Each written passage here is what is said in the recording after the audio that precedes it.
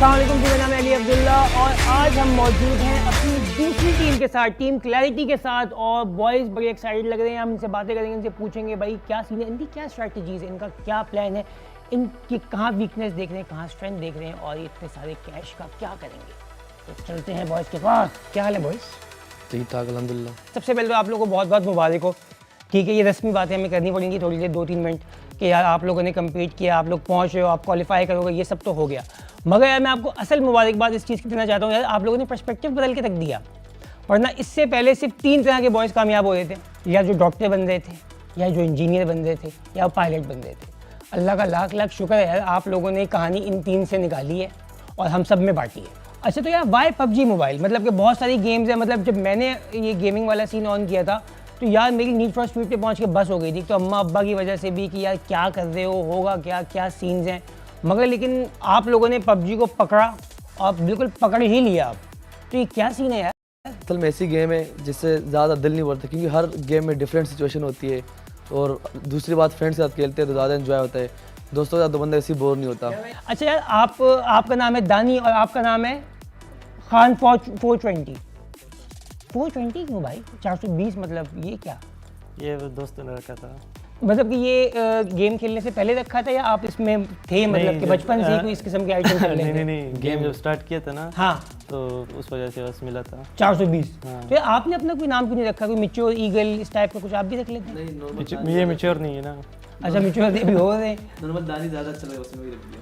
अच्छा यार, आप लोगों की जो टीम है बेसिकली यार, इसके अंदर बहुत सारी एडिशंस भी हुई। आप लोगों ने कुछ लोगों को लूज़ भी किया होगा डेफिनेटली। कोई गए होंगे तो कोई आए होंगे ना यार। बहुत ज़्यादा। तो यार ये तो मैं नहीं पूछूंगा कि कौन गए, मगर ये जो आपने एक ड्रॉलिंग के नाम से एक नया प्लेयर आप लोगों के पास ऐड हुआ है, तो ये डार्लिंग है, ड्रॉलिंग है, क्या है बेसिकली? ड्रॉलन। सही है। क्विक निकलना है इसके ऊपर, आगे ज़्यादा में डीप नहीं जाना। लोगों को मैसेज मिल चुका है। क्या सीन है ड्रॉलिंग का, क्या उसकी क्या स्पेशलिटी है, वो क्या वैल्यू ऐड करेगा इस गेम के अंदर? गेम सेंस उसकी अच्छी है, इस वजह से। क्या गेम सेंस अच्छा है? मतलब गन स्किल मिल जाता है, हर आजकल तो हर प्लेयर के पास गन स्किल्स है, लेकिन अच्छा वही होता है जो माइंड से खेले ना गेम, स्ट्रेटजी हो उसकी। और यहाँ से आना है, वहाँ से आना है, छुप जाना है, IQ टाइप हो, मतलब इंटेलिजेंट होना चाहिए बॉय को। पबजी मोबाइल के अंदर भाई एक सीन है यार कि बहुत सारे मैप्स हैं, बहुत सारी लोकेशन है। आप लोगों के बारे में यार एक मिथ है कि यार आप लोग अपने एक ही मैप अपना कंसिस्टेंट किया, कौन सा वाला है वो? मिरामर। हाँ, म्यांमार। हाँ यही है। यहाँ पे कराची में एक म्यांमार के नाम से एक जगह भी है भाई, पता है, प्रॉपर एक जगह है। अरे तुम लोगों ने कोई तैयार तो कर लिया होगा, कोई आपसे पूछे कि यार आप लोग क्या करते हो, तो आप उसको क्या बताते हो, मतलब कि हम क्या करते हैं? बस मैं तो शॉर्ट से जवाब देता हूँ, प्रोफेशनल गेमर हूँ, लेकिन वो भी लोगों को समझ नहीं आता। जाहिर सी बात है। तो बस फिर थोड़ा ज़्यादा डिटेल में बताना पड़ता है, अपनी अचीवमेंट दिखानी पड़ती है उनको। अचीवमेंट कैसे दिखाते हो, क्या इजी होता है, बस अपना यूट्यूब दिखा तो समझ जाते हैं कि यार बहुत सही बहस खत्म हो जाती है। हाँ, बहस खत्म हो जाती है। तो खान आप क्या करते हो, मतलब कि जब आपसे कोई पूछता है कि यार क्या सीन है और ये वो? जिसको समझ होती है उसको बता दे कि पाकिस्तान को रिप्रेजेंट कर रहे हैं ये वो, और जिसको समझ नहीं होती उसको समझाते ही नहीं। ये भी अच्छा है, बात करने की ज़रूरत ही है, बहस करने की। लास्ट PMPL के अंदर यार आप लोगों का परफॉर्मेंस, आप लोगों की बड़ी कमाल थी, आप लोग डोमिनेट कर रहे थे। उसके बाद यार वो जो 4 वर्सेस 4 वाले मैचेस होते हैं उसके अंदर आप लोग थोड़ा वीक थे।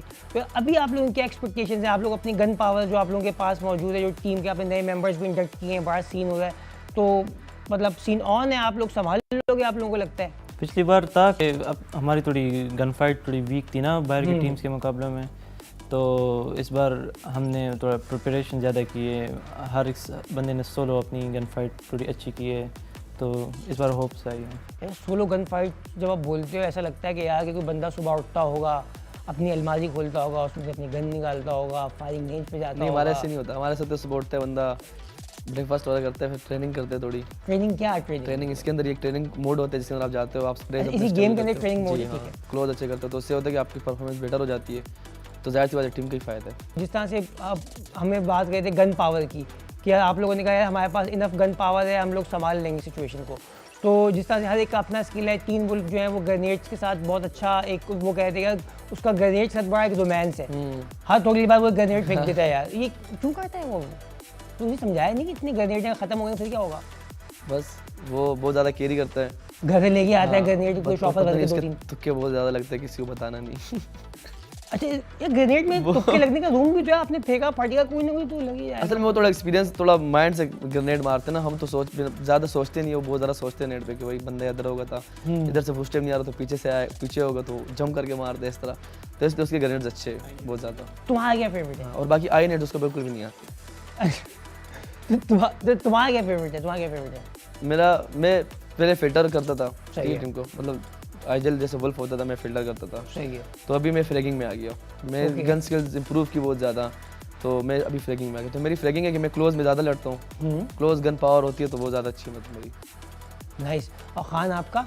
मैं टीम के लिए ओपनिंग्स निकालता हूँ, लाइक अगर कोई हमें पुश करना है किसी टीम पे तो मैं फर्स्ट नॉक मैं निकाल लेता हूँ, फिर ये तीनों घुस जाते हैं, फिर मैं पीछे कवर देता हूँ कि अगर कोई और टीम आती है या कोई आगे से कोई और प्लेयर इनके पीछे से आता है तो मैं उसको। क्या तुम्हारा DP28 के साथ तुम्हारा जो लोग कह रहे हैं कि यार जो बंदी तुम्हारी ज़िंदगी में नहीं आ रही वो इसलिए नहीं आ रही तुम्हारे हाथ में DP28 है? अच्छा यार आप लोग इस कॉम्पिटिशन में सबसे बड़ा थ्रेट किसको फील कर रहे हो? मतलब कौन है जिसको मतलब कि जिसके आगे यार ये लोग अगर इनको कुछ हो जाए रात को अपनी R3D तो यार उनको कोई मैसेज वगैरह अगर आप लोग देना चाहेंगे? जब मैं लोगों को बताया था कि मैं PUBG मोबाइल पे जो लोग खेल रहे हैं उनका इंटरव्यू करने के लिए जाऊँ तो बॉयज़ ने मुझे बेशुमार चीज़ें कही थी, उनसे पूछने के लिए उन्होंने कहा मैं हाय कह दें, ये कह दें, वो कह दें, फलां कह दें आप लोगों के लिए। तो यार कोई मैसेज यार एक आप उनको अगर देना चाहें? कितना मुश्किल काम होता है मुझे पता है कि रस्मी बातें करना कि अपना बहुत ख्याल यही रहना कि पाकिस्तानी फैंस बहुत टॉक्सिक है ना, लाइक तभी टीम को सपोर्ट करती है जब उनका अच्छा टाइम होता है। सही है। तो यानी कि टीम को सपोर्ट करें तो उसके अच्छे टाइम में भी करें, उसके बुरे टाइम में भी करें, ओवरऑल सपोर्ट करें। हम ये मैसेज बहुत दफा दे चुके लेकिन कोई मतलब तो मानने बात कोई मान रही, क्या मुसीबत है, क्या हो गया? बहुत ज़्यादा मुश्किल हो रही है, हमने इग्नोर करना स्टार्ट कर दिया बस, क्योंकि अगर आप उस चीज़ को माइंड पे लेते हो ना तो आप गेमिंग फ्यूचर में आगे नहीं बढ़ सकते। ये है एक मनहूस कमेंट जो है ना दिन बर्बाद कर दिन बर्बाद कर देते हैं। क्या कर रहे हो बैठे हुए, क्यों कर रहे हो ये सब हरकतें? कोई बुरा कमेंट नहीं करेगा, कोई किस्म की हरकत नहीं करेगा, सब पॉजिटिव बातें करेंगे, ठीक है? अच्छे टाइम पे भी बुरे टाइम पे भी आप लोगों ने एक जैसा ही रहना है यार, वो टीम है भाई, वो कोई सुपरमैन है क्या हो गया?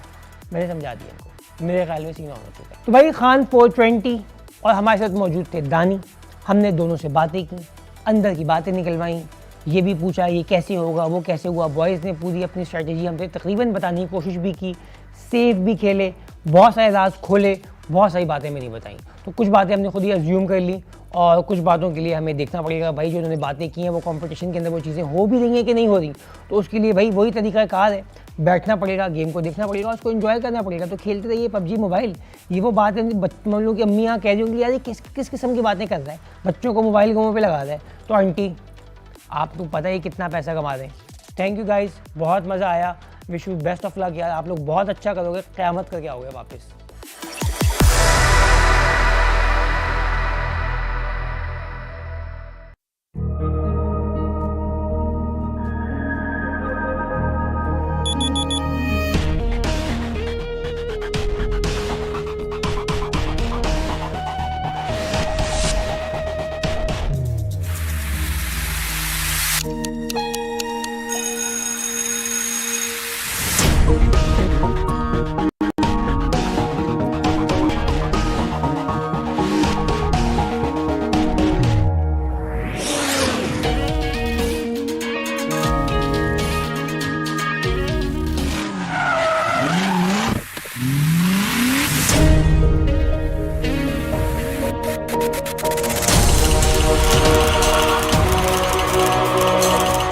PMPL exclusively for Pakistan.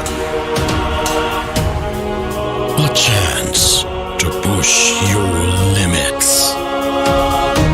The squads are ready to turn their dreams into reality. It's our chance to reach the biggest. It's time to enter the dawn of new champions. Let the action begin.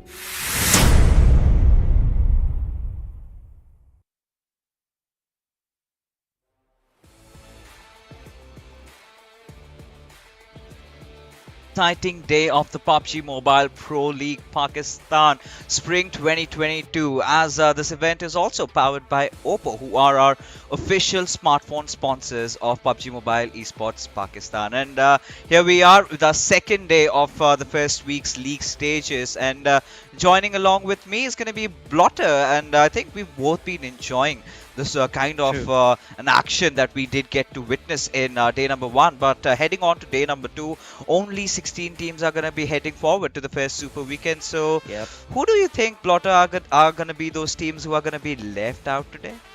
Left out? Dude, we're just starting the day. Let's not start on a low note. Definitely not going to be answering that right now. But one thing that can be said is this is going to be the day for comebacks, right? It's going to be a day for comeback stories, especially for the teams that find themselves on that second page, of course, 12th and below, 12th position and below, the teams that find themselves, because you've got the likes of, TUF, you've got the Grounders, you've got Quraysh. There are so many known teams, very well-equipped teams that are going to be able to hopefully be able to make it into the top 16. But 5 games is all that is going to take for us to find that answer.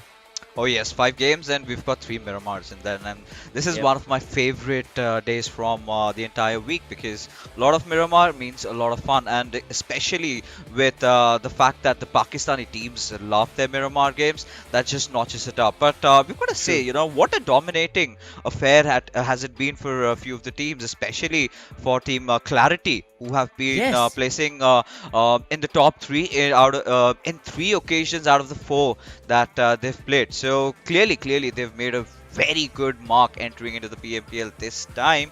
But there's still few teams that we've had really high expectations from, but they could not deliver. But before we talk about all that, let's take a look at the format explanation. As you clearly know, ladies and gentlemen, this time we've got 20 teams divided into 5 groups each, and they're going to be battling it out in the league days, where that is going to be yesterday and today. Yesterday's matches you've all seen. Today we are going to get our top 16 teams who are going to be heading towards the Super Weekend. Now, Super Weekend is where all the points really matter, right? Whatever you earn, they count. And after the end of the 3 Super Weekends that we have, the top 16 teams over there will head on for the finals of the PMPL Pakistan region. As you can take a look at the schedule, this is how it is all going to be panning out. So March and April, I really hope you have booked your calendars. Absolutely, this is going to be the most important time for these fans, as well as the teams, of course, because this is the moment that they can very well follow the teams that they love. Along with that, the team that will move on forth will be representing Pakistan, right? So it's a huge undertaking to be a part of that finale itself, because from that finals there will be teams moving on forth, and that is how you'll know which team is going to be the one that will push on forth. But moving away from that into the prize pool category altogether itself, we've got $100,000 that has been set up on the line for the prize pool, in which, of course, the thing that you had spoken about yesterday as well, we've got 1,408,000. Correct me if I'm wrong, FMxR3D, for that first prize. I think it's going to be 14 lakhs or... Yeah, I think it is 14 lakhs indeed, or maybe more. I mean, it's confusing. It seems our math is a little confusing. Definitely seems to be the case too, but it's a lot of money, basically. It's a lot of money. That's it is a lot of money. I mean, something that we have never dreamt of, right? These are so many zeros attached. I've never seen that ever in my whole life. But right now, I mean, the entire prize pool, again, ladies and gentlemen, has to be 1.76 crore Pakistani rupees. That is what we're talking about, and it has been so on divided. But as we take a look at the point structure, Lakshay, nothing has really changed, right? It's been the same since almost around 2 years. We've been following this point structure. To be honest, I mean, this is a point where I'm kind of expecting something new to happen, but right now this is what we're going to follow. So if you're getting a chicken dinner, of course you're going to earn 15 points, and as many kills as you do get, you're going to get a point each for all of them. So Pakistani region, like we've already discussed, is really aggressive, right? Loves to take a lot of fights face on, and as a result they managed to get a lot of kill points for themselves. But let's take a look at the teams participating again as we head on to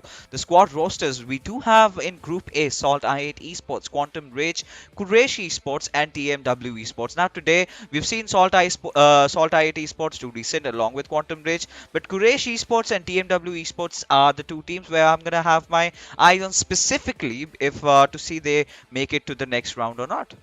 Absolutely, dude. I mean, you talk about TmwEsports, right? They are sitting on that 16th spot with 15 points for themselves. On the bottom is going to be on the 17th position, Quraysh Esports with just 1 point shy on 14 points. So there is a huge undertaking for both of these teams to stay in that top 16, because that is how they'll have that opportunity to move into the Super Weekend. With that, as we move on through to Group number B, Group B, basically no numbers right there, but we've got QWERTY Esports. Now, the interview that we were looking at, now that is something that was very honest. I would say that was the most honest interview that I've heard in such a long time from QWERTY Esports, Lakshay, where indeed, so please. how much do you think are the esports players really making? I've got to tell it to my neighborhood auntie.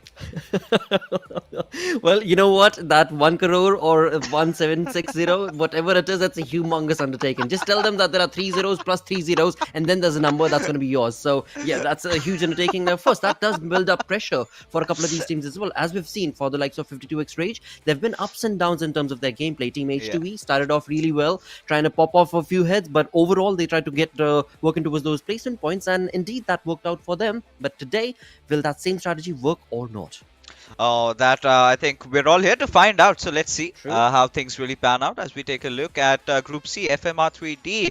Well, another promising name, but haven't really seen any really big performances from their side. Still sitting at the 8th spot. So I must still say they're not in clear waters, right? They're still you know, somewhere down the line doing decent, but you never know, because the point disparity is just not too much, right? If a team can make a comeback today who's in the bottom 8 or bottom 10, then I think they can definitely topple them over. So you've got to be consistent throughout the day. But as we move along, we take a look at Group D. Quite some interesting names, especially Magnus Esports. I think they've been the most impressive so far if we take a look at this group, because MetershotxSKY, of course, they did manage to get that beautiful chicken in the last game, if my memory serves me right. Yes, those 11 kills really helping them out. So they had been initially looking promising, right? They were making up to it. They were getting caught in those rotations. But yeah, today Team QWERTY is something that I'm going to really look out for, because I think it was the last game in which they finally managed to recover and get a few points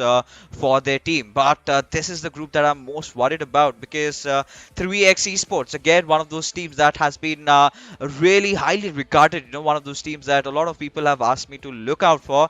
Well, they definitely need to look out for themselves today, because after playing 4 games, they're sitting at just 9 points. So they definitely have to put the pedal to the metal and make sure that they enter into the top 16. But Regicide, Lakshay, I mean, boy oh boy, they have been really impressive.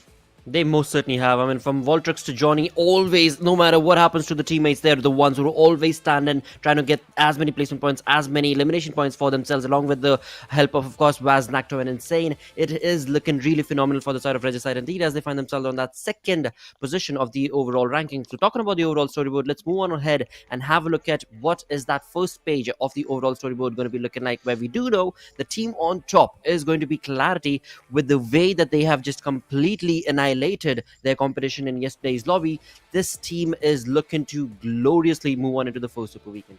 Oh yeah, of course. I mean, once we do have the overall standings, our viewers are going to have a really more clearer picture, right? But we're gonna have that in a little while. But you know, talking about how these teams have been playing now, North Esports is again one of those teams, Lakshay, that I really need to watch out for, because you know, last time I casted in them in a minor event, they were looking really promising. But ever since last time, I think we haven't really seen some progressive improvement. Maybe today might just be their day. It could be. I mean, yesterday we did talk about how teams were trying to get to understand their opponents, right? And talking about trying to get to understand their opponents, let's move on ahead and talk about SALTxi8. Now, this is a team that everybody knows from Pakistan region. No two ways about it. The lineup is just so clear and crypt and clear, because you've got Crypto, Blade, Ghost, Uzum. They're just the best of the best synergistic lads that you can very well come across in a team. But that conversation can very well go against them based on their yesterday's performance. I mean, yes, they're sitting on that 5th position. They've got 41 points. All right, they've had decent days, but they've had better days as well. They've had better games as well. So perhaps we can all boil it down to tomorrow was just the first day. Teams were just trying to check the waters and trying to understand what exactly are they up against.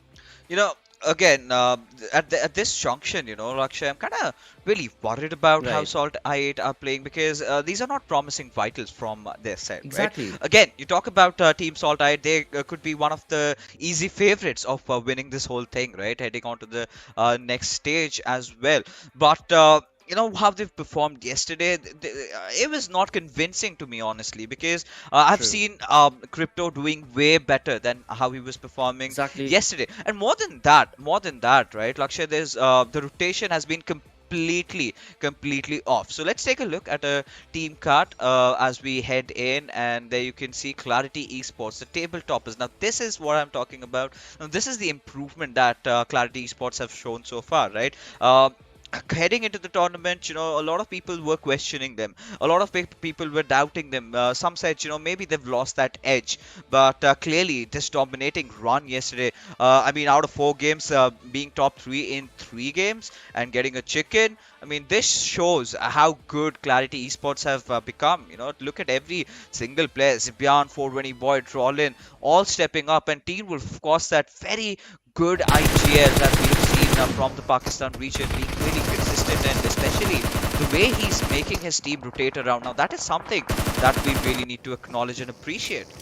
Absolutely right. There was the moment that you were so perfectly mentioning about as well. When it comes down to team Luke and the way he's able to just control the team and create those fast angles outside of Clarity Esports is, I mean, it's just dwarfing every other team in the entire lobby. And of course, when it comes down to 420 Boys, awesome play. He was just a one-man army, dude. Do you remember that point where 420 Boy ended up coming back into the game, took down QWERTY, I believe it was, and then took on that second position all by himself. So, I mean, that kind of ludicrous play, that kind of mind games that the side of Clarity Esports showcases is the reason why this team is dominating right now. Oh yeah, I mean, I think they're still gonna keep dominating. I think they're still gonna be playing a lot more, with a lot more freedom, considering how they were doing yesterday. Because for sure they know they've qualified. Of course, it's gonna be about bragging rights, right? Look at this. Yeah, exactly. That is what I was talking about. The way he's been playing lately. I think it has to come down to the fact that Clarity as a team, they've improved so much. Now this is where questions are going to be raised at the players of Team QWERTY, right, who haven't really been doing well. But as we move along, let's take a look at another team card of a certain team, and who's that going to be? And there you have it, FMxR3D, another team. I mean, you talk about Pika, we've seen him in Baplu, but Finisher coming in with those 8 frags. I think I must say, they haven't been the best of the team, but they have not been sinking at the very bottom, right? Like we said, still at the 8th spot, but they could still do better in terms of how they're playing today.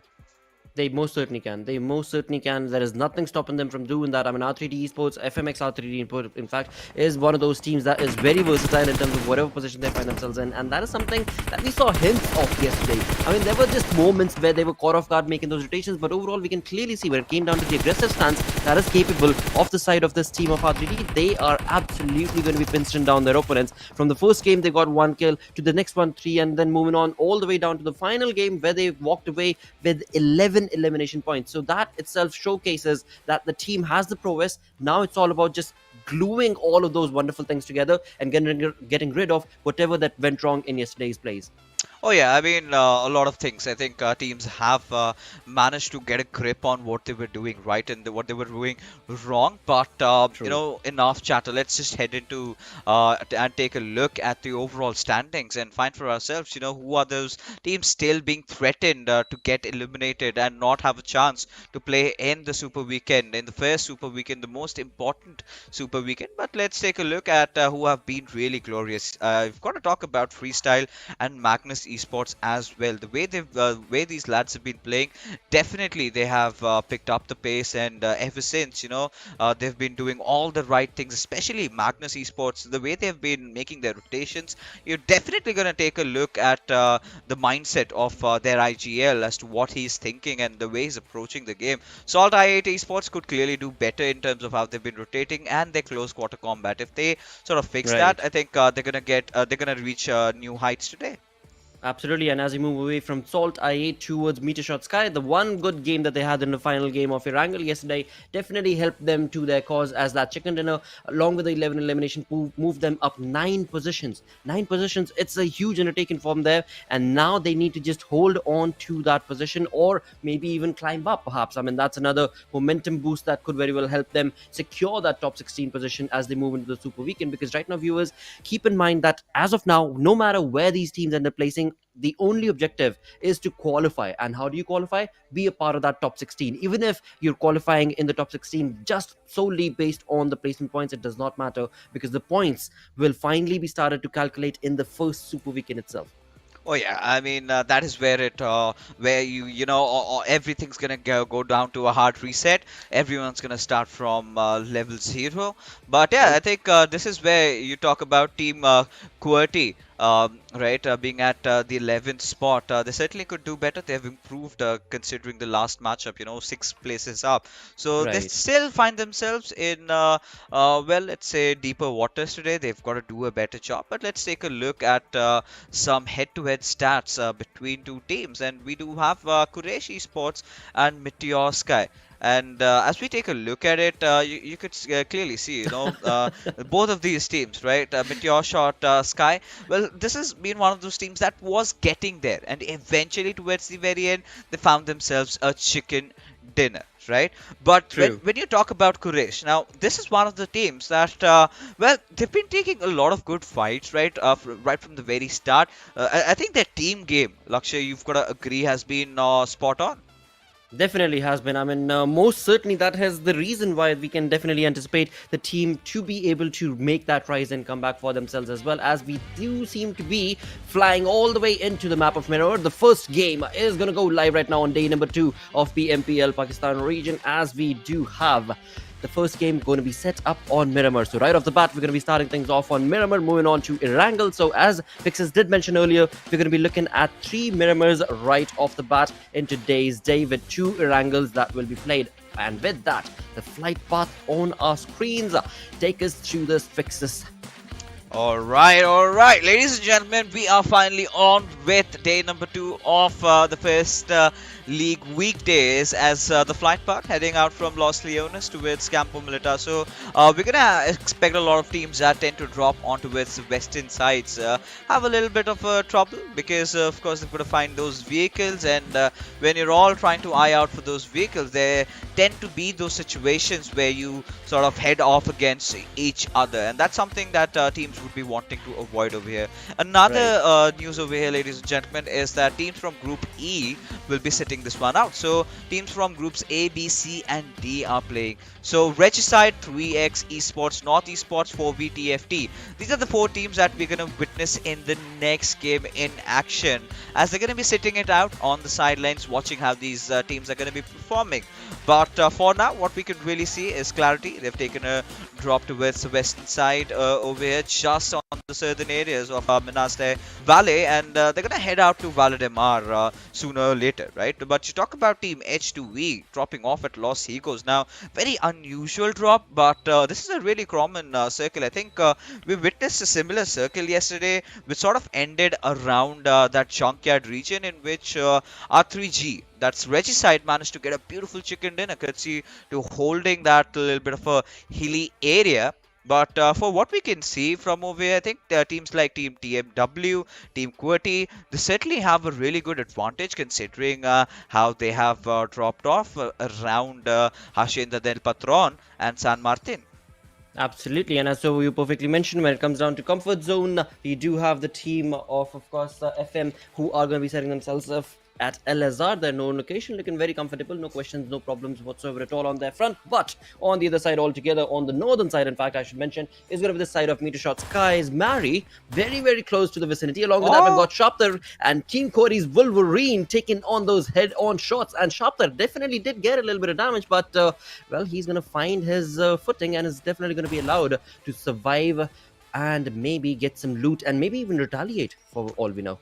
Oh, look at this, around Tierra Bronca, we do have another fight almost ensuing in front of us. It's MetershotxSKY Mary, who's right in front of her faster. And I think both these players do acknowledge each other's positions, right? They are aware of the same. Now we're taking a look at Pharaoh trying to join and recuperate with his own teammate. You've got Faster also there. You've got Zen and Daku coming in. But I think Halsey's position is going to be so crucial, because if he can get a loot, if he can get his loot done really fast and he starts to close in, I think there's high possible chances that 52 Rage might just get surrounded. Now, 52 Rage were looking really preposterous with their drops yesterday. You could remember that 1-1-1-1 split yesterday in the map of Miramar, but look at them closing in with the Uzi. Mary has got a hold on to his dear life, as we do have all 4 men pushing in from every possible direction, and somewhere down the line here they are gonna get caught, but somehow Mary managed to get that one knock, but that's all he can as he finally falls down, as the cavalry of MetershotxSKY was a bit tad too late. A bit too late indeed, but on the other front, for the side of 52x Rage, it definitely is a good starting to the map of Miramar. Right off the bat, in the first 4 minutes itself, they've been able to accumulate 1 elimination points. But MetershotxSKY's players, Halsey as well as Ash, have finally started to push on along. And as we can clearly see, Ash trying to create that flank angle and Halsey on the other front, they are not wanting to back down. I mean, even though they are one-man short, they want to retaliate. They do not want to allow 52x Rage's players to walk out of this precarious situation that they find themselves. In fact, it's against MetershotxSKY, but they're just being ruthless in terms of how they want to approach this. But again, just a 2-man shot. I want to see where the 3rd man is. We've got Ash, we've got Halsey, but where is Khatir and his position? Oh, I mean, if they're gonna individually take these fights, then they are basically building up their own coffins, right? Right, But yeah. for now, I mean, Halsey is being really wary. They're trying to set up a cover fire, rather a crossfire over here with Ash and Halsey, both waiting for the players of 52 Rage. But this is what I love about 52 Rage, right? They're pushing in tandem with each other, and that Exactly. could really work out if they can manage to get the perfect trades over here. That is so true. That is so very true indeed. And the way the communication is being showcased from the side of MetershotxSKY, Ash as well as Halsey, I mean, it seems like Ash was the one who went out there to bait, gave in the audio cues to bait 52x Rage. And as they pushed on towards those compounds, Halsey in the back end is definitely waiting. And as he's waiting, the communication is being showcased to Ash as well. Now, in all of this, I seriously want to know where Khatir is. But as that goes on along, the Grounders, Mr. Black, takes on the competition against the players of course, the Grounders, it seemed, and QWERTY were the one who were at the receiving end at that point in time. A few minutes ago, as the game was starting, we did see QWERTY's Wolverine take on a few shots against the players of TG, but now it is the Grounders who seem to be retaliating against that initial push. Yeah, I think they've taken a good control over San Martin, right? Having control over the advertisement building. I think the most pivotal area, I must say, in terms of how you take over San Martin, right? It gives you an entire accessibility, gets you that aerial vision. But for now, we've got a push coming onto its Ash. Where on earth is Halsey, as Zen takes quite a little bit of damage, but it's all fine. He's gonna get himself up to full HP in no time at all. But this is where, you know, you would expect the other players of MetershotxSKY Esports to really come in and help each other out, because right now Ash making that push from his side, I do not know if this is a really wise decision, because you're not just going against one, but you're going against a whole freaking squad. Dude, I'm liking this though. I mean, he's not only actually baiting the player, he's given in the audio cues intentionally. He's intentionally doing it, and he knows exactly what the response is going to be. I mean, these two dudes, Ash as well as Halsey, it's only Ash actually as of now, who's definitely becoming the behemoth of all of 52x Rage. I mean, they're a 4-man squad, all hunkered down in that position. Just this one man, Ash, and Halsey of course has his background and he's going to be given that cover fire. But as of now, I mean, it's nothing up to Halsey, it's all Ash who's just completely roll and poled the entirety of 52x Rage, where they are completely bamboozled as to what side do we look on to. I mean, you can clearly see Daku's looking on to a completely different direction, and so are the other players. So I am liking the MetershotxSKY that we're looking at right now. Oh, just when we had our eyes off, there you go. Knock comes down, and Khatir making sure he's got that right flank angle, has managed to get that knock. But there's no push coming in from MetershotxSKY Esports as of now, right? So they're gonna get them up to full HP in no time. But Zen is really hiding in a very cheeky spot. If Halsey is making that longer rotation, I think he's gonna spot that, and yes, he does. He's got all that information. Halsey completely unaware of Zen's presence. Now we've got to see who comes out on top of this one. Now this gives us enough time to talk about the fact that MSKY, they had all the time in the world to try and take to take a good position around the hills, because had they done that, they could have successfully sandwiched the squad of 52 Rage, and they could have inflicted a lot more amount of damage than they are doing right now. Well, they definitely are, and it seems like, well, Zen, again, keeping that Zen approach. He's not letting go of this small little crate that he's found to give him that comfort. But as of now, it seems like for the side of Metershot as well, they are changing their positions. They are changing the way they want to be able to control this fight. And that is something that 52X Rage, again, they have the numbers advantage. If they play their cards right, if they have the advantageous position, which is in the name of numbers, they should be able to capitalize upon the positioning. But again, MetershotxSKY, the way they're controlling those audio cues and making the roll and pull, a huckus that has been created against the side of 52X Rage is completely bamboozling, and I'm liking it. I'm definitely loving how Metershot is just completely playing with their fodder. Oh, now as you can see, there you go, Khatir with his barrel does manage to take a spray, but not a lot of damage being dealt yet. Finally finding Faster in a very interesting position, but he did not really peek out. Instead takes the shot on the right hand side, but gets traded off instantly. Where's the remainder of the squad's members out here, as SALTxi is not going to be there in time to help his teammate out. Now this is the only complaint that I've had with MSKY. There has been no trade-offs, right? They managed to get a pick and they instantly get traded off by their opponents, instead having no response. But look at Zen, he's all prepared. He knows exactly where SALTxi is, while SALTxi is sort of not aware of his surroundings, but finally does find out. Zen does manage to get the knock and will eventually get some sort of a good thing going for his team, because I really felt like MSKY was losing the footing in this particular fight. It seemed like it, definitely. And that, again, to answer the question, I think is going to be basically based on the numbers advantage, right? I mean, we did see Khatir take on that knock, but eventually, again, the numbers advantage favoring their opponent team. And that is the reason why Khatir was definitely just pushed on away from the lobby. And that is something that is going to irk the players of MetershotxSKY on the other front, on the other side of altogether the map itself. We've got Magnus taking on some shots. And another thing I actually wanted to bring up is if the directors could bring up the map, because I can see that we've got 15 teams that are playing right now. So am I missing something? What team is not going to be a part of it? Yep, there is a team that has not participated, and well, we shall get back to that pretty quickly as to what team is that going to be. But GG, that's not good. Oh Miss yeah, out on one of these opportunities. This is just horrendous, yeah. It indeed is, Whoa. right? But for now, Dude, I mean, taking a look it's at... SALTxi8. All right. I'm sorry to cut you off. It's SALTxi8. I just noticed it, and the first Group A first team is SALTxi8, and it's just not here. Now Ouch, that's not man. a good news, is it? Right? No. Because you know, considering SALTxi8, I mean, you would expect them to be playing a lot more seriously than they are right now, because we do have another fight. It's been right in front of us. It's going to be Spark, who tried to take things on his own hands, but it's going to be Sirius who managed to get a successful trade over here. As Speaker, he's been finished off, but Sirius getting shot from elsewhere by the teammates of FMxR3D. As Hassan, he's going to take some cover over there, as Sirius still in engagement right now. As Hassan, he's trying to take a fight against JD, somehow manages to win that duel though, but gets instantly traded off. Now Quantum Rage really approaching Hassan, will manage to secure that kill, but for now they will get that res back up though. But Shaw, I think he's gonna make a run for his life, because none of his teammates are really alive at this point.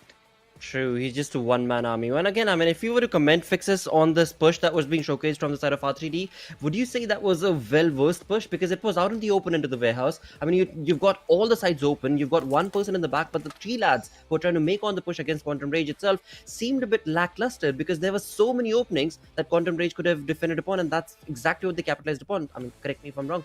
Yeah, I mean 100%, because ideally how you would really want to take a fight in these open warehouses is find a few knocks, right? Just with one knock you cannot afford to push like that, because you're not sort of aware about where the other players are, right? And that is something that bit them in their backs, right? And they did manage to get that one finish, but they managed to lose out on 3 players. So not really the kind of fight that they would have wanted. Instead, now they're on the back foot. Now they would have to play for of survival, as we can see the circle taking a shift down the southern side a little bit. We still have the areas of junkyard, graveyard, and the edges of Hacienda del Patron area in contention. Right now, the center lines are completely vacant. Right, the center, little bit of a high ridge area. They're still not contested. None of the teams have gone for it, and I can understand perfectly why. Right, because they do not want to get surrounded from all sides. But MetershotxSKY, the players are somehow getting a few knocks here and there. But taking a look at Tyrant, I mean, that's a really precise shooting from his side. And again,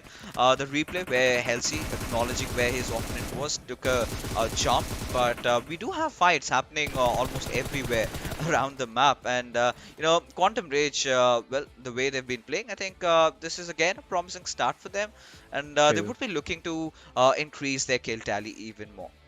They definitely are, or ought to be working towards trying to get that elimination points increased along with the placement points for their side, as they do need to be a part of the top 16, and they are very, very highly capable team to be able to do that. I mean, just one man army serious. He showcased that on the coast and the edges or beaches of Erangel, if I can say so. And so yeah, that is definitely capable, a very high capable team, but very close to their vicinity in the minimap we can see is another team, and that's going to be the team of QWERTY. Now QWERTY has been definitely popping off heads. They have been looking very crisp and clear and clean in terms of their approach into every single game that they have played. So yeah, it is going to be a little bit of a tricky situation for Quantum to be able to get away from that compound, but it seems like QWERTY have a different target in their head, and that's going to be the name of XGeneration. For now, it is going to be TmwEsports, bringing in a little bit of nade parade damage, but of course not to any sway, because the XGeneration team were far away, and they seem to be actually moving away from the position as well. Maybe. But again, one thing that we can possibly talk about for QWERTY is the fanned out approach that they are bringing in as they make that rotation to get into the zone. Oh yeah, I mean, it's going to be interesting because, a lot of teams, and especially QWERTY, they've looked really sound, and I'm going to expect nothing less from their side. Now, heading into today's evening, of course, I was sort of anticipating that the players of QWERTY, they would be going all out, right, with their eyes on a blindfold, just spot out any single team, pick them up, and take them down. That should be their go-through mantra, but they're still respecting their opponents. You could see they've been playing around the rotations a lot. They've been focusing on that a little bit, but here we have the players of TUF in a little bit of a pickle over here, as one of the players, Edgar, has been taken down. So it's the responsibility of his teammate to get him back up. It's still the third circle now. It's not going to hurt you that much, and Virus giving that rest, important one, will make sure that they get inside the circle later on. But we do have Psycho managing to get the better out of TmwEsports. Now this is going to be interesting because I do not see any of the players of QWERTY really coming into rescue for their IGL, as 420 boy was actually making that attempt, but I think he set his mind on just letting TmwEsports suffer and languish into that long sleep. Damn, dude, that's an ouch moment for sure, Fixes. Because again, I mean, you talk about just a couple of minutes ago, we were looking at TmwEsports, the dude who has lost his life right now in front of our eyes, thanks to JDip just crushing him across his vehicle. But again, I mean, that kind of points out that you shouldn't really be a bit too greedy. When you know that your team, that is of course QWERTY for the side of TmwEsports, was so scattered and spread out, why did TmwEsports have to go out there and throw that nade to allow XGeneration to retaliate? And that's exactly what happened to his face. And in doing so, sadly, his team is going to be led with, I believe, a two-man squad. On the other front, Quantum Rage seem to have moved away from the quantum warehouse that they found themselves in, and are now going to be moving into the edge of the zone as of now. But then again, when it comes to the zone, there are now so many teams that are entering the zone that these teams that are making these late rotations, they are going to have to be really, really careful. Oh yeah, they certainly have to be, at this particular situation. But right now, as we can see, Sirius again is on a dominating spree. I think this is something that we've seen yesterday also from his side. The first game, he went absolutely ham on all those teams. And JD, he's again one of those players who's got no intention to stop. But Sensi too had other plans in mind, making sure does manage to get the trade though. But Sirius coming in from the backlines, it's going to be IQ who provides that quintessential cover fire, getting the right trade, and will give enough time for JD just to back off to get some good cover so that he can get himself back off by his teammates. Absolutely, and once again on the edge itself, we've got another fight taking place where it is going to be from the side of the grounders against the players of the ground Team QWERTY, wherein Team QWERTY were a little bit damaged. Yep, they do have Sensei who was down. Shaptar was also down, but Shaptar has been given the revival, but now they are in a little bit of a hodgepodge situation. From one side, it is going to be the side of Quantum. On the other front, we did see there are so many teams. I mean, look at the minimap, look into the screens itself. We've got the side of Quraysh also chiming in and wanting to take on a little bit of bite of this fight against the players of the grounders, but let's see where the third party is going to be brought on from. Sensei is still down. He's been given that rival. Drawlin from the side of Clarity is going to be pushing on against the players of Magnus. Respect goes down and will probably be eliminated and get that elimination confirmed. Or not yet. Alright, Magnus's players are given that cover fire. Once again, Clarity find themselves in a backdrop because this is a 2-man squad going up against the 4-man army of Magnus Esports. Oh, that's not going to be a good news. But right now, what TUF are really up to is try to take down the players of TMW as Khan approaching into really close vicinity of Clarity Esports as 420 boy, making sure that he deals him with no difficulties, no trouble whatsoever. As Reaper X finally understanding the fact that Clarity, the players are situated over there, and we've got to see as to how his approach is going to be in that particular fight. But a lot of traffic around the northern areas over here, as we've got the grounders, we've got Quraysh also on the backlines, also the players of Quantum Rage in possession, but XGeneration in a little bit of situation as Sensi2 spotting out Destroyer, who survives by a sliver of HP. Damn, dude, this is the SALTxi Mandi in the making. Definitely so many colors all across the board, and in doing so, the grounders, even though they had, okay, my called, as soon as I pointed it out, it is going to be Black, Mr. Black, who goes down from the side of the grounders, and indeed with that, grounders are still standing up with the 3-man squad. As soon as I say that, my word, man, Sensei goes down and it is a 2-man squad. Shaptar trying his level best to push on against Quantum Rage's push, and it is just not enough because JD and IQ, the way they're pushing on along, I guess, across the board, they tried their level best, but indeed, and finally stopping, it is going to be Jigsaw from the side of the grounders, who is definitely going to be putting the nail to the coffin into the push that was being created, and in doing so, they're still not left. They're still left with all 4 players remaining survival. They all need to get revival. That's all it, and it's all down to Jigsaw. But yeah, that should be possible because there's no other team around in the vicinity. As on to the other fight, it is Magnus as a deal. Not looking too good as he tried to take on the fight against TMW's Reaper X. Oh, now that's gonna hurt because they were pushing out on a different team, and it was Team QWERTY from the far lines who managed to deal with them. Now, Team QWERTY, especially after the fact that they did lose out on Gravity, their new addition, they have been looking really sound over here in this particular situation, making sure they've got a good high ground position for themselves. But now they've also gonna make a run inside the circles. Now, that is going to be really interesting as to how they do that because 2 teams are approaching upon them, and I think Khan does have that information that the XGeneration with just below, but it's from the backlines where Black comes in out of nowhere, manages to knock down and finish the life out of Destroyer. Now QWERTY down to a 2-man squad. They've got to make a run inside the circle, and in doing so, they've got to ensure that all their players are safe and sound. But now with Quraysh, the players are heading towards the zone, but instead it's going to be Star who gets the better out of another team over there, as Wolfrey still getting himself on the kill boards, has managed to get a few knocks as the Doc finds himself all beaten and bruised over here as Thug. He's going to be fighting against the zone. He's going to go for a heal battle at this point.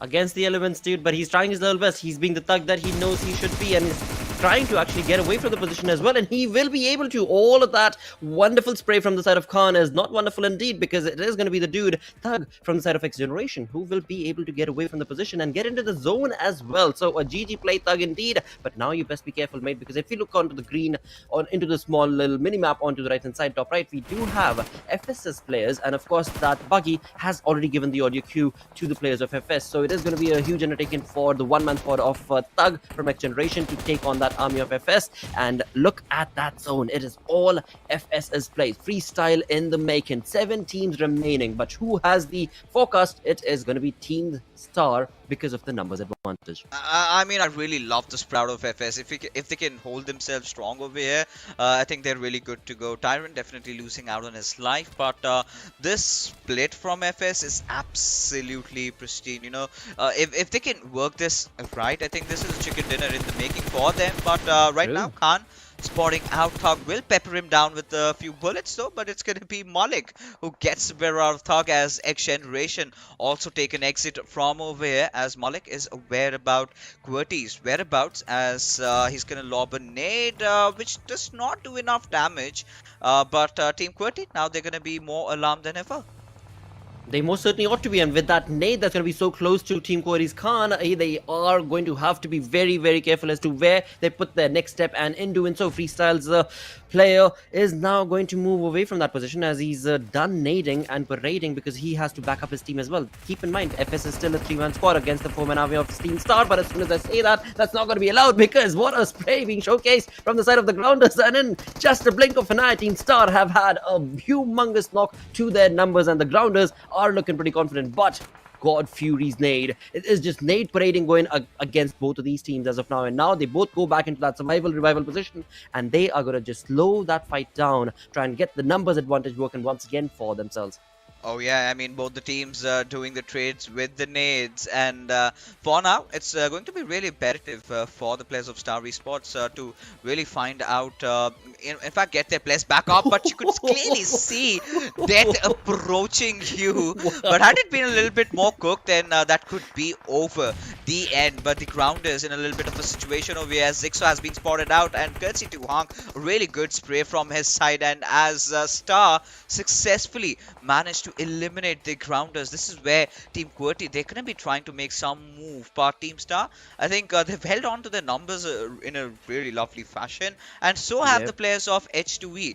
But this all comes down to where the circle is going to take the next shift, who's going to have the better of the zone, as Wolverine does manage to get the better out of God Fury. Let's see if Star can manage to find a few trades over here, because they still are enjoying a decent amount of numbers advantage to their name, but Malik spotting out Khan will make no delay in knocking him out of this game right now. Absolutely, in doing so, it is going to be Team QWERTY who have been receiving a back and end, because they were a 2-man squad, and now with that perfectly set up nade coming in from the side of Malik, it is going to be the end of the dude, and in doing so, we're left with just 3 teams remaining. Team QWERTY, honestly gotta say, Fixes, they had a good start to this day. I mean, we were hoping to see this sort of a playstyle from the side of Wolverine and Khan and the likes, and they are doing so precariously well, and with doing that, they are going to be eliminated on the 4th position with 3 elimination points for their side. So we've got 3 teams remaining, a 4-man army from the side of H2E. Same is the case from the side of Team Star, but it is FS who is here to throw in a little bit of a curveball. And talking about the curveball, look at that zone moving away from all of these teams. Oh, it's a very interesting Mexican standoff that's building in front of us over here. Now the question is, Lakshay, that who's gonna make that first move in, right? That is going to be interesting, and I think Dread has managed to do that. And I really like how they're approaching this one, right? Having 3 players on the backlines, having control over that higher ground. But taking a look at Usama, he was trying to make a really bold move, and he's managed to do so. Almost made it count, but the trades are not really working out in his favor. Now this is what I was talking about, right? 2 teams engaging against each other, the third really capitalizing upon it, and this chicken dinner certainly heading towards H2E's way, with the way that Malik has been knocked out. It's all down to Black and Wasi to somehow pull that victory dance for their team. But are the players of H2E gonna let that happen, because they've made their way successfully inside the circle? They definitely have, and now we've got FS, where indeed they are going to try and get Tyrant revived, which is going to be a 3-man squad from their side. On the other front, H2E, I mean, they're still holding on to those numbers with a 4-man squad and a 4-man army, but will that be enough against the army that is the side of FS? But it seems like Malik was not possible to be given that revival, and in doing so, it is going to be a 4v1 situation. It is going to be all down to FS's Black, but of course, that is a bit too late, a bit too end to that entire ruckus, and in doing so, it is H2E who are surprised, to my surprise at least. It is H2E taking a chicken dinner, a very weak chicken dinner coming in from their side. The way they played it, again, there are no rule books. There's no rule book to it, right? No matter how you take that chicken dinner, you get no elimination point and walk all the way into the final and get that based on just being the final man surviving. It doesn't matter. You get a chicken dinner nonetheless, you get 15 points nonetheless. So yeah, I mean, GG play from the side of H2E, but FS, they tried to hold their fort for as long as they could. I mean, to be honest, I really loved what H2E did, right? Everything was picture perfect for them. Now, they Right. realized, they had the high ground advantage to themselves. So, what they did is they let one of the players go down inside the circle, and the remainder of the three players were ensuring that they provide that quintessential cover fire. And Right. the best part about this entire thing was when the other two teams were fighting amongst each other, that is when the remainder of the players of H2E, instead of capitalizing on the situation then and there, they managed to get inside the zone first. Now, once that fight ended over there, where Freestyle did manage to see things through, they went and got the lights out of them and managed to secure that beautiful chicken dinner. And that is what, to be honest, we were waiting for. So for the new teams to come in and get those chicken dinners, and H2E did a really massive job at that. I mean, get 6 kills, get 2 kills. As long as you're getting those chicken dinners, you're ensuring yourself you're getting those crucial 15 points. And now they matter a lot, because after this game they've directly propelled themselves up to that 5th spot. But right now, what Exactly. we're gonna do, ladies and gentlemen, is take a quick little breather, because right after that we will be back with the post game analysis. Go.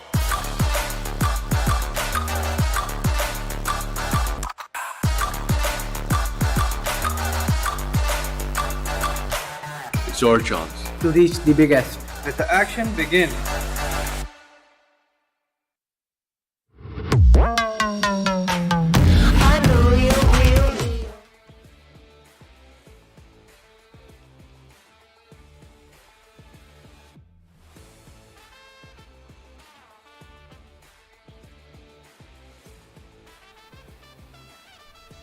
All right, and of course, we've got the first game done of the day. An exhilarating one is what that was, CA, as we did move in through Miramar, and it was none other than H2E taking the chicken dinner. FS pushed on to the backlines, or the sidelines, I should say, based on the numbers advantage that H2E pushed in along with. Oh yeah, most definitely. It was a very exciting game. Blotter to start off our match 2, and I hope it's only going to continue on that same note and hopefully deliver. I still want to see a few of those teams that have been left behind from day 1 try to step it up in game 2. We didn't see all of them here in this match 1. And I think Miramar usually has been a map of redemption for teams like this, so maybe they can make it happen there. You know, you are so bang on the money, dude, because again, I was just looking at the leaderboard itself, and we've got Team QWERTY, right? The day started off with Team QWERTY sitting on the 11th position, and based on the way that they were able to play this final game, they have moved up quite a big chunk. We shall see that in the overall ranking, but before we move on to that, let's have a look at the MVP coming to ban from the side of Team H2E. Now, looking at that knock and elimination, that is just complete domination from the dude, and with that damage of 742, absolutely destructive play from his crosshairs down to the neck of his opponent, absolutely pristine on point. So definitely does deserve the MVP from the side of H2E. With that, as we move on through, dude, look at that. He is supposed to be a support, and he's getting the MVP from the team. Yeah, I mean, yeah, at some points you gotta just get it done for your team, you know. Yes, and true. Pan being doing exactly that in a great fashion. Match won that too, so it's sure to give his team a ton of momentum going in. But 2 players from the Grounders in the top 5, showing you that the Grounders have come to fix some things. Of course, Wolverine from QWERTY as well. That's a team you were talking about. I think a team that we hope will be able to build on this, because yesterday was not the greatest of days till they finished it off on a decent fashion. So I think really the question has become now, can they find consistency on day 2? And that can be said for Team Grounders as well. I mean, we do see Jigsaw and Mr. Black right there, but they did finish, or rather they started the day off on the 14th position in the overall ranking. So they do need to bring in this sort of a gameplay every single game to be able to push on forth into the top 16. With that, as we move on through to the head-to-head, we've got Team H2E, the chicken dinner winner team of the first game that we've had today, compared to the second of this first game, that is going to be Freestyle. Now 18 total points is what they walked away with, 7 knocks with 1035 damage received for FS, wherein H2E, look at that once again. I mean, you take that strategy back what they did yesterday, right? See, they have been so very passive, but they only pop in when they know the heads are theirs for the taken. Exactly, and it's not like they haven't done that fighting at all, right? Like you said, it's all about the right tactical moment. They do have the most damage dealt as well, so it shows you that in that regard, they're able to pick that right tactical moment absolutely perfectly, and you can see exactly why Pan got the MVP. He's got the highest limbs, he's got the highest damage. Pan just completely owning that lobby right there, and we'll hope to continue that form in the second match. But I think Jigsaw is going to be a little upset with the way it went. He has the highest knocks, but unfortunately wasn't able to convert a lot of them into eliminations. Well, it's all thanks to HUE Pan, because he was just pan-frying his opponents one way or the next. And as we move on through from one start to the next, we are going to be looking at the match summary. My apologies, the match ranking, where we do know who got the chicken dinner, but right behind them were FS with 6 eliminations, 18 total points based on the placement points as well, and then comes in Team Star. Now that's another team to actually talk about, because if we have a look on to the day start of the overall rank, and Team Star were at the bottom of the totem pole on the 20th position, and here they are with 15 points, a big leap for them, as well as the Grounders, as well as QWERTY. Definitely day number 2 is turning out to be a game changer and a day of comebacks. Oh yeah, and we'll have to hope that it continues in this fashion. So at the end of this day, we get to see a really close set between all of these teams. We get to see very minimal difference in terms of the 16th team to say the 20th team.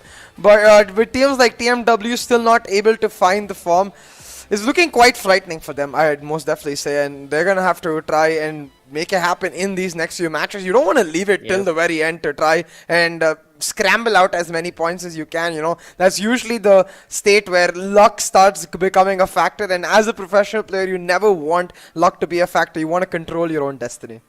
Definitely. I mean, none of these players, I'm sure none of these players are going to be relying on that luck, but okay, in certain sense one can say that as soon as the game starts, I'm sure they are relying on a little bit of that PUBG luck, because the PUBG gods, they end up deciding where the zone is going to be, right? And that is the only say that these players can have, I don't know, spiritually or whatever, but moving away from any of those conversations.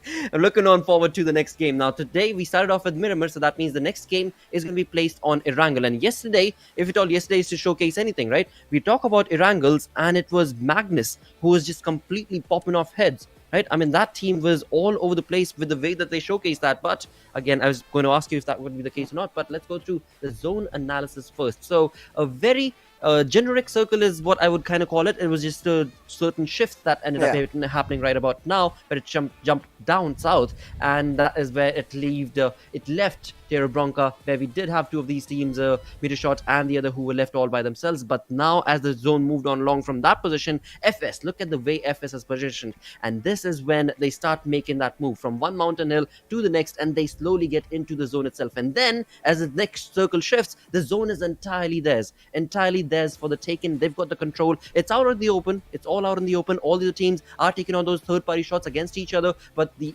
team of FS is just slowly and chilling along. But this is when things went completely haywire against them, because H2E had the numbers advantage, Team Star had the numbers advantage, and FS were so far away from the center of that zone that left them a little bit in the cloud dust of the Miramar Desert.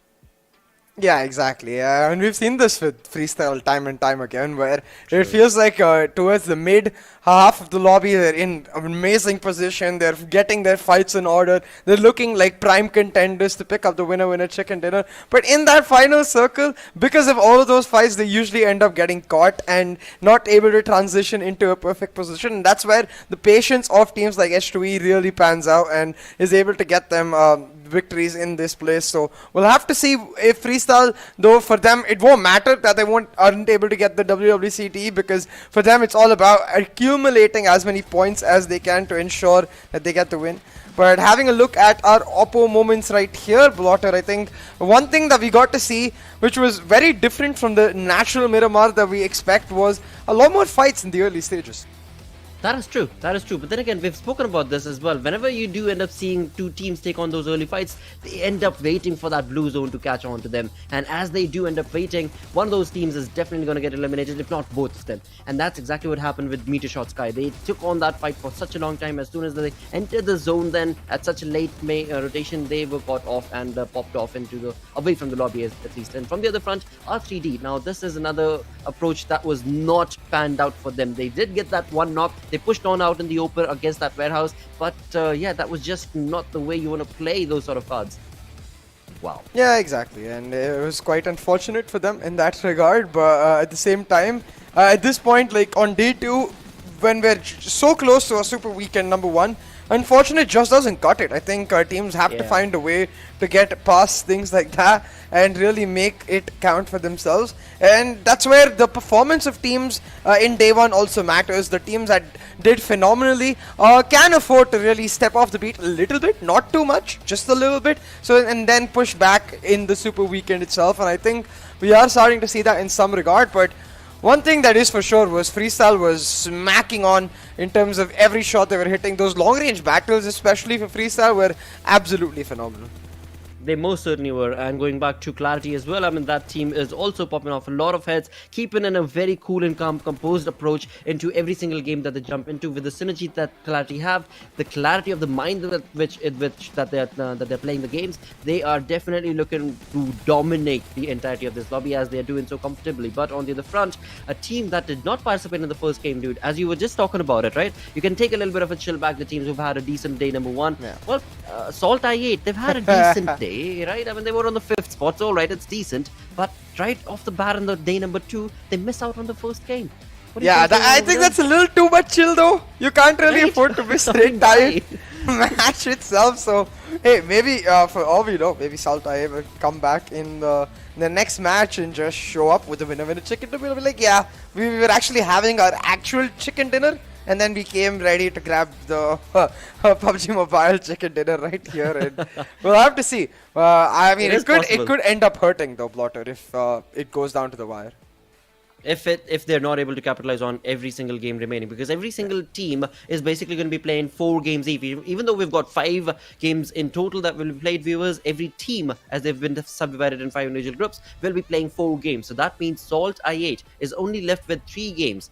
Even though they were on that 5th position as the day started off, now not playing the first game, not being a part of the first game, they will be dropped down a little bit when it comes down to the overall ranking. But before we move on to that, let's move on and have a look at the damage graph. And well, what can I say? I mean, you've got New York Towers all the way through from Manhattan to New Jersey. I mean, there is a little bit of that downtown area from TMW. But overall, this is just, like you said, an aggressive stance being showcased from the entirety of the Pakistani region.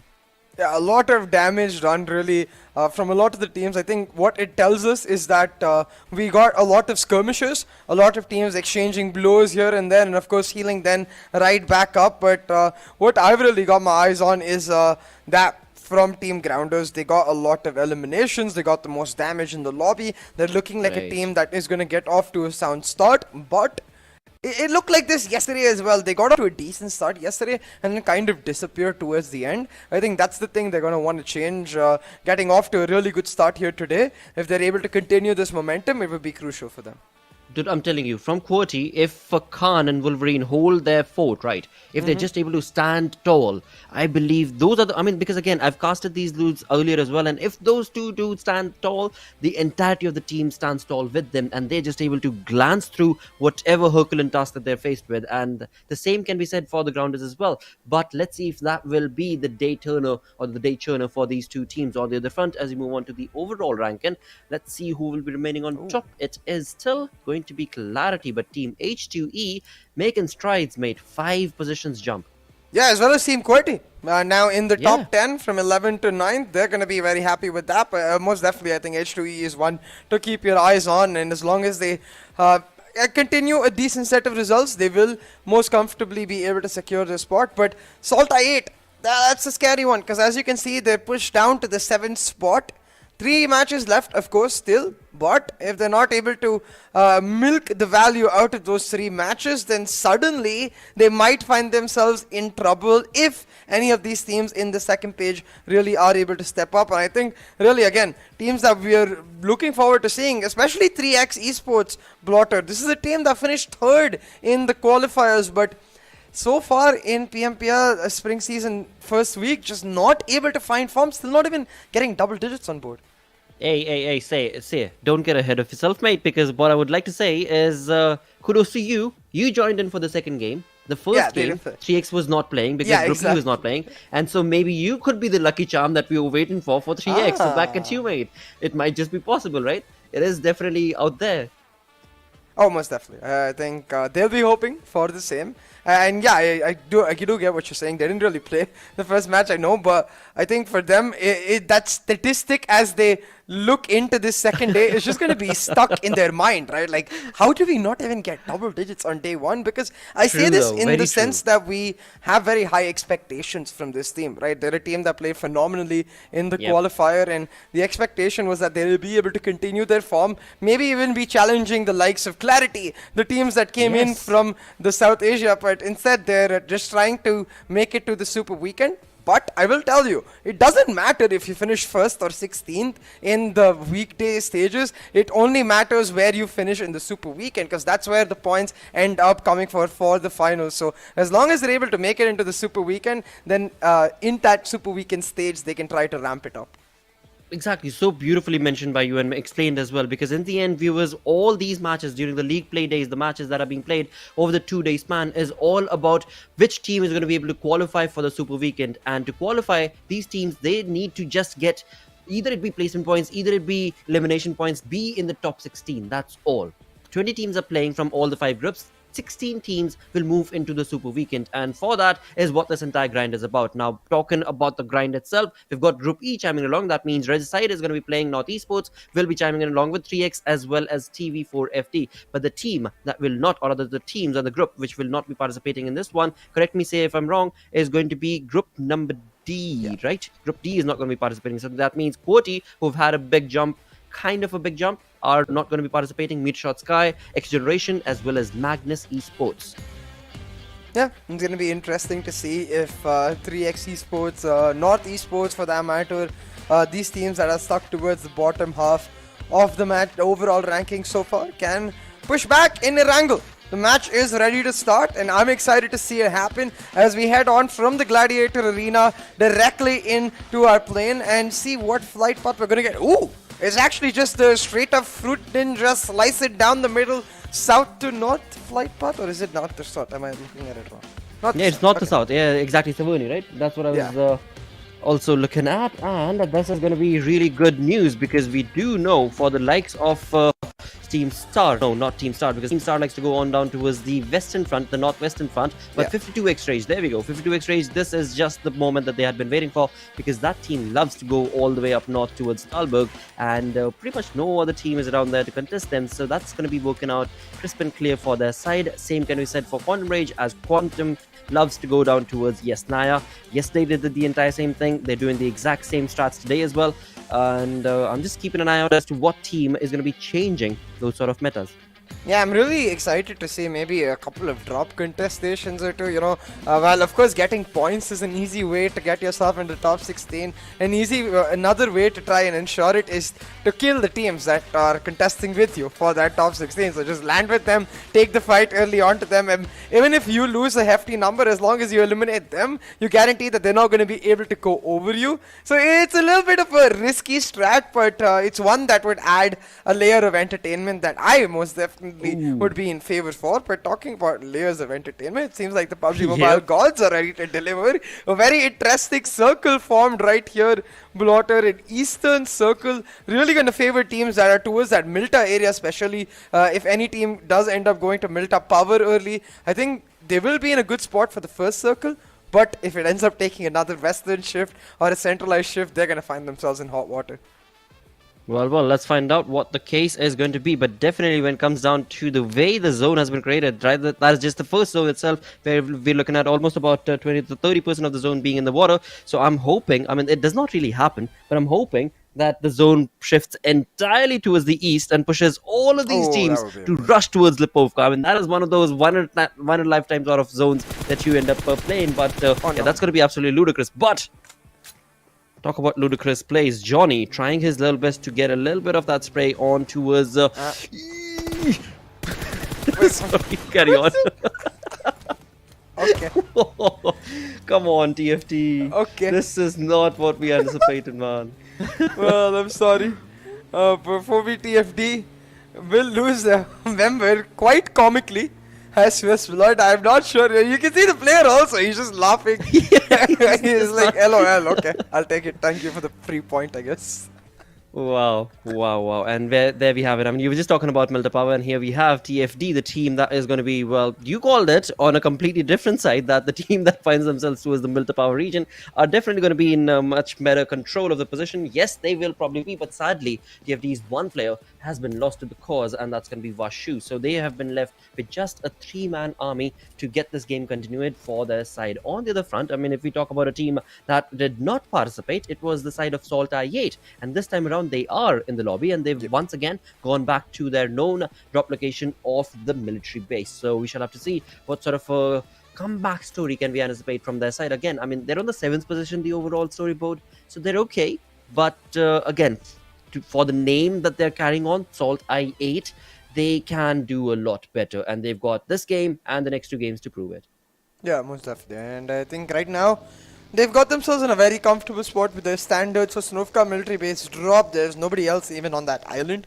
So if they want, they could make a casual stop in Overipnoi, grab some extra loot before they head on towards the northern side of the mainland. Unless the circle actually ends up taking a southern shift and involves Sosnovka. I'd love to see that personally, because it would give what you talked about with respect to a lot of the circle being into the water, while showing us some of that bridge control play really come into action. As you can see, imagine this takes a bit of a southeastern shift, like where Novoripnoi, Farm, Milta Power all become crucial points. SALTxi8 would just be like, well, we're just going to sit on the bridge and wait for you guys. Exactly. I mean, this is going to be hunting season for the side of I8 if that ends up becoming the case, right? That's a big if. But on the other front, talk about 3x, the team that's pretty much finding themselves in the smack center of the zone as of now. It seems like they are roaming around with a 2-man split. So Kronos and the man is going to be on one side, and his teammate along with Ali and Miracle, I think it is, who are going to be pushing onto the other front. And it is going to be a tricky situation for their side, but let's see which way that is going to turn out to be. 52x Rage finding themselves into the comfort of the zone from the north as they dropped on to the Stolberg region. H2E, a team that got an amazing chicken dinner in the first game of Miramar, also looking pretty comfortable onto the Pachinki region. But is there a team around to contest them? There will be in just a minute's time, I think. Yeah, potentially. But right now, towards that school area, we've got North Esports and FMxR3D actually quite close. You don't see them on North Esports screen just yet, but you might real quick. And to add on top of that, from the northwestern side, we've got another team starting to come in. I believe it is Team Star starting to come in towards that Rozok area. So potentially a hotspot right here, the northern side of the circle, as every team tries to make the rotations happen. And talking about rotations, Quantum Rage will have to try and do the same. It could take a really important part of area under control. They have Yasnaya Polyana right now, but I'd say the southern side of Yasnaya Polyana, really the edge of this city, where they can also look to potentially third party that hotspot I was talking about, because I'm noticing on the map a lot of teams' rotations crossing with each other might just end up becoming a bloodbath. Look at that, FMxR3D and that Star, I believe. And right there, God Fury gets knocked and finished. Alright. And just like that, Star's rotation shut down. FMxR3D pick up an easy elimination. R3D definitely do get that one elimination point for their side. On the other front for Star, they are definitely not aligned for them as they make that rotation, but indeed they've only lost the 1 man to the cause. The 3-man army will still push on to get into the comfort of the zone as they push on east towards Lipovka. Team Star trying to get towards Lipovka from the looks of it. On the other front, when it comes down to the team of TMW, they are also in the vicinity of Team Star, still making their way towards the eastern front of the map. 52x Rage find themselves in the comfort of a compound as of now, and for the likes of TFD 4V, they are well, where are they? I'm trying to find them. Never mind them. Regicide taking on a clear shot against the players of 4VTFT once again. So it seems like 4VTFT, the Milta Power initially where we saw them, has definitely not favored them because they've lost 2 members of their... no, that was just the same replay. Yeah. Right. So there's still a 3-man squad, my apologies.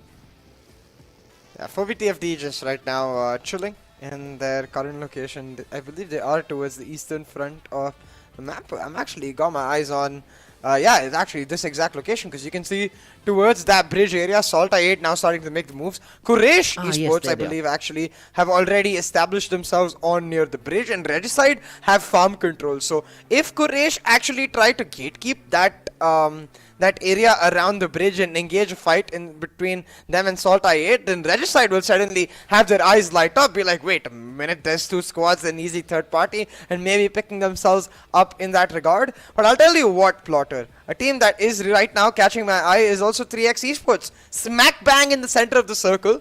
It is a team that we wanted to see a better performance from today, and they've got the early rotations on to get themselves in a good spot with respect to the circle. So we'll see if they can try to make it happen. Exactly, if they can capitalize on that position, that would be lovely to see from the side of 3x. On the other front, the team that were looking pretty phenomenal in the previous game, the Grounders, they are making a very, very late rotation from their known drop location of Ferry Pier down towards Primorsk. But indeed, from doing that, they have spent a lot of chunk. I mean, the past 8 minutes, pretty much, they have been out in the blues. So that is going to be a little bit of a cause for concern as they make that rotation, because in their path is going to be, there we go, FS. Now, FS, if they catch hair of the rotation, this is going to be troublesome. And look at that zone. It is sticking to the east, and it is sticking to that military power for now. But what about I8? What is going to be their decision now? I mean, it seems like the next shift, it is going to get away from the military base. So I8, are they going to be swimming? Are they going to try and go through the bridge? Or are they going to decide to go into the blues altogether, to go all the way through? I mean, yeah, it's a tricky position that I8 are in. I think they could also go to Novorip Noi, grab a couple boats, and then just get themselves on the southeastern edge of the mainland itself. It's completely empty right now, and it would be a really cool spot for them to find themselves in, just like at the south of Milta Power, basically. But I don't think they're going to even try that till they actually get an engagement in the bridge, first of all. So we'll have to see how that ends up on out. Right now, TMW in a very congested area. As you can see nearby on the map, FMR3D trying to make the rotations happen quite close to the airdrop actually that we just saw with the Groza in it. So I'm curious to see if any team actually dares to stop out in that open area to pick up the weapon from the airdrop, because I'm sure a couple of teams have got their eyes on it and are just waiting for someone to turn up so that they can snipe them down instantly. Definitely. I mean, the number of colors and the, again, this is just bonker fish market that's been created in the center of the zone as of now. On the other front, towards the western top north, we did see TUF making that rotation from the side of school. So they are making a very late rotation, but never mind the late rotation from their side, because NES definitely have found themselves in a pretty precarious situation against the players of R3G. And R3G, they have decided to not retaliate as of now. They are going to be falling back. Voltrix is really far off into the church, I believe he is in. And Insane had a completely different fallback going on for himself as well. So R3G are pretty fanned out, and the way that NES is wanting to try and take on this fight might not help them. And all of the teams are seemingly coming around this farm and Milta area. It's like every team is trying to get into the center of the circle. It'd be quite funny if the circle ends up taking a northern shift or a southern shift. Just be like, psych teams. We're talking about psych Quantum Rage right now in an engagement with TMW. They're able to get 2 players down. And STI8, they tried to force the bridge, and they're going to pay the price now. Quraysh Esports have been waiting a long time for someone to come so they can punish, and their patience has been rewarded. It definitely has. For now, they've been able to get that knock, but the elimination point has not been given to them. So that means SALTxi8 will still be able to get that revival done. All 4 players will still be able to survive, but I am just waiting to see what you predicted. Could this zone actually backfire all these teams' positioning? We shall find out on the other side of the map altogether. We did see the Grounder Shaptar taking on some fights, and dude, what a spray coming in from Reviews, and in doing so, that flank angle that he's created, getting away from his teammates who are very close to the bridge, it is definitely helping the cause for SALTxi8, and now it is their position and their moment to take down the players of Quraysh. Imagine if it takes a southern shift and suddenly SALTxi8 like, guys, what are exactly we doing? right. That's what We I'm just gotta waiting get for. back. If that happens, that would be one of a kind cast that I would have been a part of, honestly. But let's see if that will be the case. Hardly, or maybe highly unlikely is what the case is It took going to be. North. Psych teams North. indeed. not what we anticipated. Now, every single... This is the second game of the day, of course, just the second game. But every single circle shift that has happened today has been so chaotic, has been such Sabji Mandi situation that's been created every single time. It's just not what I anticipated, but definitely loving it because this is the league play. And wait, he's smoking his opponent. Oh, he's smoking for himself, of course, yeah.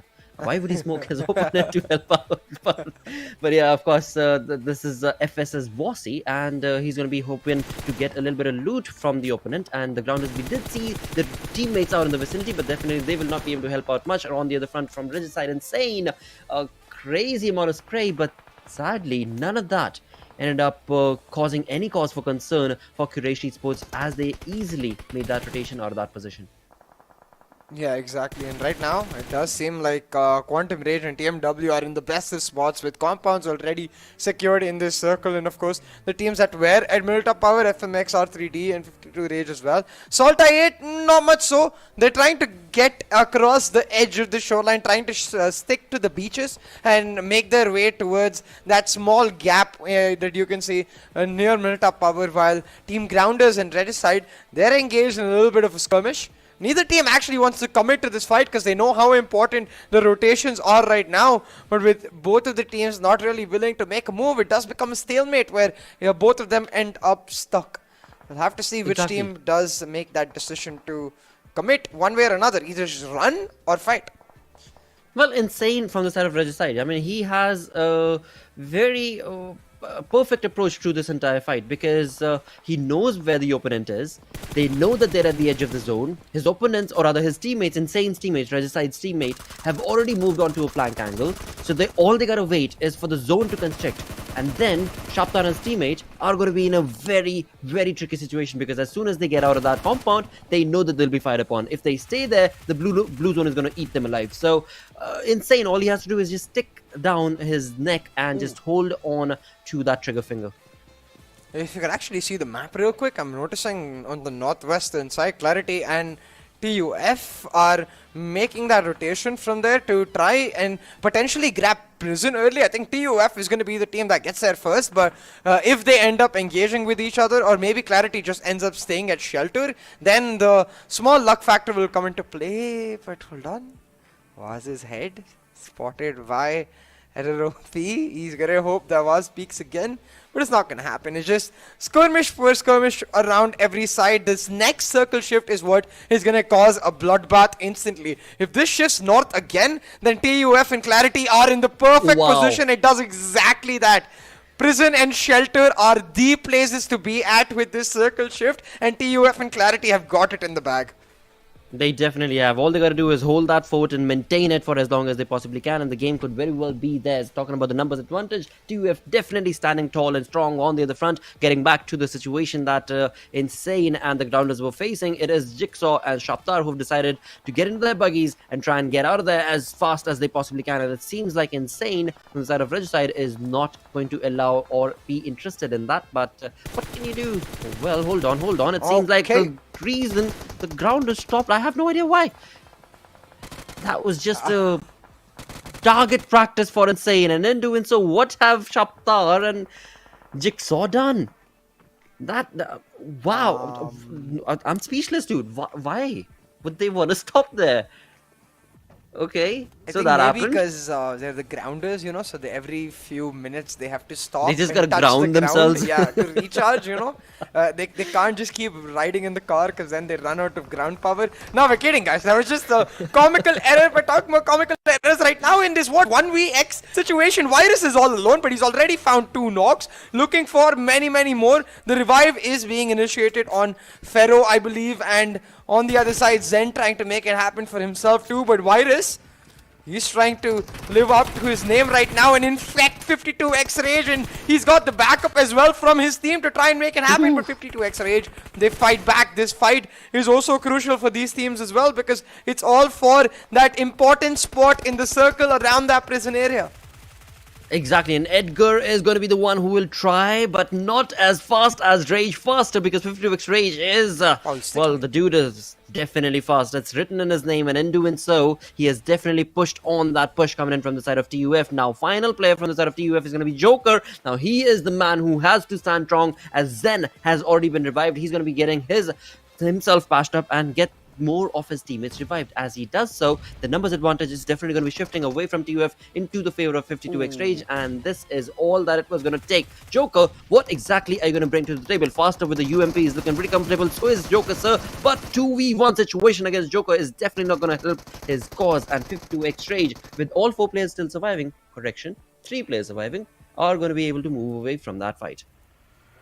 Yeah, and in that same time, I believe QWERTY in a fight with another team right here almost got shut down, but it was actually TmwEsports surviving against all odds. Now you're able to get his team back, and we're seeing back-to-back eliminations as QWERTY, as you can see now in the kill feed, was against H2E, but we're having teams drop like flies, Blotter, as the circle is starting to close that bloodbath. QWERTY have their position sorted. 52x Rage have earned one for themselves, but the unlikely winners amongst all of this are actually FMxR3D and STI8. But hold on to that thought for a second, because right now Star are trying to make their way into the circle. They're being gate kept by TMW. I'm liking the rotation that I8 have already made, and the way that they've pushed on to the edge of the zone. It is looking pretty comfortable for their side, but yep, there we go. They are very close to the vicinity of TMW is what my butt was, but that butt has been answered with a wonderful I8 spray onto their opponents, and with that, the zone shifts once again. Once again, the zone is moving away from these teams, pushing them into a lot of chaotic positions. Oh, you gotta get that compound on the southern side of prison. If FMxR3D is able to get there first, surely that compound more or less denies victory, because look at the rest of the area. It's completely open ground, so if you get that compound early, it could mean that you win the game. Right now, Star is not concerned with that. They're trying to eliminate the obstacles in front of them, and they've done so with dropping a couple of players right here. Still, a couple of players from TMW very much alive, and they're going to have to get rid of them so that they can focus on the rotations, but they've got trouble from every angle. You got Regicide on the left trying to just hightail it on out of there, STI8 on the right trying to chime in with the shots, and all of this while Regicide, now having reached the circle, will start trying to third party. So Star in a very, very difficult situation and finding it quite difficult to get out of it. Absolutely, with that 10 teams remaining, 30 players alive, 20 minutes into this game. QWERTY with just a 4-man squad, still looking comfortable with all 5 elimination points confirmed for their side. Team Star, as CA was just mentioning, are trying to hold their fort for as long as they possibly can with 2 elimination points confirmed for their side.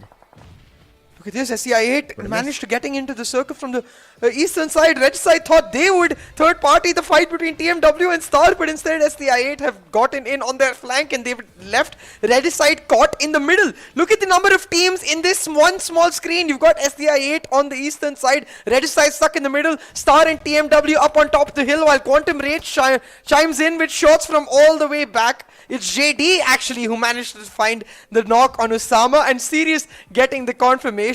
While on the western front, we've got QWERTY and 3x engaging in a fight for that western area.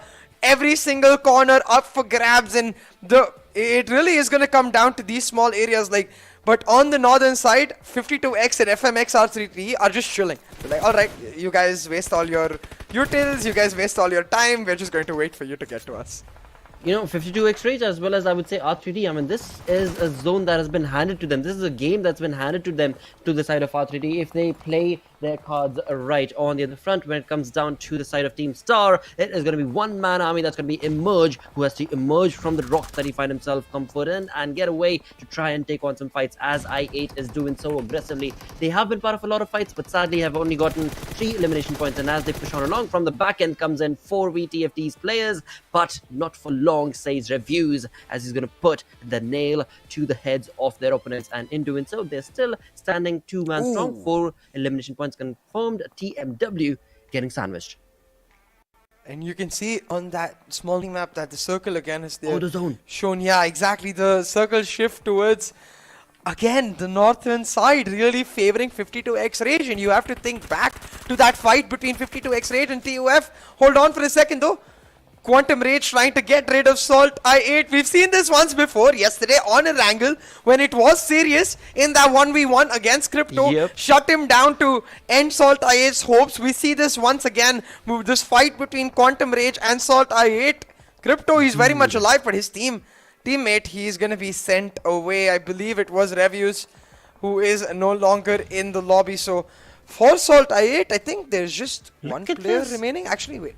Yeah, just one player remaining. Crypto is all that is left for SALTxi8.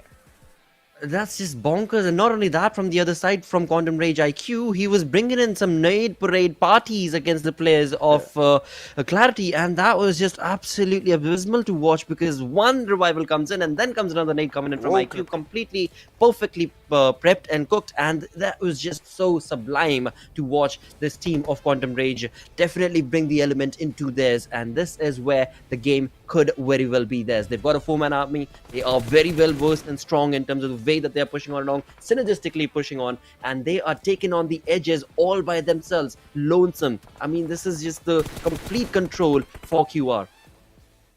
Yeah, Crypto stuck in the middle. He's hoping that FMxR3D and Quantum Rage engage in a fight, but he's completely forgotten about the team that got the circle quite early, which is 52 Rage. They shut him down, and they look in a very comfortable spot to finish this off, because Quantum Rage and FMxR3D and the last remaining player for Star emerge, all in this tiny area, engaging in fights with each other. Nade after nade thrown by Sirius, but so far not much landing yet. But on the opposite side, you see on Quantum Rage themselves, a lot of chip damage done. Spark and Sirius taken quite low. This game is surely 52x Rages to win.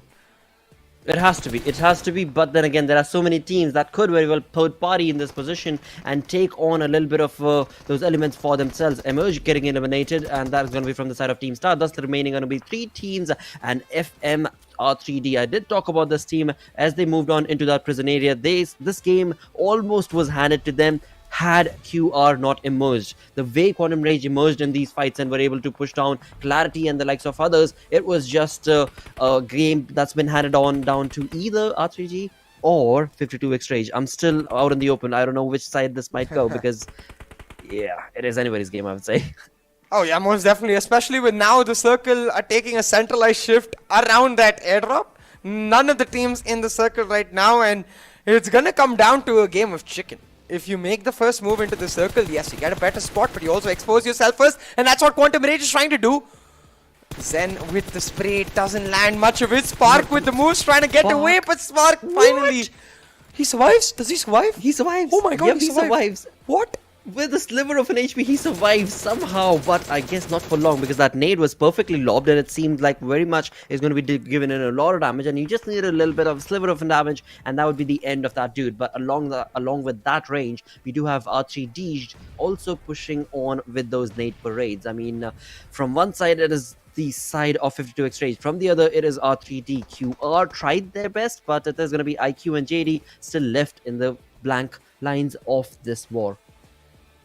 Oh my god, this is so clutch in that situation for them getting rid of Spark, because if Spark had survived in that spot for too long, he could have become a real menace for both of the teams and potentially the winning factor for Quantum Rage. But with that gone right now, it is now instead FMxR3D with the man advantage. They've got 3 over the 2s of Quantum Rage and 52x Rage to try and secure the win. They've got the flank on too. They catch JD with his pants down, and they're gonna knock him out real quick. FMxR3D looking for the winner chicken dinner.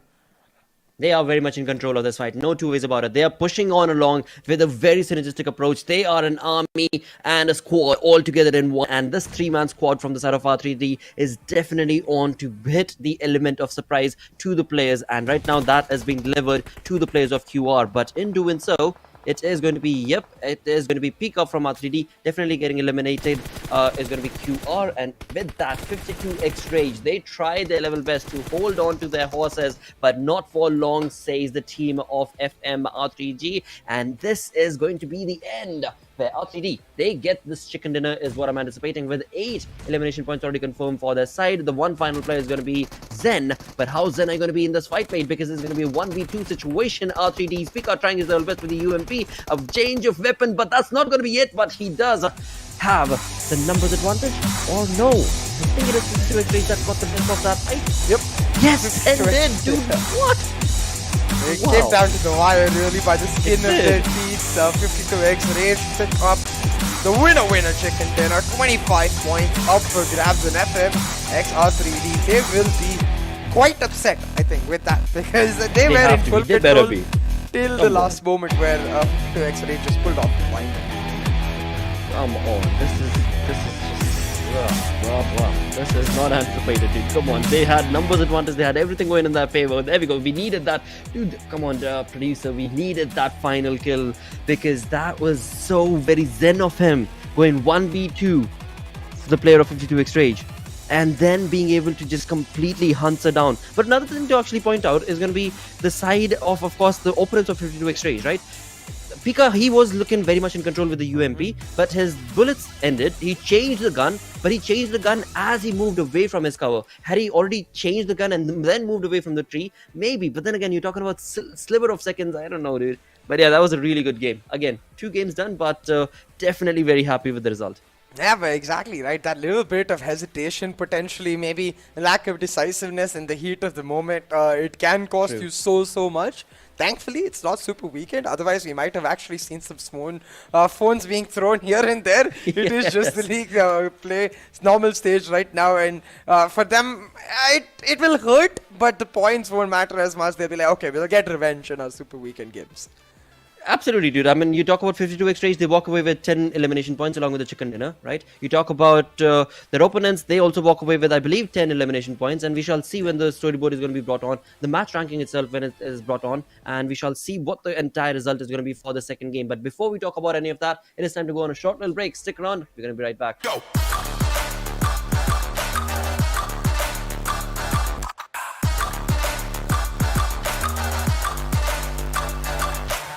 It's your chance. to reach the biggest. Let the action begin.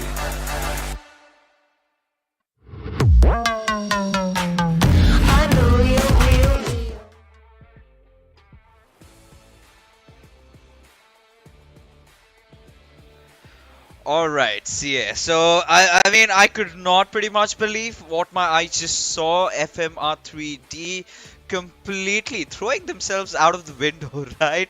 But yeah, nothing taken away from Zen, the way he clutched it out. I mean, I was watching the match from the sidelines and I was thinking, you know, they're on the lower grounds. I was starting to question their decision of trying to do something like that when they should have actually gotten the higher grounds. Yeah. And somehow they did come clutch, and especially Zen at the right moment, making the right moves. Just does not get one, but two players, and also does manage to get a chicken dinner for his team, propelling them to the top 10, I think, to the 9th spot precisely. Yeah, exactly, and that was a game of somewhat indeed fixes, because that was not the only moment that it looked like 52x Rage was a goner, but they pulled it back. Even in their initial fight for that area control around prison with TUF, if virus was popping off, it looked like 52x Rage was done for, but no, they pulled it back. But as we were expecting, it is actually Picard3D from FMxR3D who will be the MVP. 50, and he's gonna be mad. 52x Rage just stole a chicken dinner from him, but at least he gets the MVP as a silver lining. Yeah, I mean, nothing taken away from FMR3D, right? They are establishing themselves to be in very comfortable positions the way they've been playing. But yeah, I think a few of the teams that have really impressed me so far has to be Star. I think they've been consistent in the 2 games that they've been playing. Of course, FMR3D, they were also impressive this time around. But as we take a look at the top players, I mean, you've got to give the creds up to Faster and Zen, you know, Faster especially, those 6 kills. And it was a really ludicrous circle this time around, right? Really mind-boggling to how it was shifting. I'm pretty sure the best of the best zone predictors could not have seen this one coming, the way it sort of was engulfing. And you know, a lot of teams were on the edges, they were fighting on the peripheries, and sort of should have prioritized better positioning, but going for a lot of kills. And the teams that did make it inside the circle, they were the ones that really capitalized on the situation. And again, Sirius being one of those players that has been possessing constant threat to the players of SALTxi8 8, but we're going to talk about that a little bit later because we have some head-to-head stats between 52 Rage and FMxR3D Esports.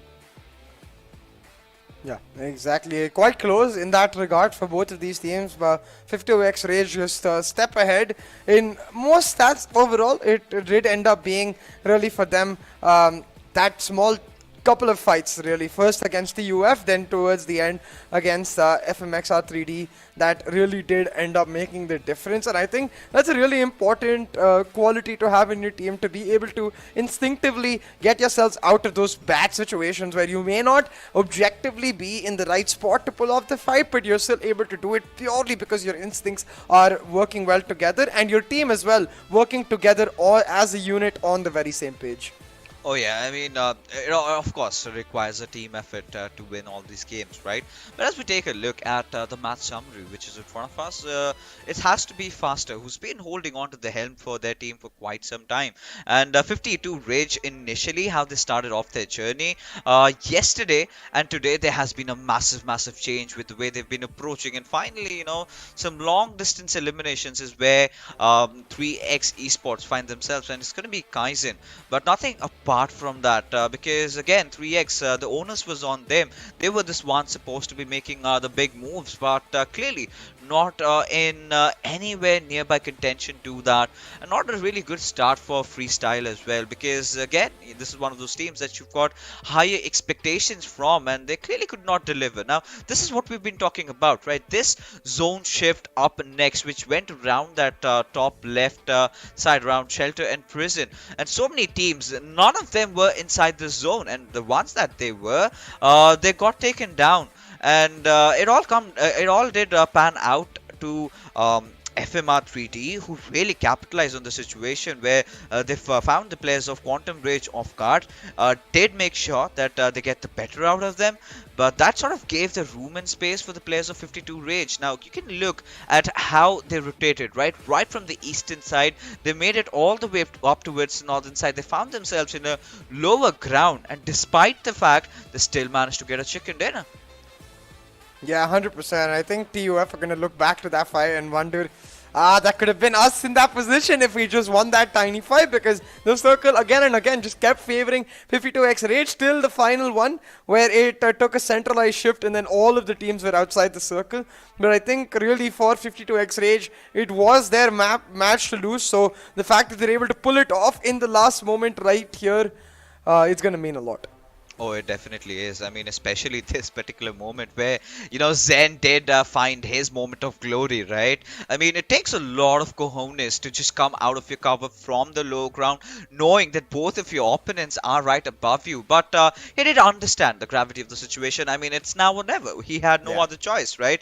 He knew that if he can land his shots perfectly right, then he's going to get the job done. And the worst part about FMxR3D is that they lined up for him, right? We could see Pika taking that a little bit of a gun switch, and the moment he did that, he was exposed right out in the open. That little bit of an animation time that it took, it was all that Zen needed to put him down.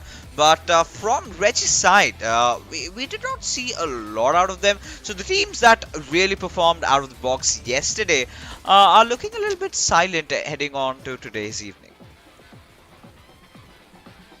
Yeah, I think really a lot of the teams that we were expecting to come back stronger from yesterday haven't done so. But I am really glad this fight makes it into the Oppo moments, because Faster played this like an absolute beast. Without that, I'm not even sure if they get the opportunity for Zen later to clutch out the winner chicken dinner. But I think what we did see is some mad lad moves from Quantum Rage as a whole. Serious really stepping up to the mark. There was a moment in the end circle where Spark just went ham to the middle, almost survived. He could have potentially come in clutch for Quantum Rage. So I'm glad to see that all of these players are making some questionable moves objectively, but at the same time, in the heat of the moment, those heroic plays to try and pull off something for their team, because it shows that they're really trying to give it their all as they look to secure their spot in the Super Weekend. Yeah, in a couple of seconds, we are going to witness that iconic clutch coming in from Zed. But, FMxR3D, this was pretty much their game to lose at this moment. But look at him. He took out the player on the backlines, went in for Pika. As you can clearly see, both these players just lined up for him, and really nice toggling of that crouch button in between, and it sort of is like a double-edged sword, right? The only issue with crouch toggling is the fact that when you're sort of spraying at the body of a player, and the player crouches at that same moment, and your bullet hits the head hitbox, that is where you get that dink and takes a massive amount of damage. But it does come with its own share of benefits. I think this time really handy for Zen, who had no issue and no trouble whatsoever securing that 1v3 towards the very end. A really amazing play. But we've got to move ahead of that. This time we're first getting back to the fields of Miramar and into the deserty lands, I must say.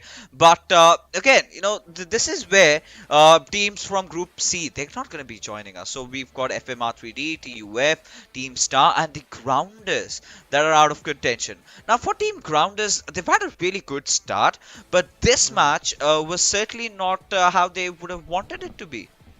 Yeah, and it was almost exactly like this yesterday as well. They get off to a decent start, but they're not really able to find consistency in trying to build that momentum going forward, which is quite frightening for them overall. But as long as they're able to get decent matches, I think that's an issue they can work to fix on for the Super Weekend itself, because not necessarily in trouble just yet, but teams like TMW, teams like 3X, who are just not able to make their mark right now, they most certainly are in trouble.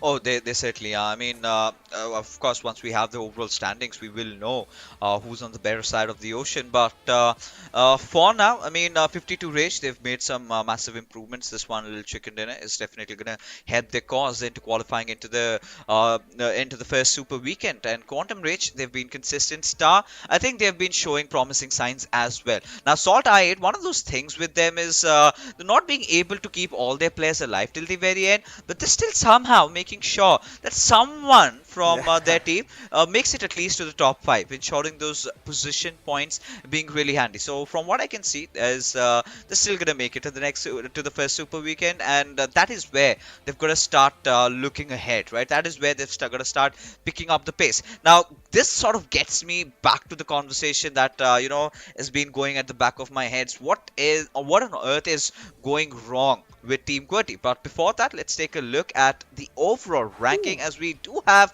QWERTY Esports with still that hefty amount of lead going on. FMxR3D and Quantum Rage taking huge plunge over here, but look at 52x Rage, 10 positions up courtesy to just one game. Clearly shows how volatile the bottom 10 is. Yeah, exactly. From most likely not making it to the Super Weekend to now suddenly in a decent spot to try and make it happen. I think 52x Rage, they'd be pleased with Zen right there for finding the clutch, and even if he didn't, I think they'd still be in a similar position, maybe 11th instead of 9th, but those few points can really come up clutch in the long term. So we'll have to see if these other teams in this bottom 10 can really try to make their mark, because one team that has not shifted at all is 3X Esports, still not double digits.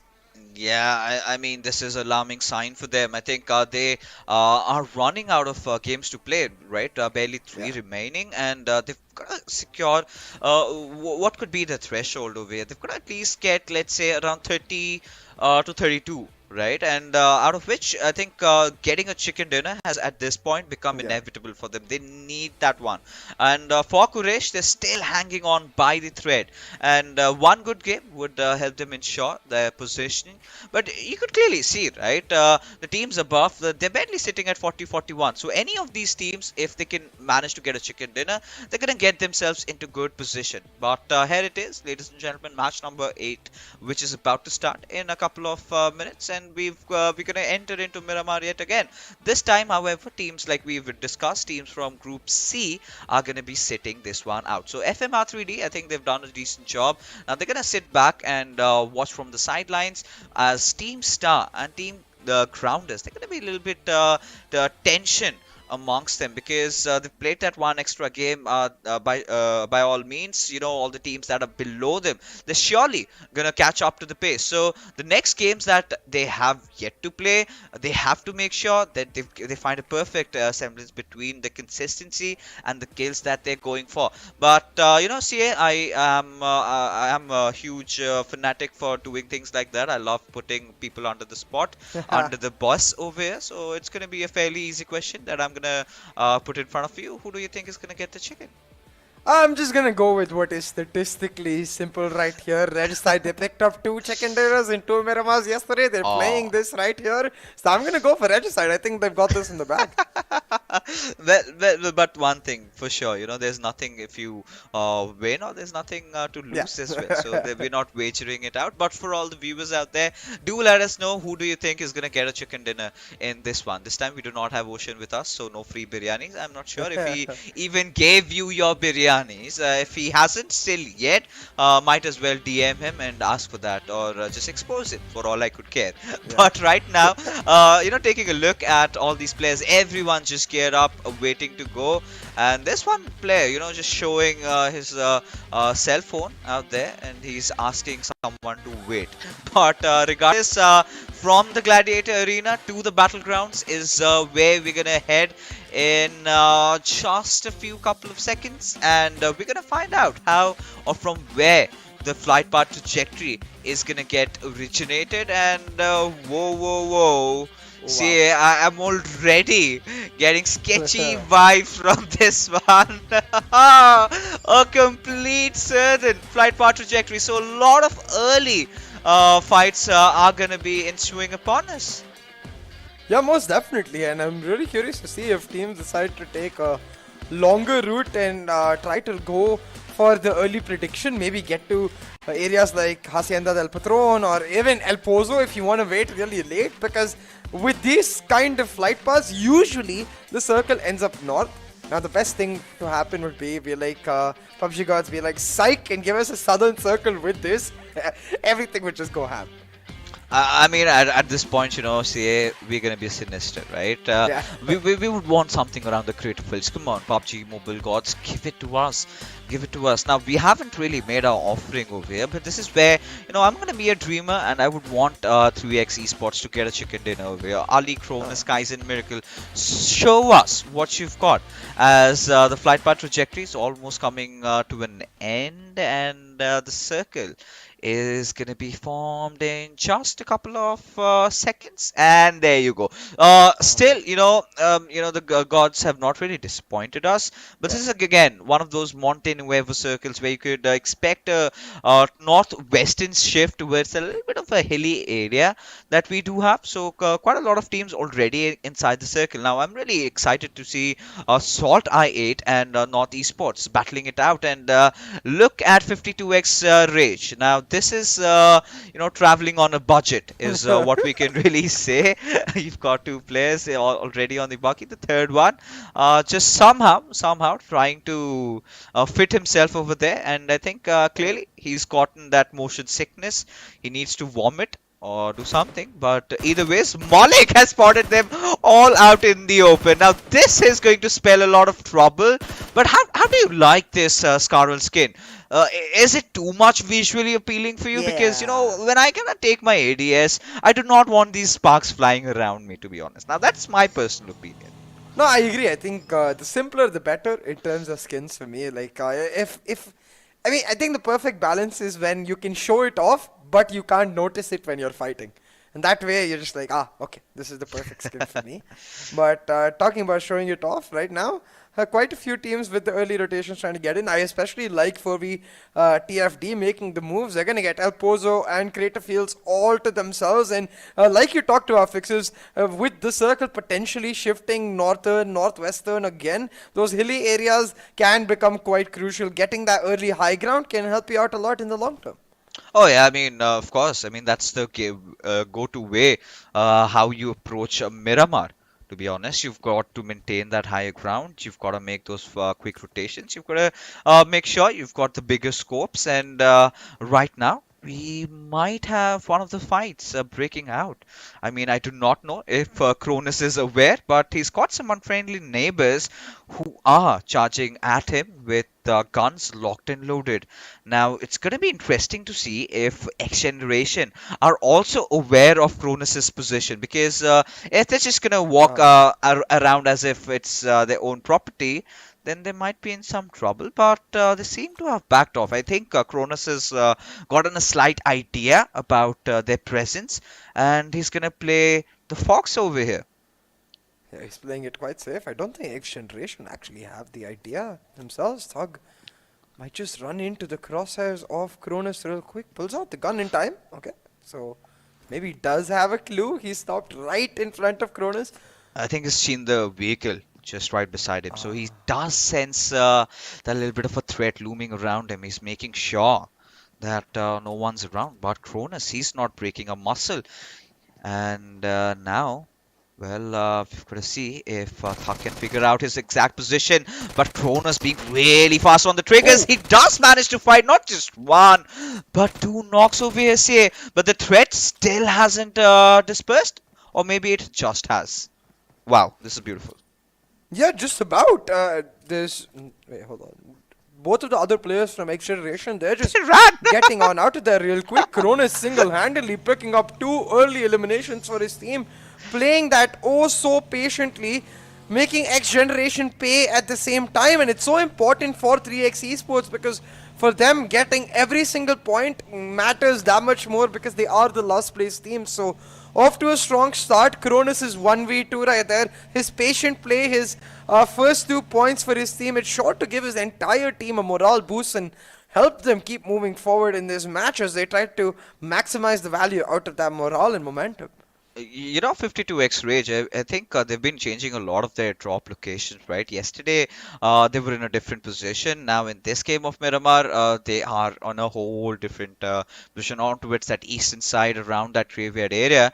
But it's going to be really interesting to see how the teams from the southern side are going to start moving in. Now, for Team Clarity, it's going to be fairly simple. All they've got to do is take that western highway and just head in through maybe El Pozo, or maybe could take that diversion of around Monte Nuevo. Now that's clearly set up for them, but it's going to be really interesting as to how North Esports and SALTxi8, how are they gonna make their movement inside the zone. But I believe there's Koniseg.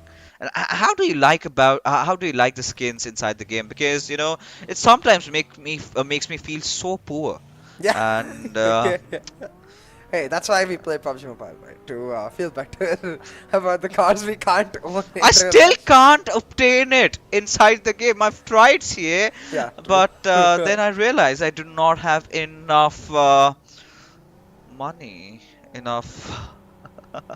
But maybe I should transition into a competitive play, or I think in the foreseeable future. But regardless, I mean, how do you feel about Quraysh's performance? Because you know they start off really well, but they somehow are lacking that consistency. They somehow are lacking that ability to set a proper footing inside the final circles. I mean, it feels like they've got great micro skills, mechanical skills, really, because they've got a plethora of elimination points. It's really the placement points they lack in. Always seem to get caught trying to make the rotations, and that might potentially be the case here once again, because they are on the eastern edge of the circle, caught between many threatening teams like Freestyle, SALTxi8, potentially Magnus if they try to go for the center of the circle, and QWERTY peaked upon that top of San Martin area, just waiting for someone to walk in. But so far, nobody is going to engage in a fight just yet. And looking at the map, I am looking Clarity actually making that exact rotation you talked about. But instead, let's take a look at 3x. Surprisingly, have been in a wealth of action so far. Kronos got the first 2 kills. Now, Ali trying to get some damage onto Magnus, but unfortunately, not able to land any shots.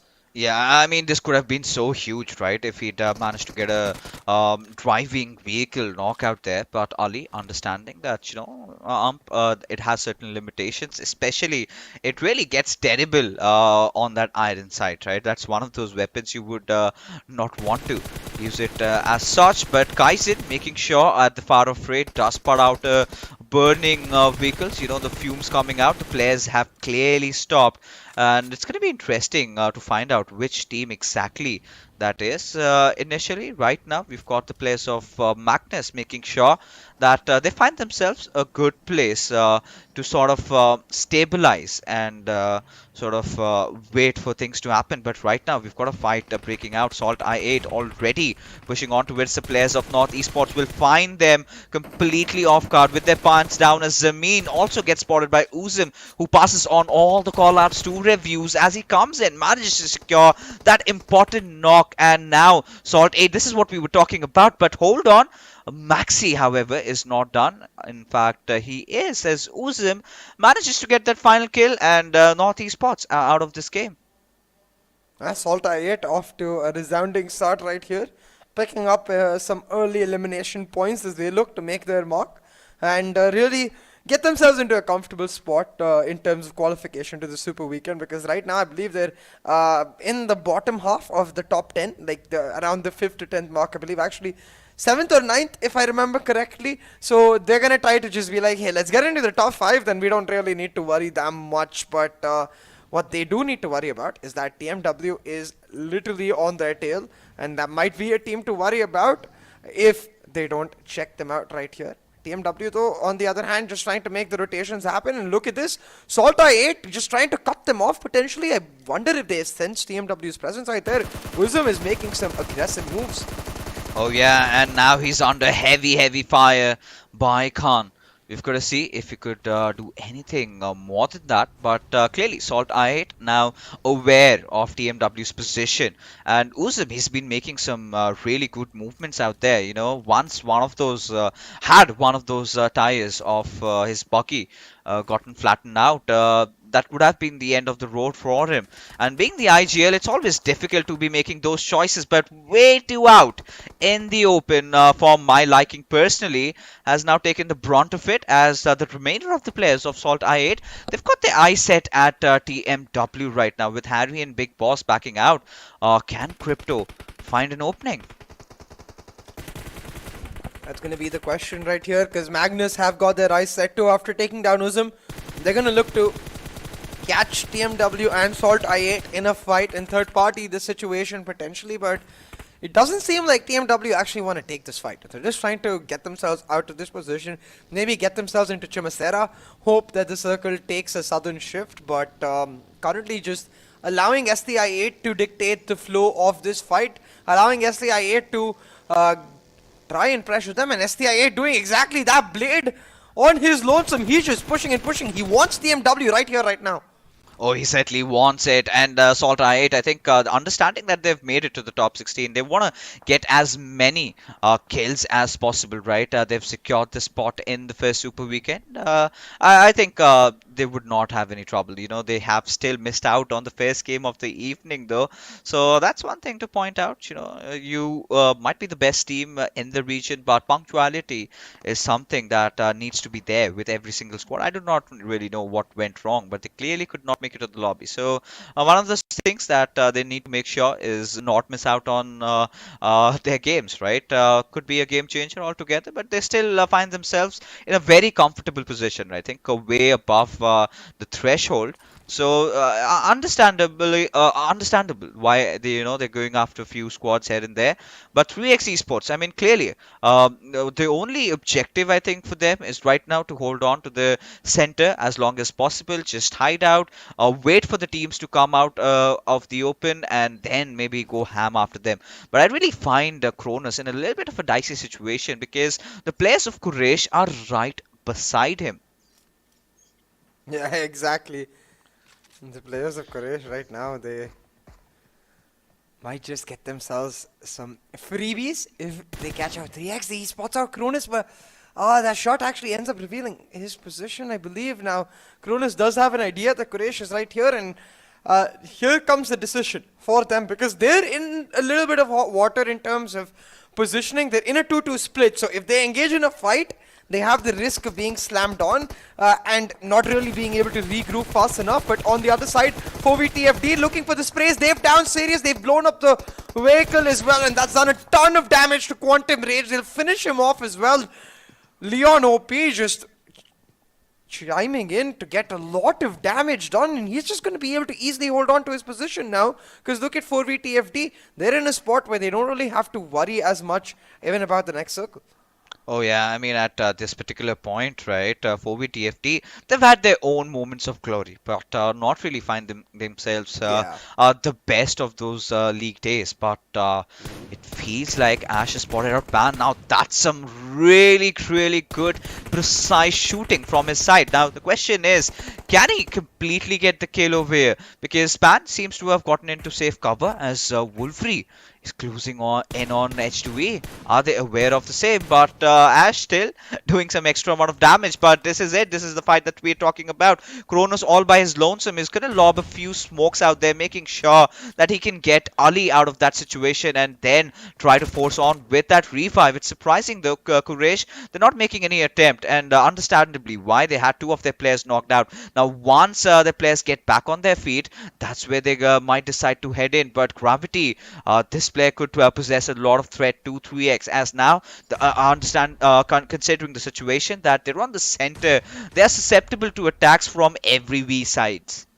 Oh, and they've got nades continuously thrown on them. But the same for Freestyle right now, as Blade seems to have got himself in a hot pickle. He's getting pushed on by Freestyle on all sides, while SALTxi8, they aren't nearly close enough to give him immediate backup. He's gonna try to create some cover for himself, but the backup does end up coming out from Magnus Esports. Of all teams, Adil will knock down Wasi and buy a moment of respite for Blade. And it's really weird to see that now from that side, we're going to have SALTxi8 try to third party Magnus Esports. This is a very weird pickle of a situation that Blade is in. Oh God! See, Blade just messed up his first aid. He got it a second earlier, and I really hope he does not get knocked out. Barely surviving by thin margins, but still, you know, he's got to make some movements out there.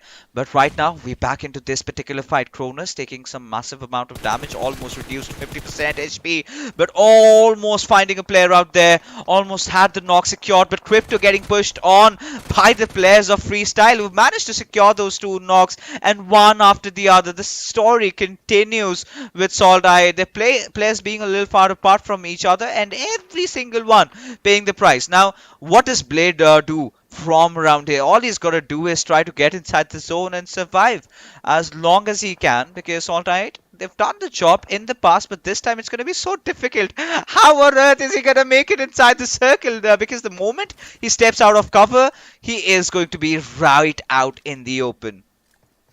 Yeah, exactly, and it's getting more so intense right now with the circle the way it is, especially a lot of open ground near the eastern side, and it looks like Magnus, actually, if I'm seeing on the map, are trying to capitalize on it. But right here, 3x, like you were saying, Cronus and Ali, they're stuck. And it's quite interesting that we're still not seeing the rotation from Kaizen and Miracle to try and help them out. They're instead just choosing to hold on to their high ground, understanding the importance of that hill, hoping to gatekeep from that area and maybe find a couple of teams at the same time. And they might be rewarded for their patience in that regard, because I do see H2E as well as a 3D getting quite close to them on the map now. Still pressure on Quraysh, trying to hold on to that compound, trading a lot of utility, and it's just going to come down to timing right here, I believe, because you've got a couple of teams approaching 3x from their back. If they don't check their corners on time, they might just get caught with their pants down. Oh, look at this. Finally, you know, QWERTY finding some respite. However, you know, losing out on Destroyer, and with Gravity knocked out, it's not going to be good signs for them. But Khan making all the right moves, clutching things out from here, getting those 3 crucial finishes, but he's not out of harm's way, right? A lot of teams looming around him. Now, Wolfrey in a very dire situation. He's got JD and Psycho right beside him. Right ahead, he's got the entire squad of Quraysh Esports out there, and it's going to to be really interesting. But as we take a look at the replay, Khan, look at him go. Not just one, not just two, but finding the entire squad of 4v and getting the better out of them. And that is Khan at his very natural element. But talk about 3x. Well, they've lost a miracle over here. Yeah, and Regicide seem to be in a bit of hot water as well. They're stuck on the edge of the circle, not really able to push on forward because QWERTY's got their number, but Regicide with the key spray, barely missing out or knocking out Khan. He's able to stay alive with the dance moves, and it's quite surprising that we're seeing this in Miramar fixes, because these kind of really weird, really open situations is what we expect in Erangel. Usually in Miramar, teams have a lot of space to settle themselves in around the 4th circle. It's the 5th, 6th circle where things get really hard, but instead we're seeing it right here, right now, as Clarity and Quraysh, as well as Regicide exchanging blows. It will be Regicide catching the brunt of it towards the wall, as they're the 13th team to be eliminated, and QWERTY surviving by the skin of their teeth. Wolverine and Khan just holding on for dear life. But the question is, for how long? Because they're facing the damage from the circle. Oh yeah, I mean, he just wanted to get a few smokes for himself. That is what I can conclude from around here. And considering Wolverine in that position, he knows there's a lot of squads right beside him. And especially XGeneration, they're being pushed at. Now, Trollin has taken damage from elsewhere. It's going to be Halsey who's managed to secure the knock. But Teen Wolf really charging in right at Psycho would ensure that he takes the soul out of him. As Wolverine spotting out the players of Clarity from afar, he knows that there's no chance on planet Earth that he can survive. And there you go, finally getting taken down. But Team QWERTY still in contention as the last player. The IGL, Khan, is still alive. Now, his only objective right now is to be somehow making it into the circle. Look at this, 19 minutes has already passed by. We still do have 10 teams alive with us here. Yeah, exactly. Still very much so the case where it could just turn around in the matter of second which team is leading. But as you can see in terms of the survival status, Quraysh and Freestyle very much in control with the numbers advantage as well as the elimination points. While of course in terms of the area control itself in the map, that with respect to the next circle shift, I actually noticed that TMW have got a really good spot for themselves, as well as potentially Quantum Rage. So now again, those small hills that we're seeing around the power grid area are really going to come in clutch for these teams, where we see a lot of teams trying to quickly get in on there. But Quantum Rage catching H2E off guard. They're going to find one knock, but can they translate it into wipes? Oh, that's going to be interesting. You know, Quantum Rage, they've had a really good day so far. You know, the way they've been playing, the way they've been amassing a lot of kills for them. But right now we've got Spark cooking up a grenade. We've got to see if he manages to find his target, but missing by a couple of centimeters out there. It was really close, the Molotov as well. But Wasi, I think he's opened himself up. JD is well aware of where he's positioned at. But Spark and JD sort of creating this kind of a cover fire. I really like it. But Wasi from afar will get the better out of JD over there. Just opens up his ADS, manages to get the knock, instantly gets the wipe down. As Spark, just the last player surviving, will no longer remain, as Freestyle managed to get yet another squad wipe. And just like that, we're down to just 7 squads left. Wasi seems to be dominating this map right now. 8 elimination points for Freestyle already, but Wasi has no intention of stopping. He's got Harry knocked down, trying to make sure that he gets the point as well. And yeah, it will be Tyrant who picks it up. So, hey, as long as it comes to their team, that's what matters. Oh yeah, I mean, of course, I'm not going to complain about that at all. But Freestyle, I mean, I really like the spread that they've got. Quite particularly, I feel they have a really good chance at a chicken dinner. But hold on, Money, in a really dire circumstance over here. Reaper has spotted the living hell out of him. Now he's going to advance at him. Can he get the knock? Yes, he certainly does. But Reaper X needs to make sure that he gets into cover at the right time. And he successfully does. Will patch himself back to full HP. But before that, he needs to ensure that he gets that Mani's knock confirmed, as Bilal, he's trying to close in, trying with the intention to try and save his teammate. But we could see another fight break down in front of us with 52 Rage, spotting the players of Quraysh taking a few shots. Now, this is where MetershotxSKY are going to be capitalizing on the situation. Bilal spotted out right in the open. Reaper X still not going after him.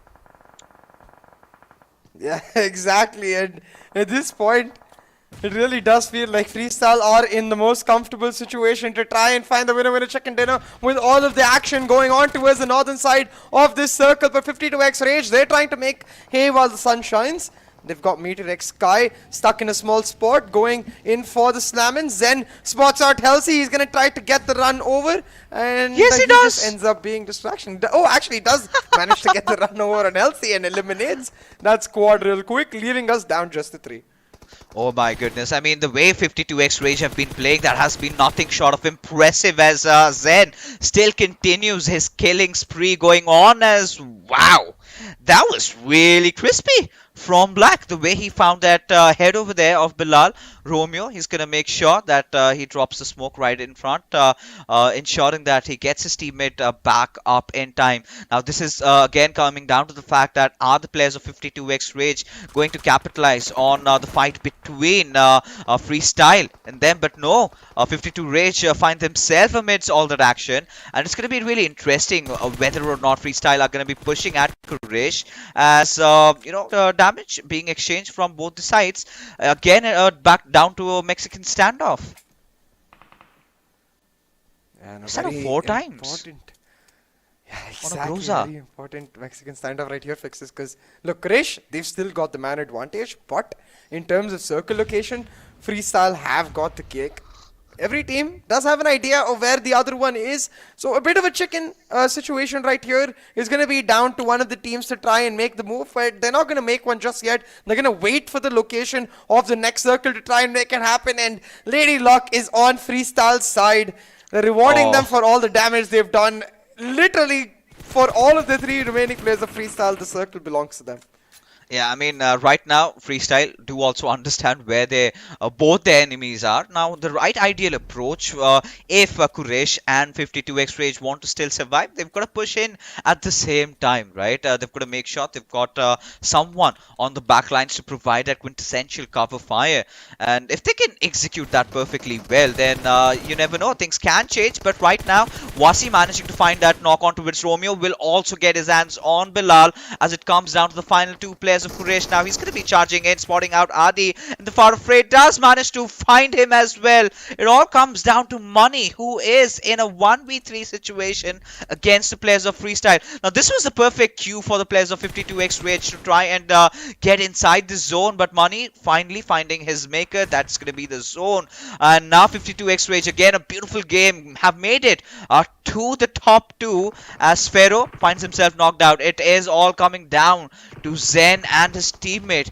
Can he clutch it out again, CA?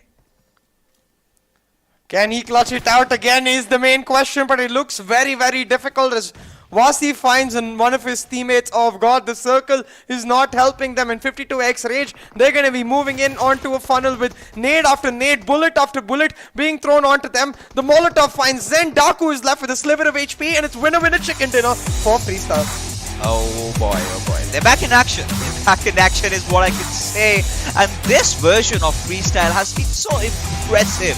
Honestly, the way they have been playing, every single thing that they put on the table has been working out for them. And this time they've come with a lot of aspirations, a lot of hope.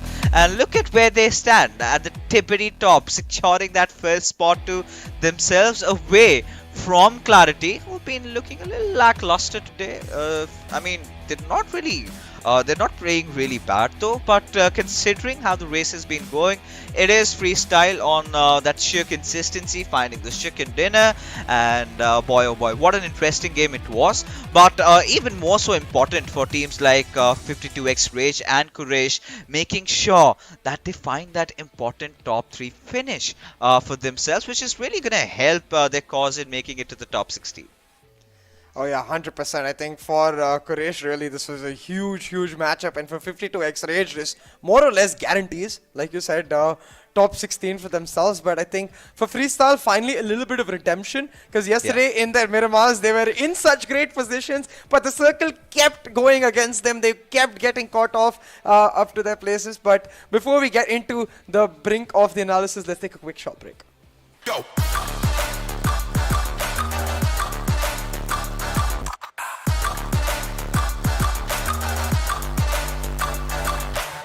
It's our chance to reach the biggest. Let the action begin.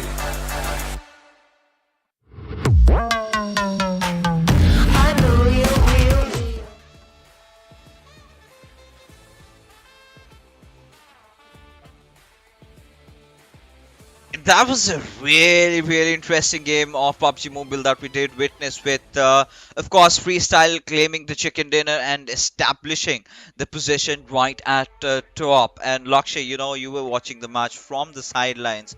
How did you feel about this?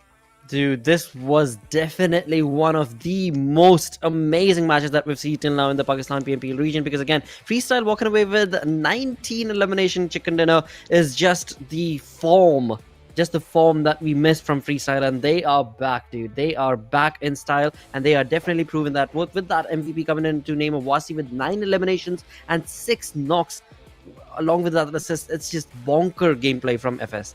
I think every single player of Freestyle, they were firing on all cylinders, right? No stopping them. Of course, it's the 9 eliminations coming out of Wasi again, a new kid in the block who's been making a lot of noise, and certainly shows why Freestyle is going to be a force to be reckoned with in this season of PUBG Mobile that we have, not just in PMPL. So really good early baby steps for this team. They've been playing out of their minds. This time, however, from 3x Esports, we saw some little bit of a glimmer of hope. But I'm going to be honest with you, that's not going to be enough, right? Nothing short of a chicken dinner is going to save these players from not participating in the Super Weekend, right? So they've got to make sure that they get one at the very least. But for Team QWERTY also, Wolfrey showing some promising, promising fights over there. But it was Khan that really stepped out for me, especially the way he wiped the players of 4VTFT. But here we have some stats comparison between Freestyle and 52 Rage. Wow, look at that difference. I mean, 52x Rage, they are the second in this third game of the day. They came placed second, and Freestyle, of course, got that chicken dinner. But the difference between the two, I mean, 34 total points for Freestyle compared to the 17 total points for 52x Rage, that being the second team of this game, is just it just clearly showcases the difference as to how dominating of a game this Freestyle played, because 2,541 damage dished out compared to a mere 777. It's just nothing. It's just nowhere. But that is nothing taken away from 52x Rage's gameplay, because overall, when it comes down to the stance of it, in the end, all these teams are trying to participate in the Super Weekend. So all they have to do is bring their numbers up into the top 16, and that is all that is required from them. But Freestyle, I mean, they have a different reign that they want to be able to create before they jump into the Super Weekend, and this is how they're going to do it, with all the players, all the 4 players chiming in along right here. For Malik and Tyrant, I think it was high time that they deserved the success, right? They finally tasting this sweet honey over here. They're getting that chicken dinner. They're getting all their players on fighting spirits, right? But for Refuse, all right, so he's got some long distance eliminations. Reviews clearly one of those players who who missed out on yesterday's games, right? Today he's back on action. I think he's replaced Ghost. And I'm rather surprised, why they had to replace Ghost, because Ghost was the one who was getting the job done. He was still getting a few kills here and there. The other players, however, have been silent. Blade has been doing really decent though. Uzum making sure he's been taking the risk, but sometimes way too much in the open, and did take the brunt of it. But Freestyle, oh my god, those 19 eliminations for them clearly shows that they're here for nothing less than a victory, and they want to do it in style. They want to go big. But now we're going to be talking about the other teams, right? TMW, they did have a really good performance in this one. 3x, I mean, 6 points. This is a good start. This is a good start in terms of trying to get into the top 16, but they need more than this. Clarity clearly has not been a great day for them in the office. For SALTxi8, of course, they've managed to get those 5 finished points, but in terms of position points, there's still a lot of work cut out for them. But talking about comeback stories, we started the day off and we were talking about what sort of teams are we to expect that will make a comeback story. And QWERTY, I mean, throughout the day, they are making strides from the first game to the next to this one as well. They have been able to consistently bring themselves into that top player list or in the top 5 list, which is looking pretty comfortable for them. But we shall see where the day ends for the side of Team QWERTY. But yeah, as we do move on to the zone itself, I mean, again, the chaos of the zone in this day number 2 of the league plays is definitely the MVP for the entirety of the day.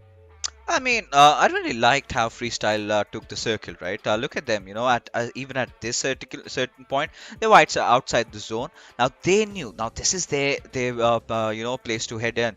This is their game because what they did was took that eastern route, managed to get the better of most of the teams. Still making sure they held on to the edges, and they were really wise in picking up their fights. And then towards the very end, Lady Luck, of course, favoring them. They had the better of the zone. They had their players scattered out. I think they lost Tyrant a little bit early on, somewhere around here. But the remainder of the 3 players knew that they had this job secured for them. They knew that this chicken dinner is not going to go out from their clenches.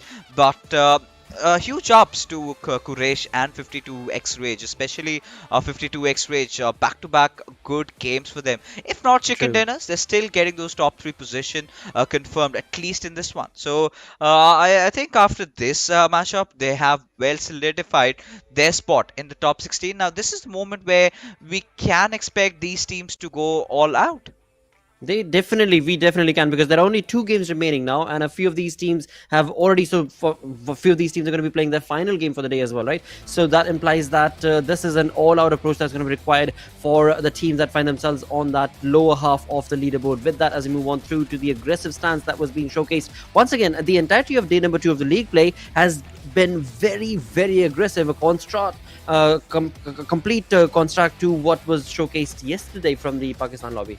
Oh, I mean, today is no less, but I think I could say the pacing has been notched up a little more, right? Now the teams are playing a lot around the edges instead of playing around these centers, as a result of which we're getting to see a lot of fights happen, right? But this is the moment where Khan really made that beautiful clutch play over there, getting not just 1 but 3 players in the process. But Wolverine also doing such a decent job finding Teen Wolf in the process, and this game had been pretty much a freestyle game, just missing 1 kill shot out of that 20 kill bomb that they could have dropped. But still, 19 is not a bad number to have, and considering the fact that it has put you on the tippity top, they're gonna take it with open arms. But now, this conversation here has to be about the other teams, right? The teams that will be playing their last game, and that's gonna be SALTxi8, Quantum Rage, Quraysh Esports, and TmwEsports. For SALTxi8 and Quantum, I really find themselves having no trouble in making it to the top 16. But questions are still going to be raised at Quraysh and TmW. So this game is basically do or die for them. It definitely is. I mean, TmW, they've been able to at times they've been able to capitalize on situations, right, that they found themselves in, but not always. And not always, that is the most important thing. That not always should definitely be removed from the entirety of the dictionary itself for when it comes to these teams and the play style that they want to be able to grasp and anticipate when they move on from one game to the next. And based on that itself, TmW, there's going to be tough luck situation for their side. On the side of Quraysh as well as Quantum Rage, we are looking pretty comfortable from their side, but let's see what this final game is going to be holding, because in all of it, we have to bring up the name of SALTxi8, a team that definitely, I would say, all right, I shouldn't say it, but I would like to say that this team deserves a chicken dinner, but they are not even close. They are not even close. So the entirety of Group A, we can just keep our fingers crossed that they have a decent outing in this final one, and especially TmW. I think, deserve would be the wrong word over here, because exactly, I think right? they're more capable of getting a chicken dinner. There's something that I could say, because clearly SALTxi8, they still have so much to fix, especially in terms of how they've been rotating. They've got to make sure that they have all their 4 players alive in at least that 5th circle, right? They've been getting so much of those early casualties, and not having enough numbers during those fights fights when it really matters for them has been Yeah. such a cause of concern for Exactly. SALTxi8. So I think this is going to be a learning lesson for them that the lobby is not going to be that easy. It's a sort of a foresight of what's really coming for you in the Super Weekend. But as we take a look at the overall rankings, Freestyle find themselves in a very comfortable position, 109 points. Now the nearest competitor to them is QWERTY Esports. Now if they need to topple Freestyle over, they've got to make sure that in their last game they at least get a chicken dinner. But for Regicide, so CA did predict that Regicide was going to win the last game, but it completely backfired as they were the first ones to get eliminated. Absolutely. Again, I mean, the lobby itself has gotten so very aggressive. As soon as opponent is spotted, the earlier anticipation on day number 1 was to get the information, retain the information, and then maybe cooperate with the team to try and get that push moving on along. But this time around, on day number 2 of the league play, we are looking at a lot of those early skirmishes that are taking place, and that is where Regicide was definitely caught off guard. Now, moving on to page number 2, this is where TMW find themselves on that 16th spot. Look at that. I mean, this is something that CA did mention that he would love to see, one of those teams that is at that 16th borderline and is going to be able to, but will they be able to, based on how the other teams play? Because till now TMW's esports' gameplay have resulted in them pushing 3 positions. Now let's see how many more positions are they going to be able to pull off in this final game that they are to play, and then once they're done with that, well, then it'll be up to what the other teams are going to be doing and how big a leap are they going to be making, because behind TMW is team TUF, and that also is a very capable team that's going to be able to push on away from that 17th position. Yeah, not just TUF. I was really surprised to even find North Esports. Now, one of the Right. oldest teams, they've got quite some recognized players. They still are somehow not, somehow sort of failing to deliver, right? Now, that's not their true caliber, that's not their true potential. But hey, who are we to complain, right? We're here for fun. Whoever wins, good for us. All we want is some good action, good battles being fought in front of us. But here we have the match number 9, ladies and gentlemen, out for you. It's going to be in Erangel, and this time we do have teams from Group B, that is Clarity, 52X Rage, Freestyle, and Team H2E sitting out of this one, as it's going to be the last game for SALTxi8 Esports, Quantum Rage, Quraysh, and TMW. I think for Quraysh and TMW, it's going to be a really interesting one and rather very important one, because TMW does understand the fact that the teams that are important to them, they've all played one game less, right? So they've got to make sure that this game really matters to them. At least at the very least, get, let's say, around 5 or 6 points, and I feel that they might be good to go. Definitely. I mean, 3 points difference is what we've got between 15th and 16th position holder, and 16th position holder is of course TMW. So apart from that 3-point difference, they need to be able to capitalize on that 3 plus the 5 points that you're anticipating from them. So at least 8 to 10 points is what I would say that should give them on a decent position in that 10 to the 15th position where we can anticipate TMW to be, but only time will answer that question, because with the likes of FS definitely popping off heads, Clarity definitely is going to be looking forward to that revenge, which was of course all thanks to the way Freestyle played and completely stopped Clarity in their tracks. So a lot that can be anticipated, but yes, one word that is definitely going to be pushed on along in this match number 9 of the league play day number 2 is going to be Dude Chaos, and as you said, a lot of YOLO approaches from these teams. Chaos and Naki, whatever you call it, we're gonna all witness it right over here, heading in to the battlegrounds, the fields of Erangel, to find out who has a piece of chicken lying for themselves, as Erangel this time has been so redonkulous, right? Especially with how the circle has been forming. It's got a special relationship with the southern side. We've seen so much of that happening that I'm kind of fed up of it at this particular point. I would love to see myself a good old Yasnaya circle over here. But right now, as we can see, the flight path trajectory heading off from Susnov community base towards Talbot, a little bit towards the eastern side, a little bit favoring to the teams that tend to drop around Lipovka, Mansion, Yasnaya, School, even Pochinki is reachable at this point. But the teams that tend to go towards Primorsk, Chochapol, Shooting Range, Zaki, they will have to find some vehicles.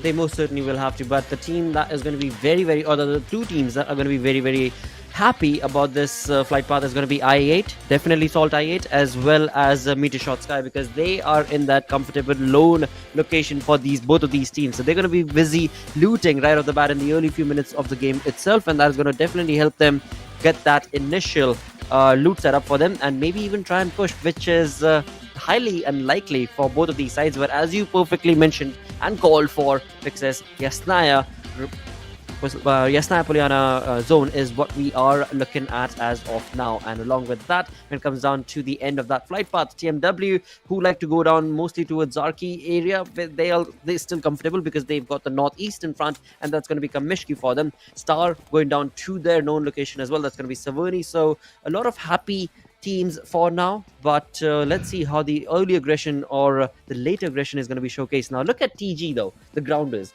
right? We can see them slowly floating towards Ferry Pier, and as soon as they get those vehicles, they're going to run down towards Primorsk and then wait till the blue zone. I don't know why they do it. They just love that Primorsk so much that they are wanting to get out of the zone as well and go to Primorsk and then wait for the blue zone and then catch up to the entirety of the zone and what's going on in the lobby. It's very interesting to watch what TG does.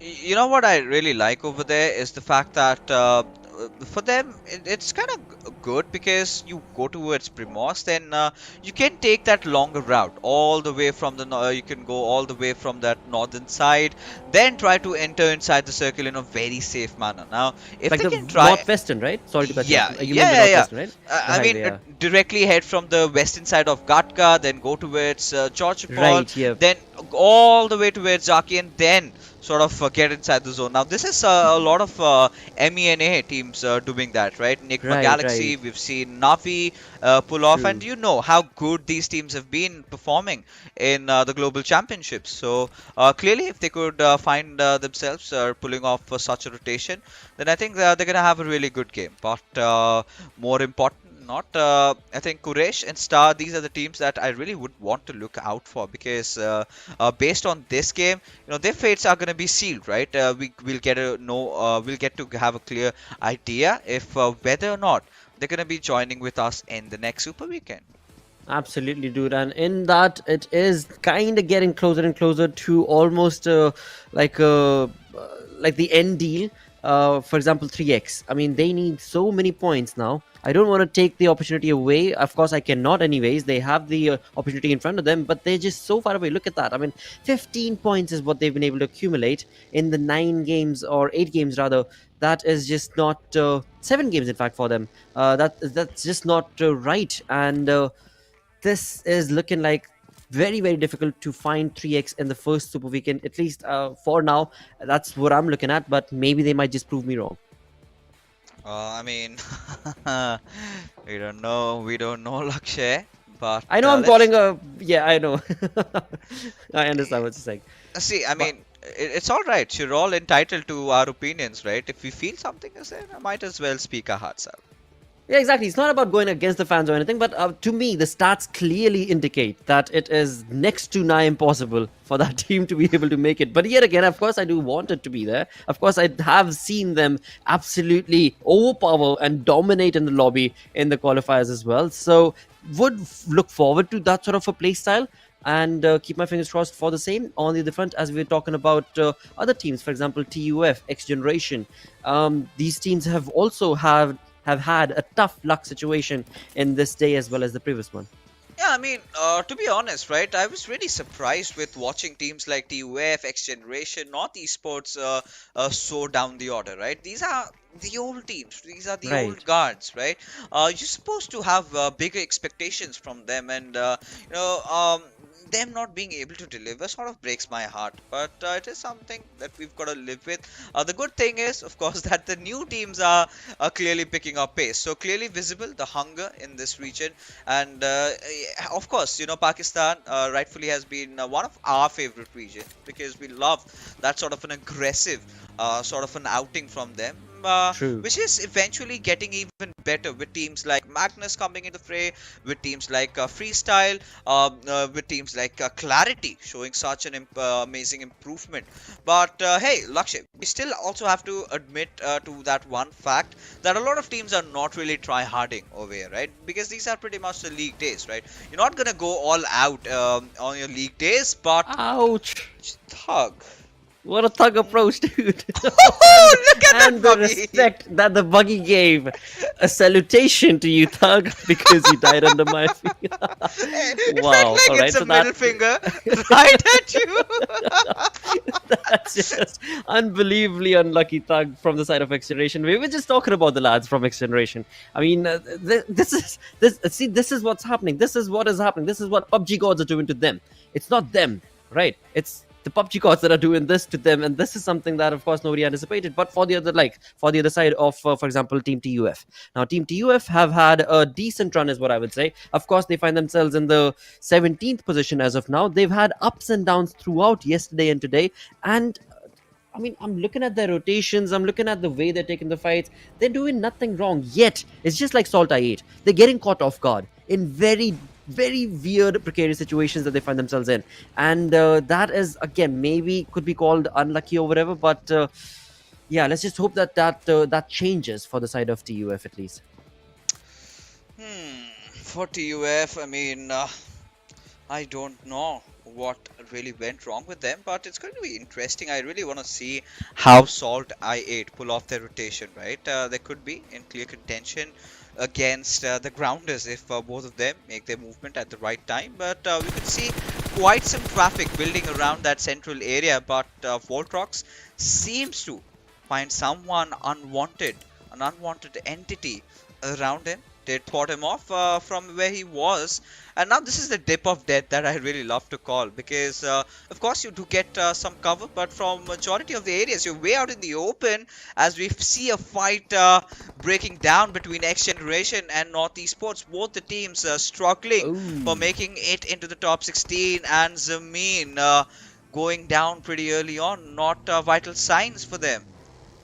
And all thanks to Thug, the dude who was underneath his own buggy is the man who gets that first blood of the lobby. So an amazing turn of events between XGeneration and MetershotxSKY, where MetershotxSKY will also retaliate against the defeat of Zameen from their teammate, and they are going to try and get knock confirmed. But I don't think, yes, it has been confirmed. So the elimination point has also been confirmed. So a 1-1 trade has been showcased from the side of NES and XGeneration as of now. Once again, it's only 9 minutes in, so the teams are still holding their fray, and they are just slowly, steadily moving on to get into the comfort of the zone. And now finally beating the Blues, TG, the Grounders, find themselves in the vicinity or the edge of the zone.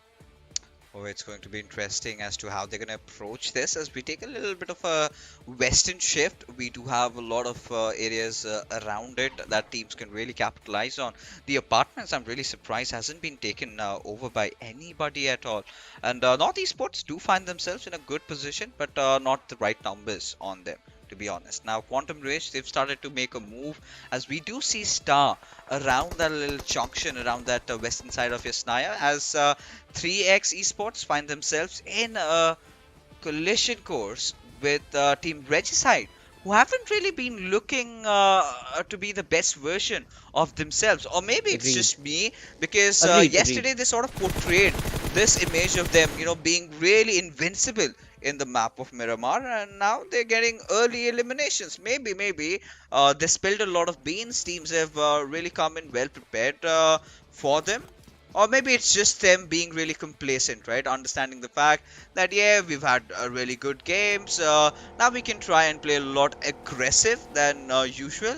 As a result, getting onto the darker side of things.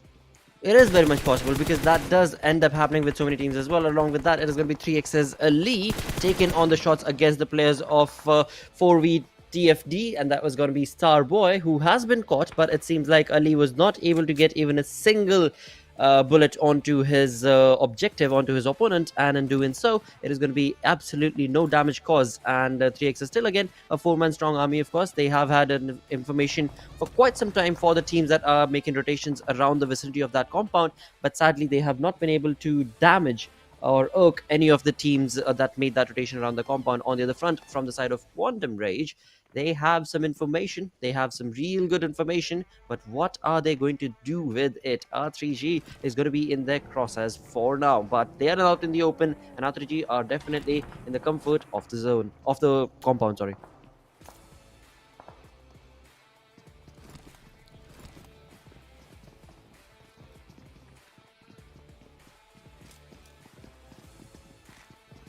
An easy, slow gameplay being showcased from the side of these teams, again, because they do know what's on the line, they do know what's on stake, and they want to take as much time as they can before they are committed to a fight. And this is a long range fight, so both the teams are trying to play it safe, I think.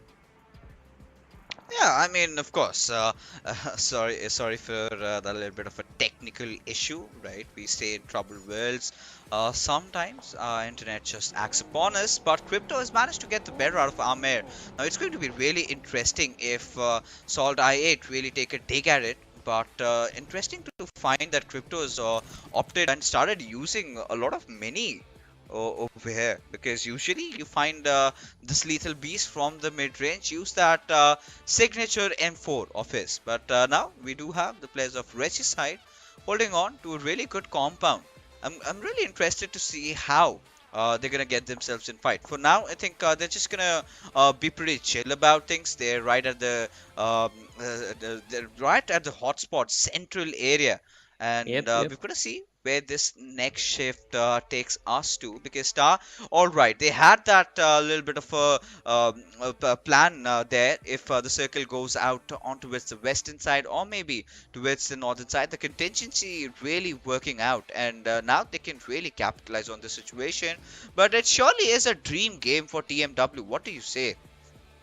Agreed. I mean, this is like a silver platter being handed to TMW, but not only that, they were also able to get the airdrop as well. So nothing, there are no complaints, there are no excuses that can be showcased from the side of TMW, because they have the zone, they have the guns, and they need to deliver. And there we have it. I mean, airdrop has been taken by Harry, so they've got everything working for their side. And on the other front, for I8, Salt not looking too good, as they're eating a lot of their own salt, and it is Magnus bringing in a lot of damage, and spray control not going to allow you to do anything Crypto, because when you've got a vehicle hurtling down towards your face, dude, yeah, no bullet is going to be able to stop it.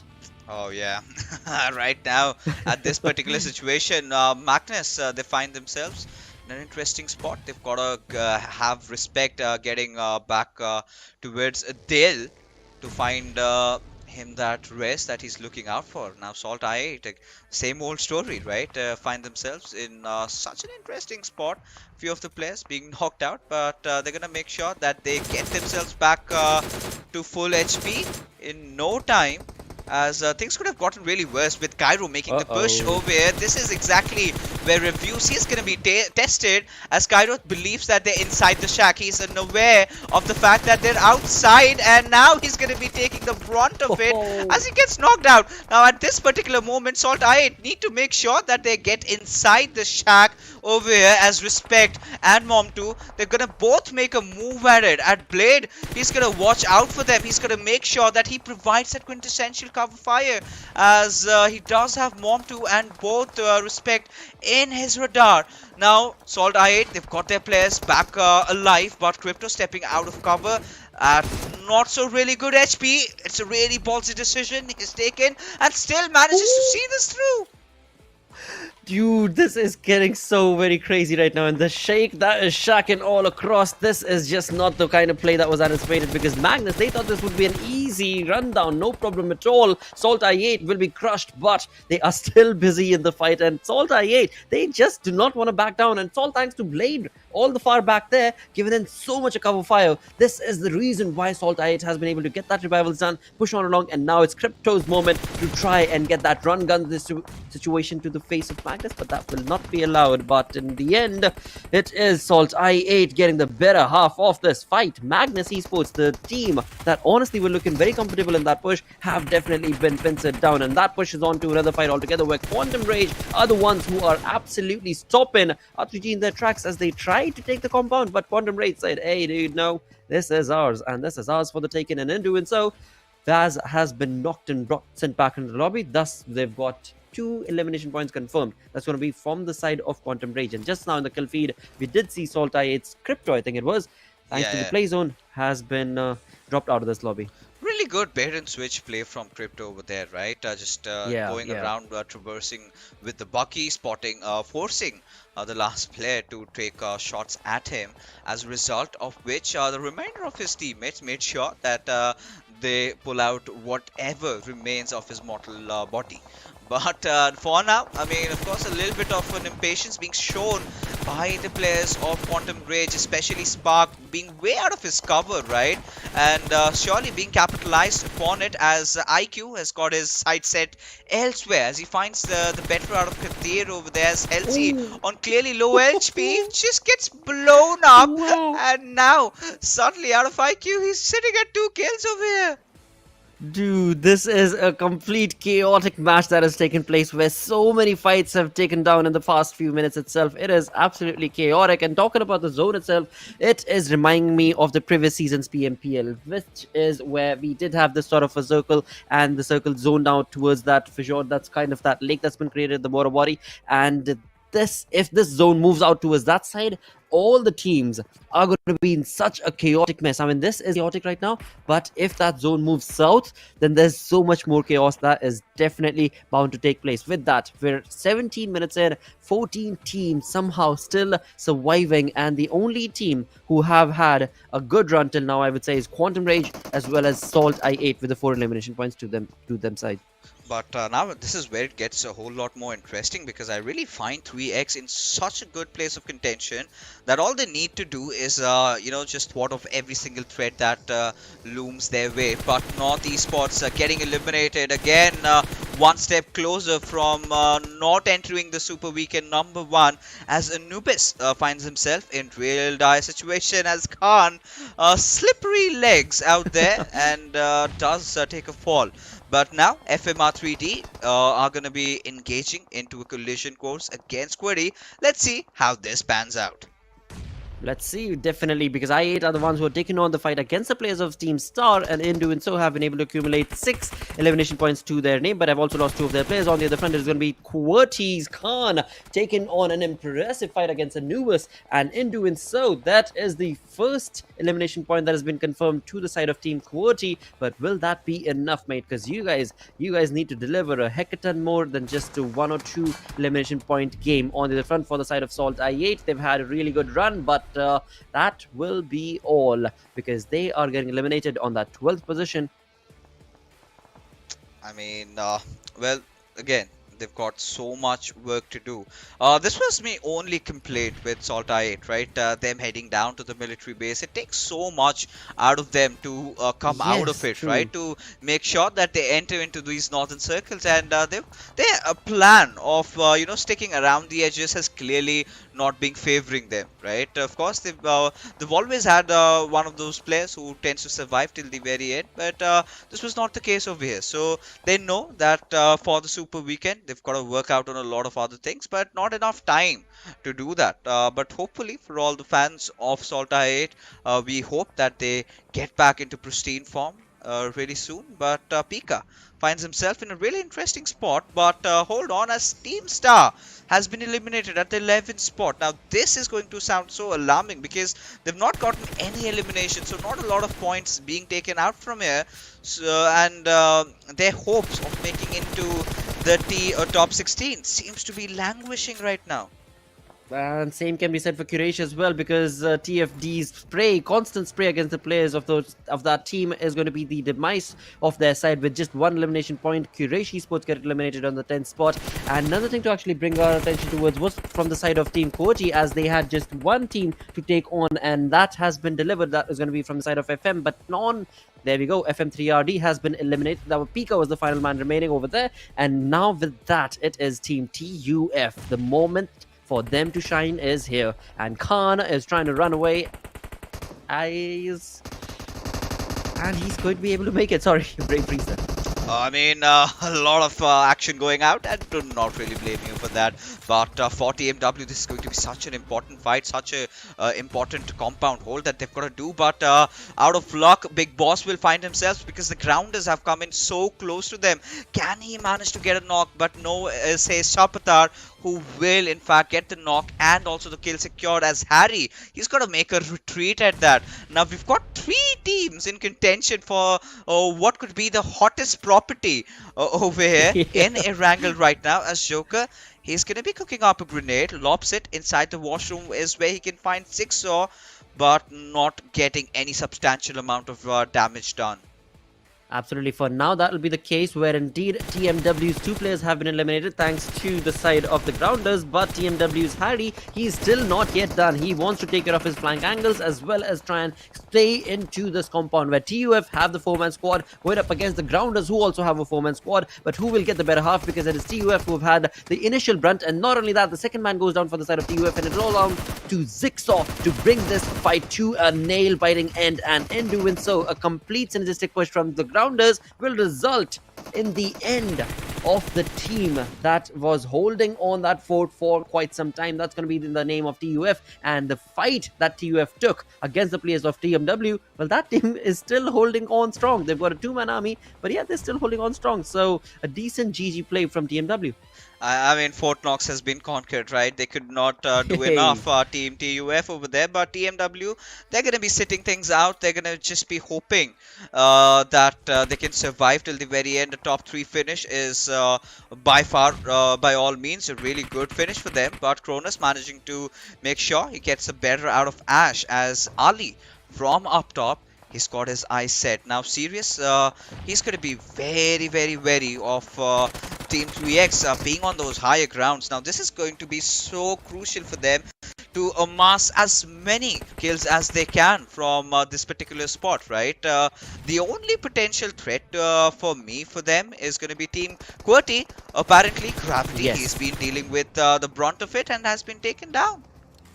I completely agree with you, mate. I mean, Team QWERTY, the way they were making that northern rotation, slowly pushing on along from XGeneration to their likes, and then finally getting that northern region calling their own. And TMW's Harry, I mean, this dude is definitely popping off a lot of heads today, and he has been able to sadly get that damage for himself and his team, but no elimination points sadly on the front. It is going to be his teammate who will definitely push on along, and Team QWERTY's Destroyer absolutely taking the brunt to his face, but not before he brings in a massive blow. And TMW, I mean, every single way you look at, there are so many incredible fights taking place between these warriors. Oh, definitely is. But look at this, you know, QWERTY being a little bit of a situation as they go up against the grounders who are completely grounded by the players of QWERTY. But 3x really chiming in, could not keep themselves away from the fight. It's going to be a kill galore for the M as they keep on slicing everyone through. Feels like a hot knife just cutting through that butter over there. But Gravity, I think the only player surviving for QWERTY. Now 3x Esports do seem that chicken dinner very close, almost in front of their faces. But can they successfully seal it? Can they make it theirs? Because TMW seem to be their nearby competitors, and boy oh boy, they have been playing a really good game of PUBG Mobile so far. Absolutely. I mean, TMW as well as 3x, both of these teams, in fact, Team QWERTY as well. I mean, but I would say Team QWERTY in certain sense has been consistent throughout the day in terms of the way they are able to finish those games. But 3x, TMW, they both needed these kind of wins. But 3x, I mean, the jump that this team is going to be making, 8 elimination points, and they still have 1 more game remaining for the day. So a comeback story has definitely been inclined from the side of 3x Esports if they're able to get this again with that 10 elimination points correction. I mean, Team QWERTY has been eliminated as well. I mean, this is exactly the game that they needed, and when it all mattered, the boys are really stepping up. With still 1 more game to go, I think they're going to be contesting for the top 16 spot, with Harry spotted out by Ali as he's going to take a few shots at him, but still not connecting, but still in such an interesting spot. But all he's going to do is try to position his crosshairs down a little bit, and switching on to the FPP mode was exactly all he needed. But it's going to be the nade from Kaizen that gets the knock. Now getting into really up close and personal situation with Reaper X will get the life pulled out of him as 3x Esports finally step up and live up to that old name that they've had and get those 13 eliminations and also make sure 28 points are collected for these lads and a beautiful winner with a chicken dinner.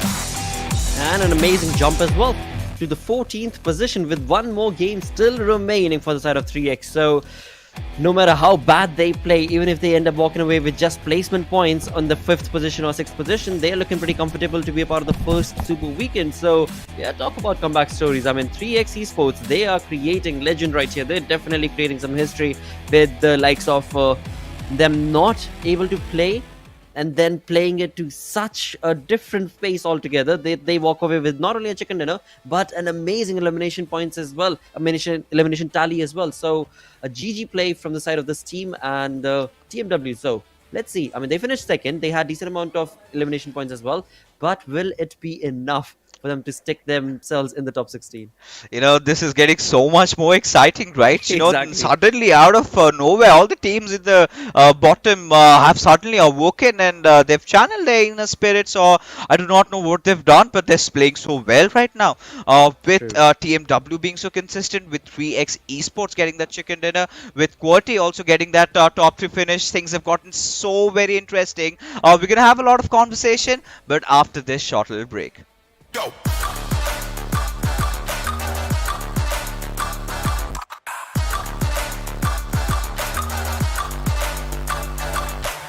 It's our chance. To reach the biggest. Let the action begin.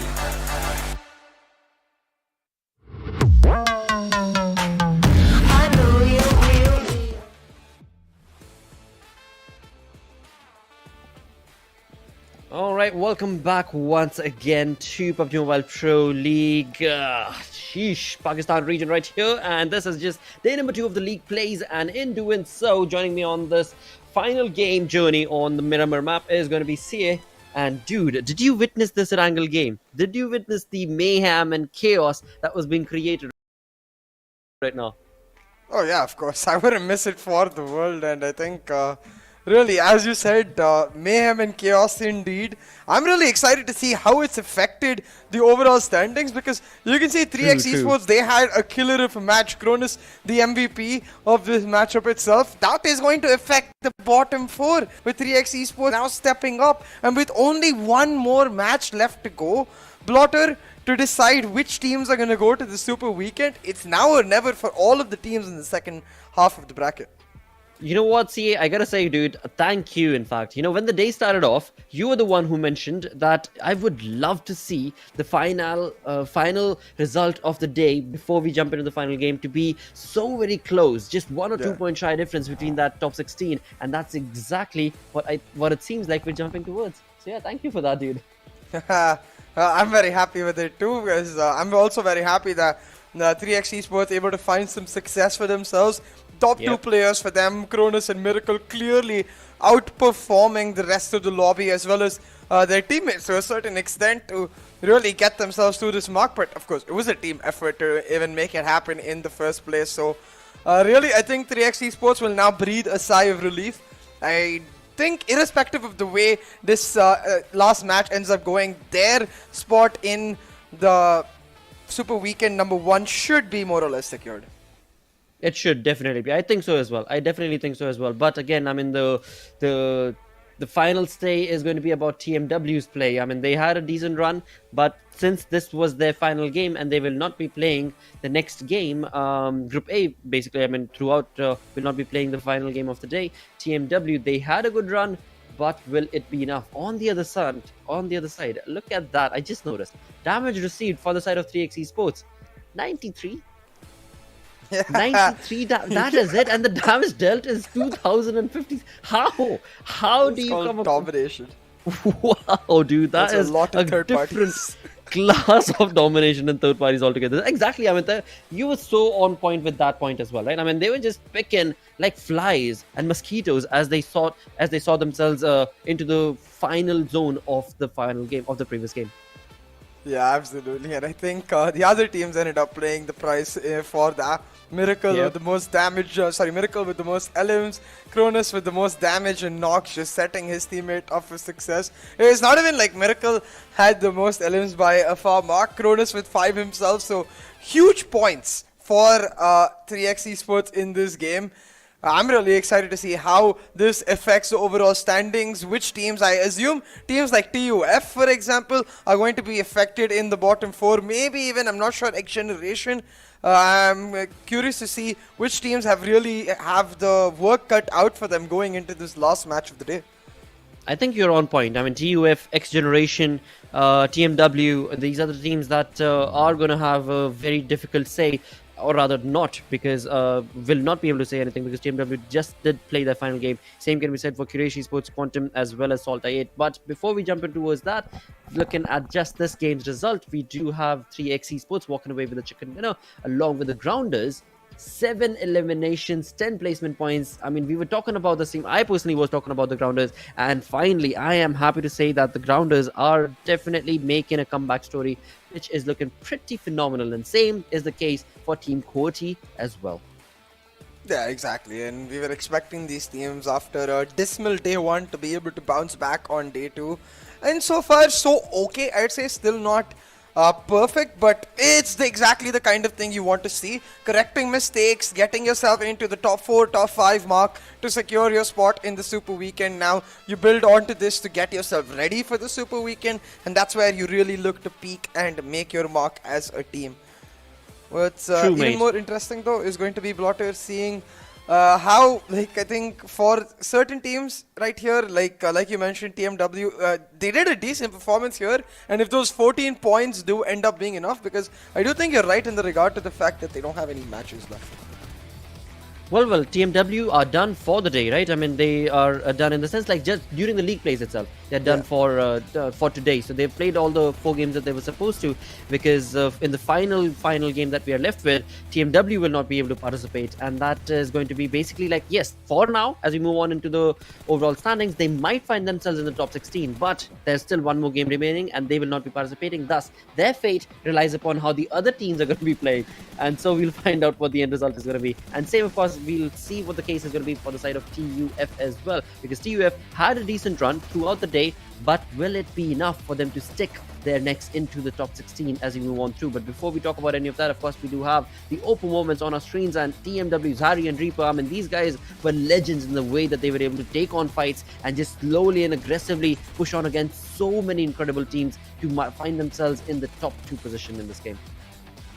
Yeah, exactly. And it's going to be quite interesting. Of course, in these Oppo moments, you can see some of the final fights between 3x and TMW. They just had the better position, the higher ground. You can see how much it means to them, because they're just not able to get off to a decent note before these matches. But hey, Fix has also mentioned this. All you really need, given the volatile nature of the leaderboard, is that one chicken dinner to make it happen. They get that chicken dinner, they get themselves into a comfortable spot, and most likely into the Super Weekend as well.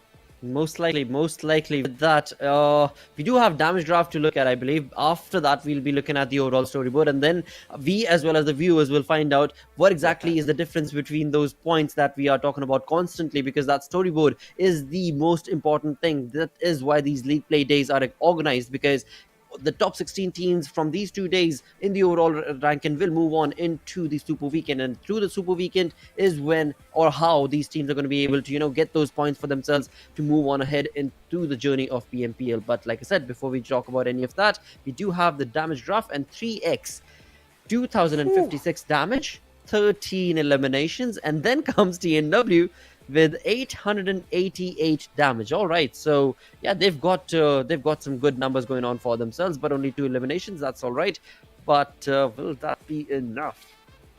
Yeah, will that be enough is the biggest question. So we'll see in the leaderboard right after this if it will end up being enough. And just to remind our viewers once again that the match we're going into is the final match of the day. So it's not, the teams we're not going to be seeing is teams from Group A, which is SALTxi8, Quantum Rage, Quraysh, and TMW. Out of this, I think SALTxi8 and Quantum Rage are most likely safe.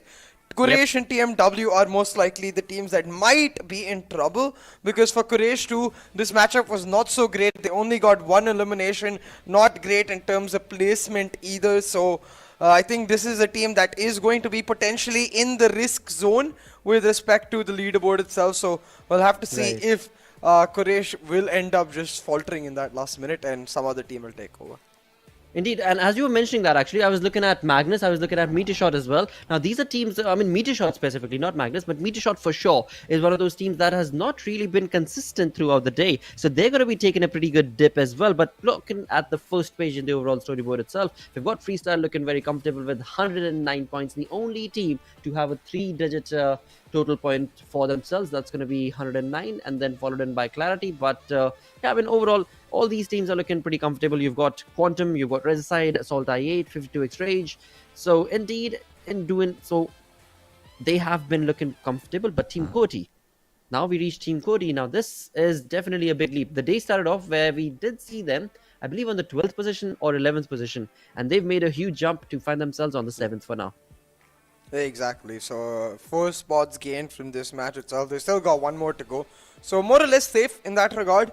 But going on to the second page, I'm curious to see, besides where TMW and Quraysh will end up being. I think Quraysh will most likely be outside the top 16. Oh, no, they know. Oh my God, look at this. 15th and 16th. So Quraysh and TMW will be desperately hoping that Team Star, Team TUF, XGeneration and North Esports have a horrible game here in this match. Because if any of them have a good game, first Quraysh will go, then first TMW will go, then Quraysh, and they're only 1 point apart. So one decent game can change it all. But talking about one decent game changing it all, from 20th, leapfrogging Quraysh and TMW, 3x Esports jump onto that 14th spot by 1 point. By 1 point, Plotter.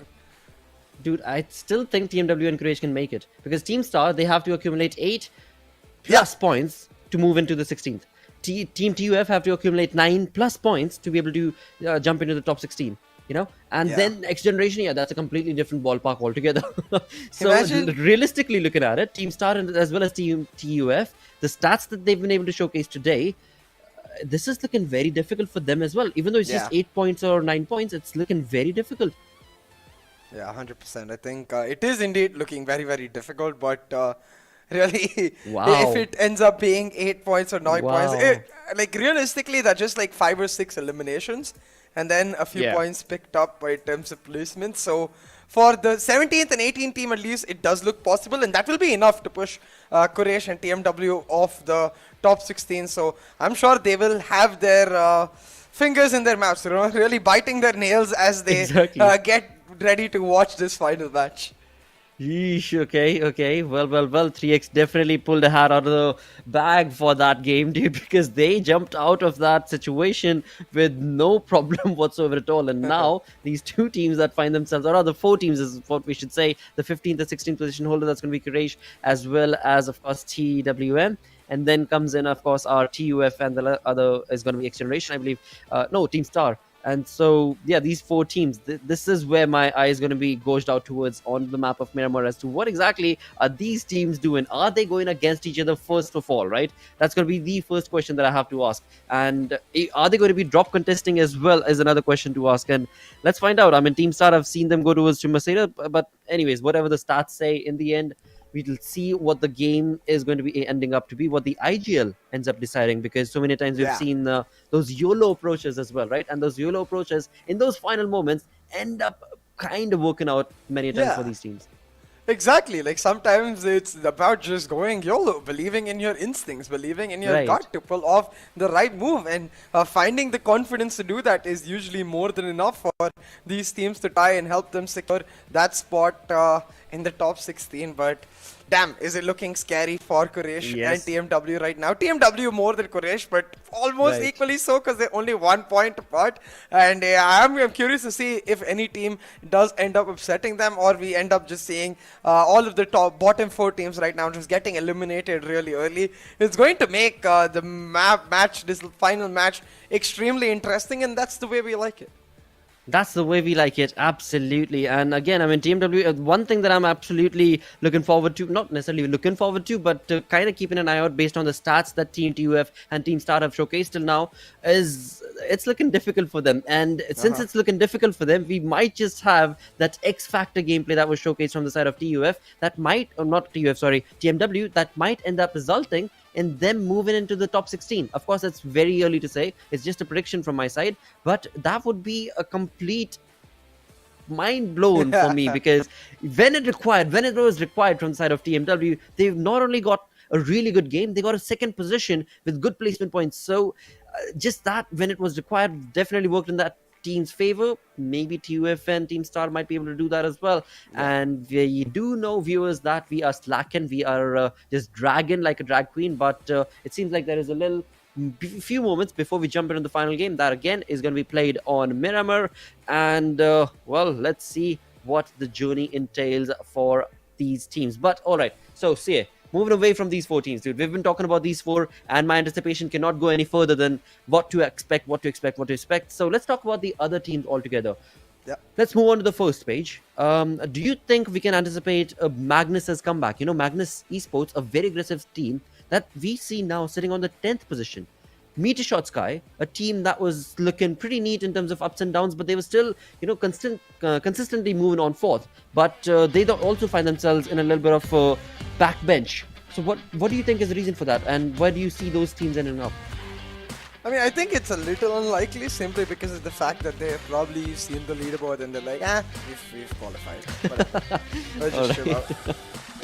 That could be a possibility, absolutely, because again, I've been playing this late. They just want to be able to chill, and again, to let our viewers know, this is all about qualifying, right? It's not about who's on number 1 or who's on number 5 or who's on number 10 in the overall standing, because the top 16 qualify, and as they qualify, their points are going to go down to 0 as they will start in their Superweekend journey. It will be 0 points for all those. Right now, these matches that we're looking at are all about just able to get yourself in the top 16 and just qualify for that Super Weekend. With that, the flight path on our screens moving all the way from the west to the east towards Bronca, and right off the bat we do have a few of these teams jumping right off the bandwagon, and it is going to be 52 XGeneration who are going to be moving themselves down towards El Pozo, along with Team Clarity, who like to actually go down towards Villa del Mar, who might actually drop down a little early because there's a vehicle down there that they might be able to utilize. But yeah, for now, we are looking pretty comfortable. But look at what 3X is doing. They've once again got a very manly split going on right there for the team. Yeah, a classic 3X have really. Similarly for 52x reach as well, I believe I expect that 2-2 split to come out, but this flight path is almost the exact opposite of what Fixes and I saw, so maybe the circle as well will be the exact opposite of what we saw. But one other battle that we didn't really get to talk about with respect to the ranking is this battle between Freestyle and Clarity, both of the teams in this lobby right now, battling for that number 1 slot. So we'll see if Freestyle is able to hold on to it. But hey, final match of the day, and PUBG Mobile gods are like, okay, fine, we've run out of crazy circles, you know, just take a standard one, might as well. We'll save the cool ones for the Super Weekend. Which is also possible, but you know what, when it comes down to these generic circles as well, I've noticed that when it comes to these generic circles, the teams in Pakistani lobby, they are so aggressive. And today, throughout the entirety of day number 2 of the league play, every single team, I mean, we've seen early skirmishes, we've seen teams take on fights head on, and it all boils down to this final game. So once again, I am rooting and hoping for a lot of fully fights, first blood situation in the next couple of minutes itself, and some action-packed gameplay being showcased from Clarity. Yeah, that's certainly what we're hoping for, and we might just get it in the bag for us, but my eyes are actually around the La Bendita area, because one of the teams that is facing the threat of elimination from the first Super Weekend, you could see MetershotxSKY in that 20th spot. They're quite close to our number 1 team, Freestyle. So that's kind of scary for MetershotxSKY. We'll see if they're able to quickly get on out of there. I don't think Freestyle is a fight you want to take this early. Dum dhabake dauda, right? That's the word, that's the proverb, or whatever it's called, where indeed NES is definitely running away from that position. They do not want to see the face and light of freestyle. That's exactly what's happening, where they've got a split, and a two-man split is definitely working in favor of Esports. This is information that I'm looking at from the map viewers, but just trust my words when I tell you that Esports is out of the scary situation that they were in, and they find themselves in the comfort of Los Leones now. But along with that, it's only going to be a few minutes, because fights is what the battleground is all about. With that, Team Star moving on along with the UMP meta, looking pretty comfortable. Hunk getting that loot aggregated for himself, but he is all by his lonesome, and his team is also, it seems, a little scattered. But that's going to be fine, because they are all still very close to each other at the water treatment plant. Yeah, it should be okay for now for Team TUF in terms of locations, but not really in terms of the live ranking. As you can see, 18th spot for Team TUF. I think Star and TUF are the ones to really look out for in this matchup, because they're the ones with the possible upset coming in on Quraysh and TMW. They've got to get 10 points basically to secure the back. 10 for TUF, 9 for Star. So we'll see if they're able to make it happen. Esports, of course, much harder for them. They've got to basically get a chicken dinner. That's the only way they're going to get out. Okay, not specifically a chicken dinner. I think it's second or third place would be good enough with enough elimination points as well. But they've got to get about 20 to 22 points, I believe, to qualify for the Super Weekend. So extremely difficult, but not impossible. And that's something that 3X have proved. Which is true, exactly, right? I mean, 3X were basically just handed it down on a silver platter, so it is very much possible for the likes of such teams to be able to provide it that sort of an opportunity as well. But it's once in a lifetime sort of a thing, which again is, well, for now we can say once in a league week kind of a thing, because every week we're definitely going to be looking at moments like these that are going to be created. So we can definitely keep an optimistic mind to that approach and anticipation. But on the other side, we've got the likes of Freestyle, who have been not looking forward to any of these thoughts, because they are creating their own storyline. They are creating their own standards every single game, pushing themselves, trying to get as many points as they possibly can, trying to get as many elimination points as well as they can. So very comfortable approach from the side of FS, and we shall definitely look on to a rivalry being created, I think, from this week 1 between FS and Clarity. Yeah, most definitely. We'll see if this is the trend that continues in Super Weekend, because more often than not, from what I've seen, is that usually in Super Weekend, day 1 is the days of upsets, where a lot of teams that you're not expecting start pulling back. Day 2 is the day of comebacks, and then day 3 is where everything starts settling down. So we'll have to see if that trend continues or not, and if Freestyle and Clarity, the teams that have so far dominated in this league stage, continue to do so in a consistent manner. But right now, standard setup for Miramar. Not a single player or team lost, not much action. Of course, it's also the last match of the day, so a little bit of nerves attached as well. I'm sure teams will be a little more cautious in their approach. Whoa, Team Star, that's not a cautious approach at all, dude. You definitely have a class 101, which says clearly, if you're on the map of Miramar, or whichever map actually, you should definitely not be hunkered down in one single vehicle. That's the worst decision you could possibly hope for. But then again, that's Team Star, and they're of course, like CS said as well, they're definitely open to their opinion, and it's absolutely fine, and I guess might just work for them. Let's see. And of course, in no party like a bus party. So of course, when you go together, you got the bus party vibes going on. A bit too you early got for the a party, good music on. Possible, very much possible though. I mean, that's the fun approach as well. You definitely want to be able to have fun as you're enjoying these very strenuous situations that you're facing with $100,000 prize pool and whatnot. One thing that these players ought to keep in mind, as well as the viewers, are in the end, these are players, these are human beings just like you and I, and they are also liable to make certain mistakes, which is absolutely fine, but they need to have some fun, and that is what is required rather than getting too serious. On the other front, Metershot still sticking to that late rotation, coming all the way from northeast. Campo Militar, in fact, one of their players has still not got into a vehicle, so they are still taking a very low-key approach. So as the zone starts constricting onto itself, all of these 64 teams won't have that much more open space, and that's when the chaos is definitely going to strike. And it seems like it is right around the corner between XGeneration and Team Star.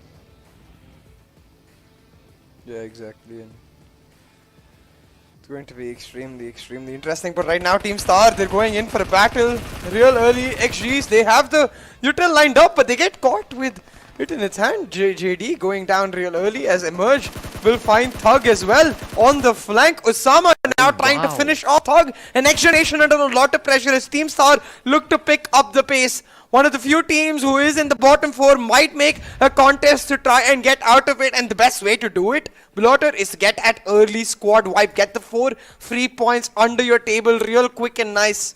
And they're doing exactly that. Now moving on to the last 2 players of XGeneration. They definitely are doing it in style. They've already got 2 elimination points confirmed with all 4 members synergistically pushing on along. That's from the side of Team Star. They are just trying to honker down against the players of XGeneration. Psycho has been brought down. Psycho was able to bring in a little bit of damage to Emerge, but that will not be allowed for long because in the end, XGeneration will be eliminated, and it is going to be the side of Team Star who have gotten 4 elimination points already confirmed. So, correct me if I'm wrong, I was calculating for the side of Team Star that was sitting on the 17th position, if I'm not mistaken. They had to accumulate 8 points, and then they'll be able to topple 9 points, right? 8 points to sum up, and then 9 points, 1 more point to exactly to topple over. So, well, they've got 4. They only need 5 more. Okay, there's still life possible. Exactly, and 5 points is not too hard in placement aspect. Like, if you can just hold on for dear life. Get Ali, on the other hand, did you see that? On the way? Oh no! Sorry. Ali was not able to hold on to his dear life. As soon as he said, "Hold on to your dear life," there comes in Ali, who had just dropped out of his Kamado. So, never mind. I'm sorry. Please go ahead. No, I completely get it. Ali just, well, we talked about a lot of players having a good time. Ali just be like, whatever. I'll get all of the random moments out now. I won't do it in the Super Weekend. Well. Oof. We have 16, my apologies, 15 teams still remaining. As we did just see XGeneration getting eliminated, rather handed themselves in on to Star X, and in doing so, lost all of their lives. Whoa, Mr. Black. The grounders, Mr. Black, is definitely visible, is he not? Hassan OP, how can he not see that? Karel in his hand with a 4x, and he cannot see... Dude, he could definitely see the cargo pants. At least I thought he could see the cargo pants. Never mind. Maybe he was not looking at that same position. But now with Mr. Black moving away, he will definitely have that information. And Hassan OP is going to hold on to that fort. As we can see in the minimap, his teammates are also right around in the vicinity. So they may be planning a SWAT attack against that compound of Mr. Black, the grounders side. With that, the first airdrop dropped on the LMG along with the level 3 kit. Dude, what's your opinion about the LMG? Oh, I love the MG3 personally. I think it's my potentially favorite, with the exception of the AWM. Now, objectively, of course, I think MG3 is better than AWM, but I personally love sniping, so it's why I like the AWM. But MG3, I think, is one of the top 2, 3, maybe objective weapons that you could get out of that. Okay, so if I were to say, compare the LMG to MT49 then? I don't know. There's a reason you rarely see the M249 on the drop, Yeah, I know, dude, I know. But yeah, with that, I mean, you move on into the game itself. It seems like 3X have now gotten another team that they want to be able to bring in a little bit of blow to, and that's going to be in the name of Team QWERTY.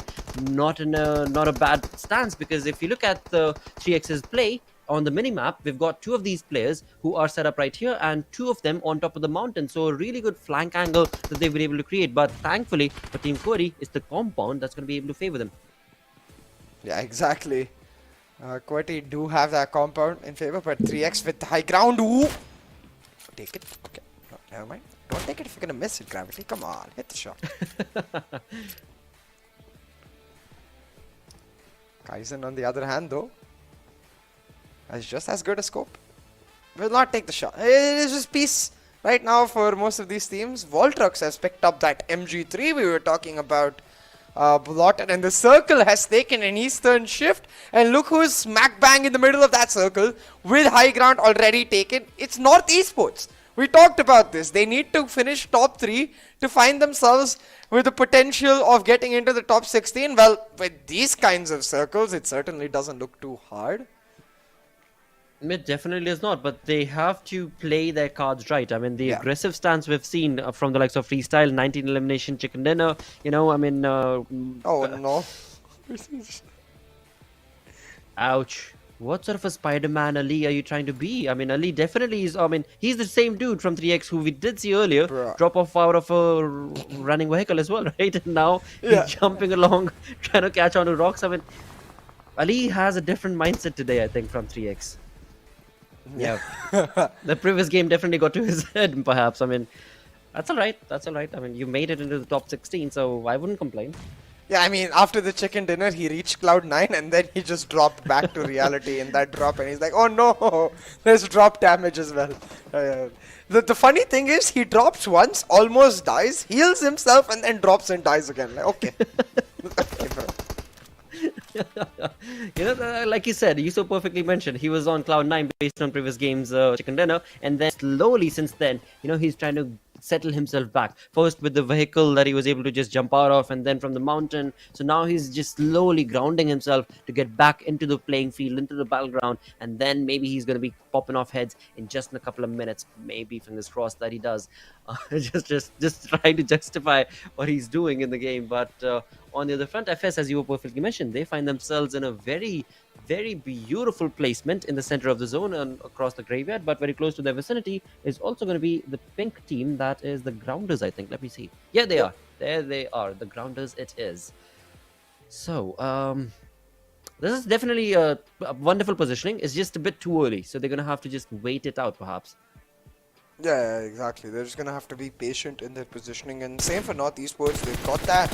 If they can ensure control of that entire mountain range to themselves, they effectively use GGWP. But it's a very risky area to be in because someone could easily come onto you from the left or right with the high ground still maintained. Like without that high ground advantage that North Esports have because of the length or rather breadth of that mountain range and the... area to which it really does extend. Right now though, TUF trying to catch out a couple of teams on the move, not really able to knock anyone out, so still no teams will end up finding themselves in a precarious spot. But the zone's starting to close in now, Lotter. It will start doing a lot more damage than teams are able to get around. Absolutely. Let's see where does it go, and it goes to North Esports. All right, all right. Dude, your word, mate, your word. Your word is the charm of the day is what I would say, because it is seemingly like your word might lead NES into a chicken dinner situation, which they've already been awarded. They just need to be able to capitalize upon it. On the other front, it is going to be the Grounder Shaptar trying to use, I think it was his mini, I did not see, but yeah, that did not work out in his favor as he was caught. And 52 exchange get the better half, and Sensei definitely dropped from the side of the Grounders. Oh, Emerge getting caught out with the circle doing a bunch of damage. Joker adding on to that. Stars. Remember, this team got those 4 eliminations early, Blotter, but they need to survive. They need to survive at least till the top, at least 6, I'd say. Dude, TUF is right underneath them. This is the team that is stealing the stealing those points that were needed. Okay, Zipian is ready, Zipian is equipped, Zipian is prepped, and he is going to deliver in style. But will that be enough? Yes! Dude, all down to Joker Sir, will you? Ooh, okay, yeah. TUF fans, this is the not looking easy for TUF fans. Same can be said for Team Star fans, because tough luck situation for both of those teams. Oh, and now Star under pressure from Leon OP. Some issues with the driving as well. But Leon OP realizing that the circle is catching up to him. Gets his vehicle and God Fury able to get barely. Drolin now shutting down Star. It's like Clarity has got the backs of Quraysh and TMW. They're like, no worries guys, we'll hold on for you in this lobby. On both sides. First Zibian and then Drolin shutting down these teams. Oh. This is ridiculous, dude. This is absolutely bonkers. I mean, both those teams, TUF as well as Star, they both needed those points, but they are both left with just a one-man squad as of now. And both those my apologies actually, TUF have 2 of them right there in front of us, Joker, Sir, as well as Thor, whereas it is not looking good for Team Star. It is just one-man squad for their side. On the other front, for the side of Play Zone, it is 52 X-Rays. That is creating a lot of havoc. And 52 X-Ray taken in a lot of damage thanks to that blue zone indeed. With that, 15 teams of course still do survive.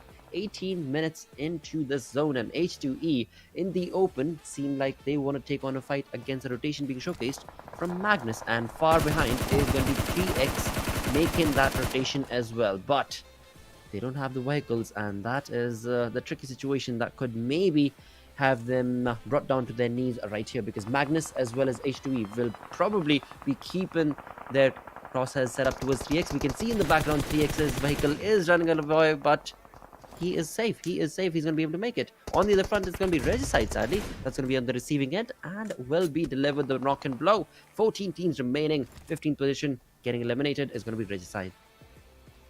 Yeah, exactly. However, looking at their live ranking right now, Star, they need 4 points. The TUF, they need 4 points. Equalize 5 to guarantee their spot in the top 16.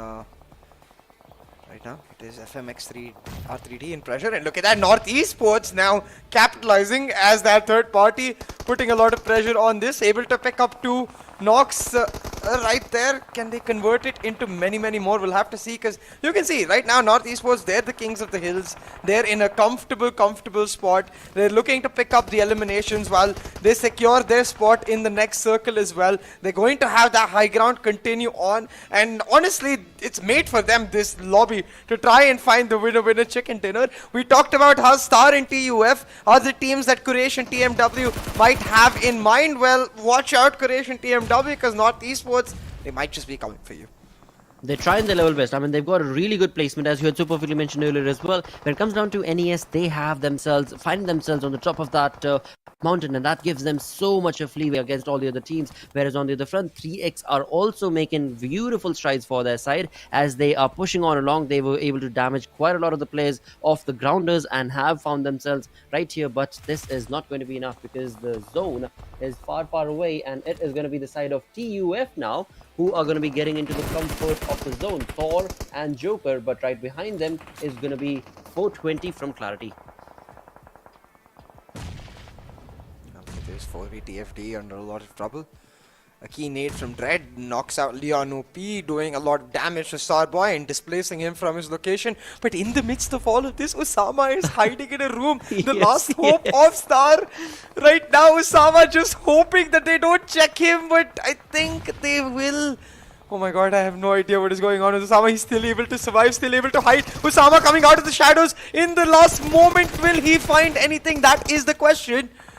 So far, nothing seems to be the case, as I believe H2E are almost all eliminated. Still Usama, last member in the house.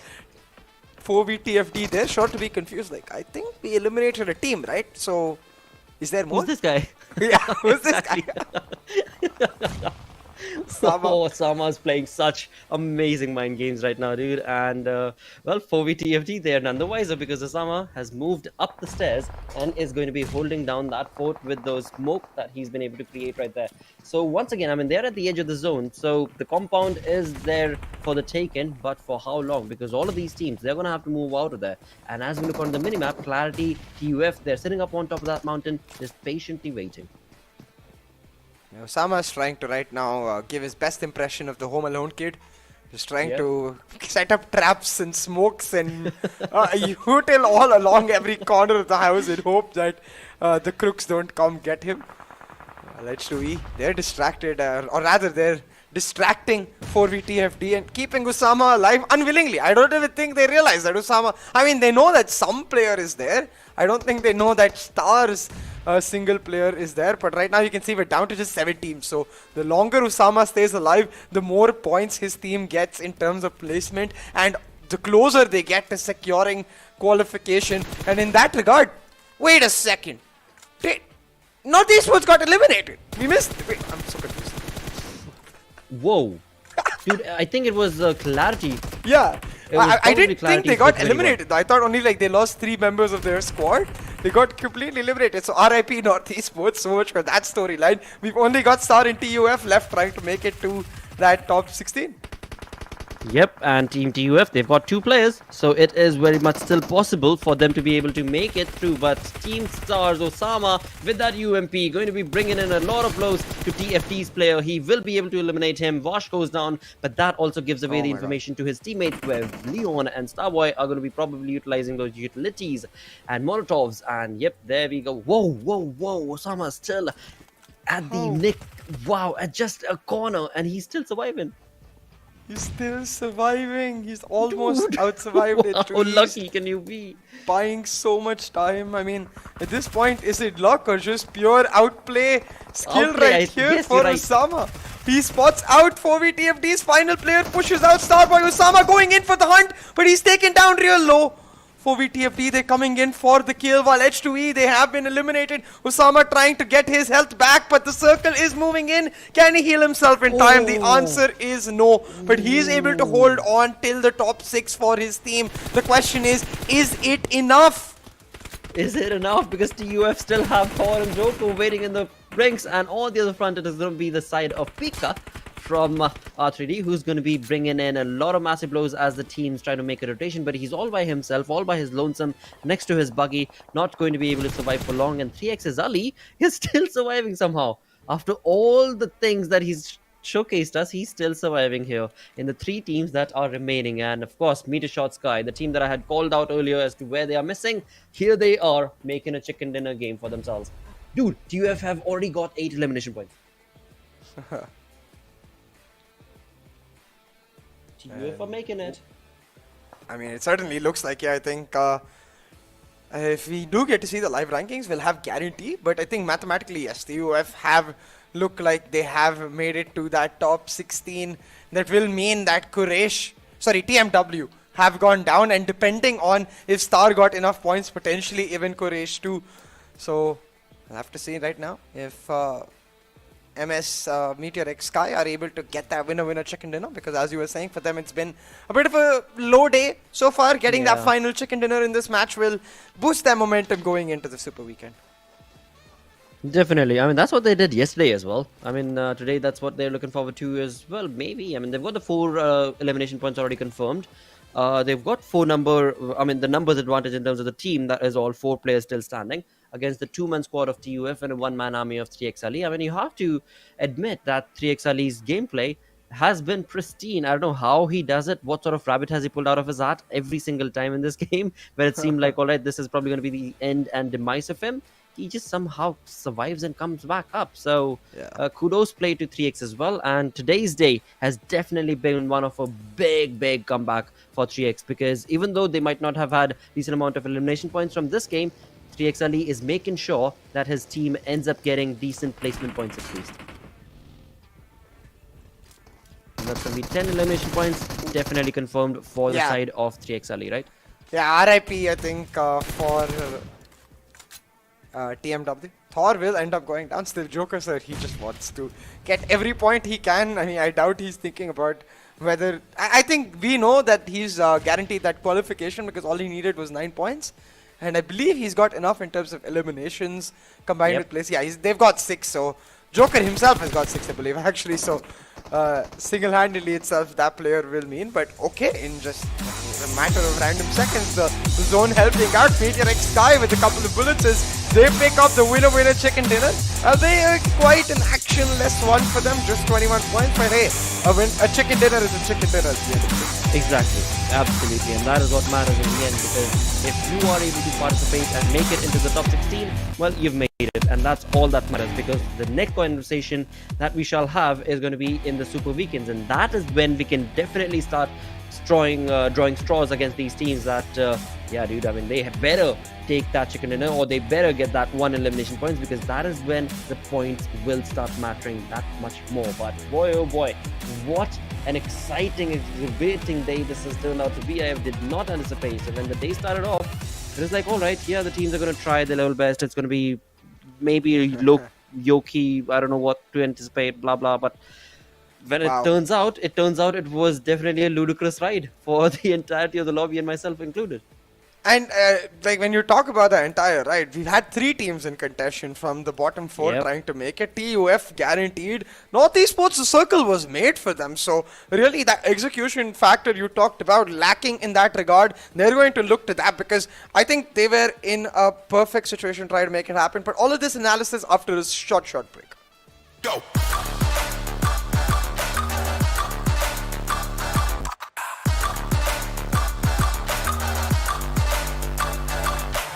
It's your chance to reach the biggest. Let the action begin.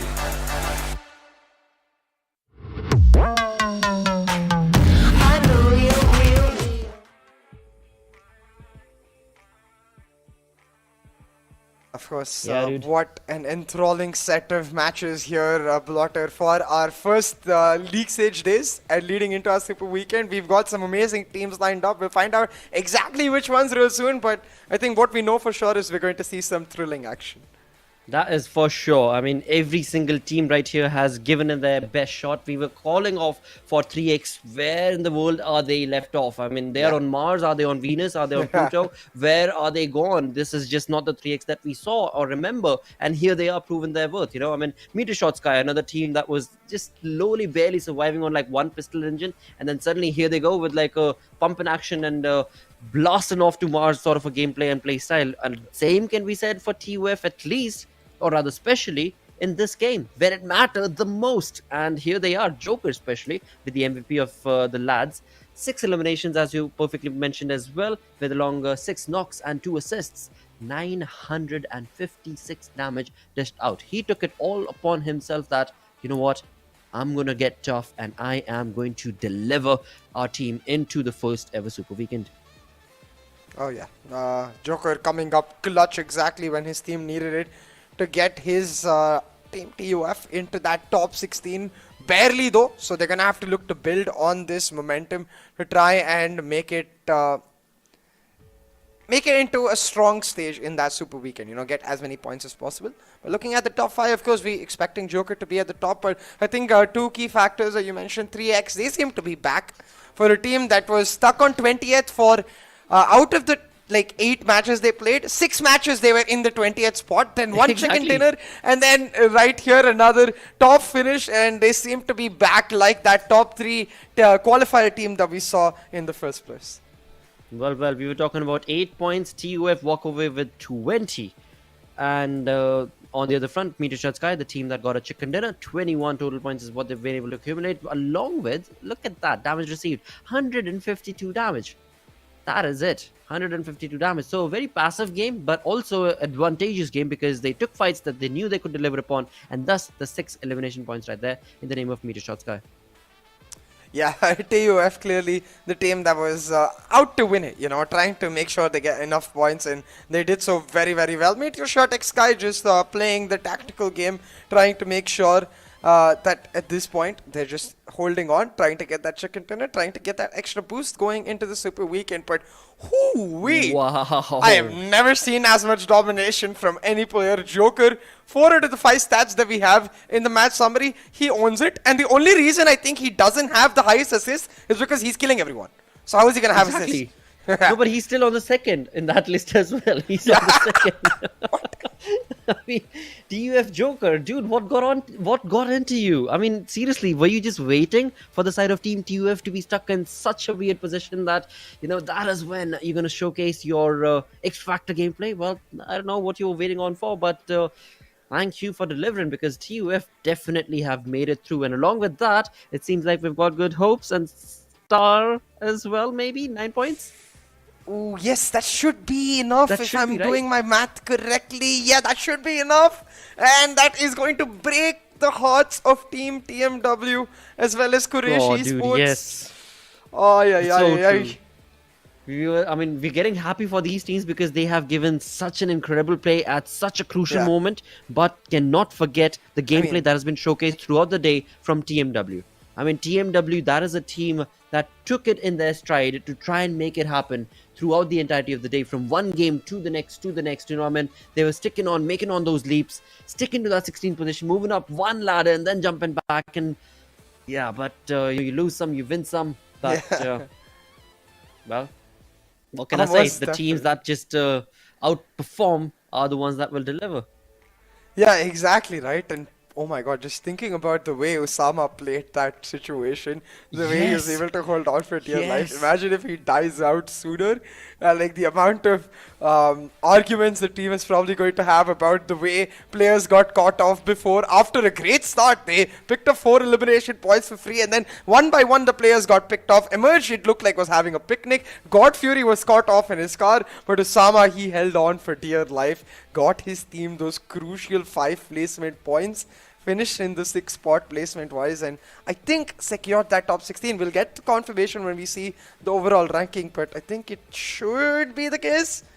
It will be. We shall find out after the total damage graph, damages graph. But before we do, we are going to go through the zone analysis. Now, this is where CA did point out that NES, they are looking at a very comfortable position, and they were as well, right? They had the mountain region working for themselves, but even though they had the information for all the teams that are trying to approach them, that aggressive, over-aggressive, that stance that is required, that trait that is required, that is something that is missing from the side of North Esports. And that, of course, with so many teams coming over to your position, it was absolutely no way they could have held their grounds. But on the other front, TUF held on Clarity 420 boy, pushed on against him, got the team revival, Joker and Thor, then pushed on along. And in all of that, well, they definitely made it. Also, another question that I did have for you, Nikhil, is, correct me if I'm wrong, but when Osama was stuck in that compound, we had 3 different teams around in the vicinity, right? Yeah. Yeah, exactly. And I had 2 teams right in front of him. I think a 3rd team trying to get Right the long behind, shots right? in. Yeah, right behind them from the high ground area, trying Mountain. to get the long shots in. So 2 teams that he knew about for sure, H2E and I forgot who the other team was actually. TFT, 4v TFT. Both Right. in that area fighting with each other, and Usama just being like, okay, I'm trying to hold on. But this is where it all started for Star. A great elimination of XGeneration really early, but then it all started unraveling. Absolutely. I mean, this is just the perfect shine that was showcased from the side of Team Star as they pushed on, and this is where their emergence was completely taken away from them, and that too in the name of Team TUF, who also deserved and needed those points. So a very interesting gameplay being showcased from their side, but as soon as Team TUF were able to get that point against Emerge, it was Clarity who was again waiting in the tracks, but thanks to, of course, teammate that was able to keep themselves in track. Team Star, though, not so happy and got so unlucky because one by one their rotations were just caught against them, and one final player, Osama, was left. Yeah, exactly. That final player, Usama, really had to step it up. I believe Quraysh and Star are tied on 42 points, so I'm curious to know how exactly which team will be able to pick it up in the top 16. I assume we're going to find out in our overall rankings later. But for now, of course, our attention on the last few Oppo moments of this matchup. Really, this is where you could say finally Usama went down, but it caused more than enough damage, allowed MetershotxSKY to clean up the rest of this 4v TFT squad, and then it came down to TUF just trying to hold on for dear life. Joker Sir did that brilliantly.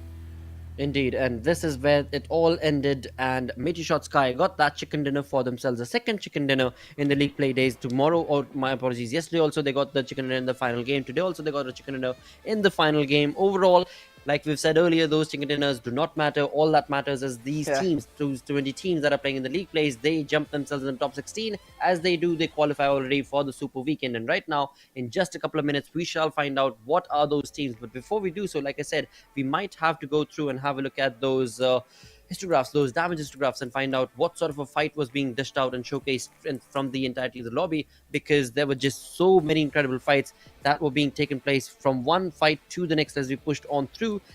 FS this time around, though, I mean, they did take on some fights, but sadly did not end up delivering. On the other front, Magnus, same case, 525 damage, but only 1 elimination point. So not a great outing for Magnus, especially. FS has had a decent run. Yeah, and you could see as compared to like the last Erangel we saw where one team clearly dominated in terms of damage, this is much more evenly spread out, at least between the 10 teams almost right here. So clearly a Miramar for the ages, as it looked like any team could have picked it up, and North Esports, they're going to be extremely disappointed. They did a decent chunk of damage, to be fair, picked up 3 eliminations, but just not able to hold on. I think QWERTY were the one who ended up finishing them off, and it's quite like for them disruptive, because look, QWERTY didn't even do that much damage. Exactly. I mean, North Esports, they were just at such a perfect position where they had so much information, and they were using that information also consistently bringing in a lot of bullets and sprays against their opponents. That is why they've got that 1300 damage, as so many teams were jumping on towards their location as they were in the zone. But sadly, that was just not enough, and well, they were able to only accumulate 3 elimination points, but that's okay. I mean, you learn some, you lose some, you win some. In the end, we've got this to worry about. That is the top 16. And looking at the top 16, Freestyle still maintaining that wonderful flamboyant approach to their entire 2 league play days. 111 total points is what they've been able to accumulate. MetershotxSKY making a big jump from the second place to the first, 6 positions up, onto the 5th with 71 points. Yeah, and I think one of 2 teams, Regicide and MetershotxSKY, who picked up 2 chicken dinners throughout this day, so it'll be really clear for them. But to be honest, top 10 teams, I'm sorry, but nobody cares about you. Let's go on to the next page.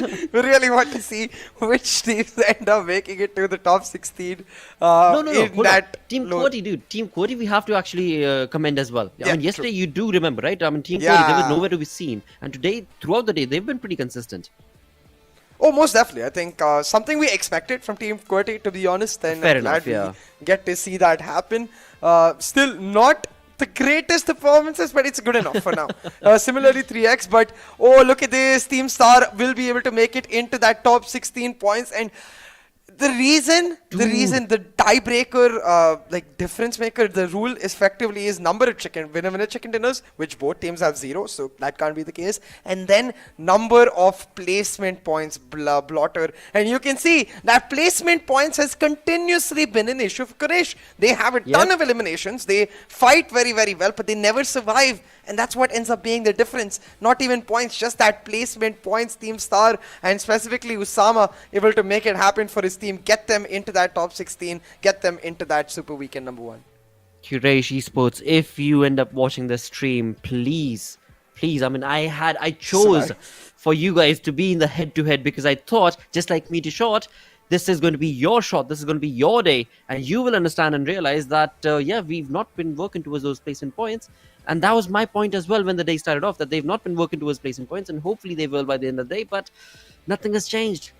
You gotta bring changes, mate. Bring changes. But that is something that we gotta thank the side of Team TUF. I mean, the grounders are looking pretty comfortable. Team Star is looking pretty comfortable. Sadly, Team TmwEsports, not Team, my apologies, TmwEsports. Tough luck, mates. Tough luck. This team, they tried. They genuinely tried today. But yeah, the other teams, they just had a better start from yesterday to today. So they get the better half of the better chunk of the cake, pretty much. But nothing taken away from these teams that find themselves on the 17th, 18th, and 19th, and 20th, because there are going to be 3 super weekends, and this is just the first one that they'll miss out. There's still hope. Yeah, There's still opportunities. It's gonna hurt, I think, for them missing out on this first Super Weekend. They're gonna have to pull off some insane performances in the other Super Weekends to be able to bounce back and stay in the top 16 to try and make it to the grand finale. But it's gonna be easier said than done. However, our elimination leaders for now, you can see quite reminiscent of our top teams. You've got 420 Boy from Clarity, Voltrucks from Regicide, Malik from Freestyle, Joker stepping in there from TUF. Of course, a large reason of which was the large number of frags he got in this final game. And then Sirius, who's been a consistent performer throughout in that 5th spot. Absolutely, from Quantum Rage, indeed. And that is where the cookie has crumbled for the day, where indeed we've got the top 16 teams that will be moving on forth, and these are the elimination leaders. But once again, these players, they have had some wonderful run, but in the Super Weekend, the teams are going to be trying, I believe, different strats. I believe they will have a completely different drop location as well. I mean, I'm anticipating. I'm not sure if that'll be the case or not, of course. But I definitely do look forward to some X-Factor plays being showcased from these teams. And also to keep in mind that Sandhawk is also going to get introduced in the Super Weekend. So maybe a few of these teams have just been waiting for that. Yeah, most definitely. I think some teams we've clearly seen map preferences from. Like, I think Regicide loves them, Miramar. Clearly, Freestyle, Clarity especially, love them, that Erangel. So I'm sure there are teams out there who'll be like, bro, there's no Sandhawk, come on, I want to play some Sandhawk. And I'm sure there are teams out there who's going to be like, well, let's go, Super Weekend. We've got that map coming in, and they'll look to maximize their value right then and there. But I think what's especially key is the consistency we're seeing from Freestyle. They've got 3 players in the top 10, I think the most from any individual team. So clearly a big reason as to why they're finishing in that #1 slot from this weekday stage in the league. Absolutely. And again, I mean, as we move on through from the first elimination leader to the second, we do have these few teams names that are going to be constant, like FS, like you've got Clarity. I mean, Magnus's player Mom 2 is also going to be there. So these are teams and players who have every now and again, I mean, they have been a part of this such a long time that now and again, every single time, they have something different to offer. And that X factor is what will help these teams, these known teams, to be able to capitalize on these situations. But the new teams, they have so much more to prove, like the likes of 3x Esports. MetershotxSKY looking pretty comfortable. 52x Rage looking pretty comfortable. Team H2E, I mean, they have not been working towards those elimination points, but hey, it doesn't matter. They're still here for the Super Weekend. They've made it. Yeah, exactly. And these are your top 16 teams coming in from this weekday stage, going into the Super Weekend. Team Star and Team TUF, those last minute entries, displacing TmwEsports as well as Quraysh Esports. Of course, giving a lot of fans some hope and breaking a lot of hearts at the same time. And on the other hand, we've also got, I believe, QWERTY, 3x Esports, all of these teams that were looking like they might not make it yesterday, making it right today with some decent performances. That is so true. I mean, Team QWERTY, it honestly felt like, where is that QWERTY gone that we knew? I mean, Khan, Wolverine, these guys was just all over the place with such amazing plays. But here they are, proving their mettle. And there's something I believe you said, or I think you said it, that they're just waiting for that Super Weekend. As soon as that Super Weekend is brought on, that is where we shall see these players come on into their own light. With that, do not forget to follow us for, or rather, the entire journey of PMPL. So hashtag PMPL as you join us through these matches, and let us know where you're tuning in from on of course the social media. On Facebook, would share pictures, and on social media like Twitter and Facebook, as well as Instagram. Do not forget to follow, as well as our official PUBG Mobile Esports page on YouTube. That is going to be so very important for you to click that icon and subscribe and click that red button, because we are going to be back again with the Super Weekend. That will be on Friday exactly at the same time. But until then, thank you so very much for tuning in. I've been Blotter. Joining me, of course, is going to be CA, and it was Fixes in another dimension altogether. Until then, take care. Bye-bye. Bye.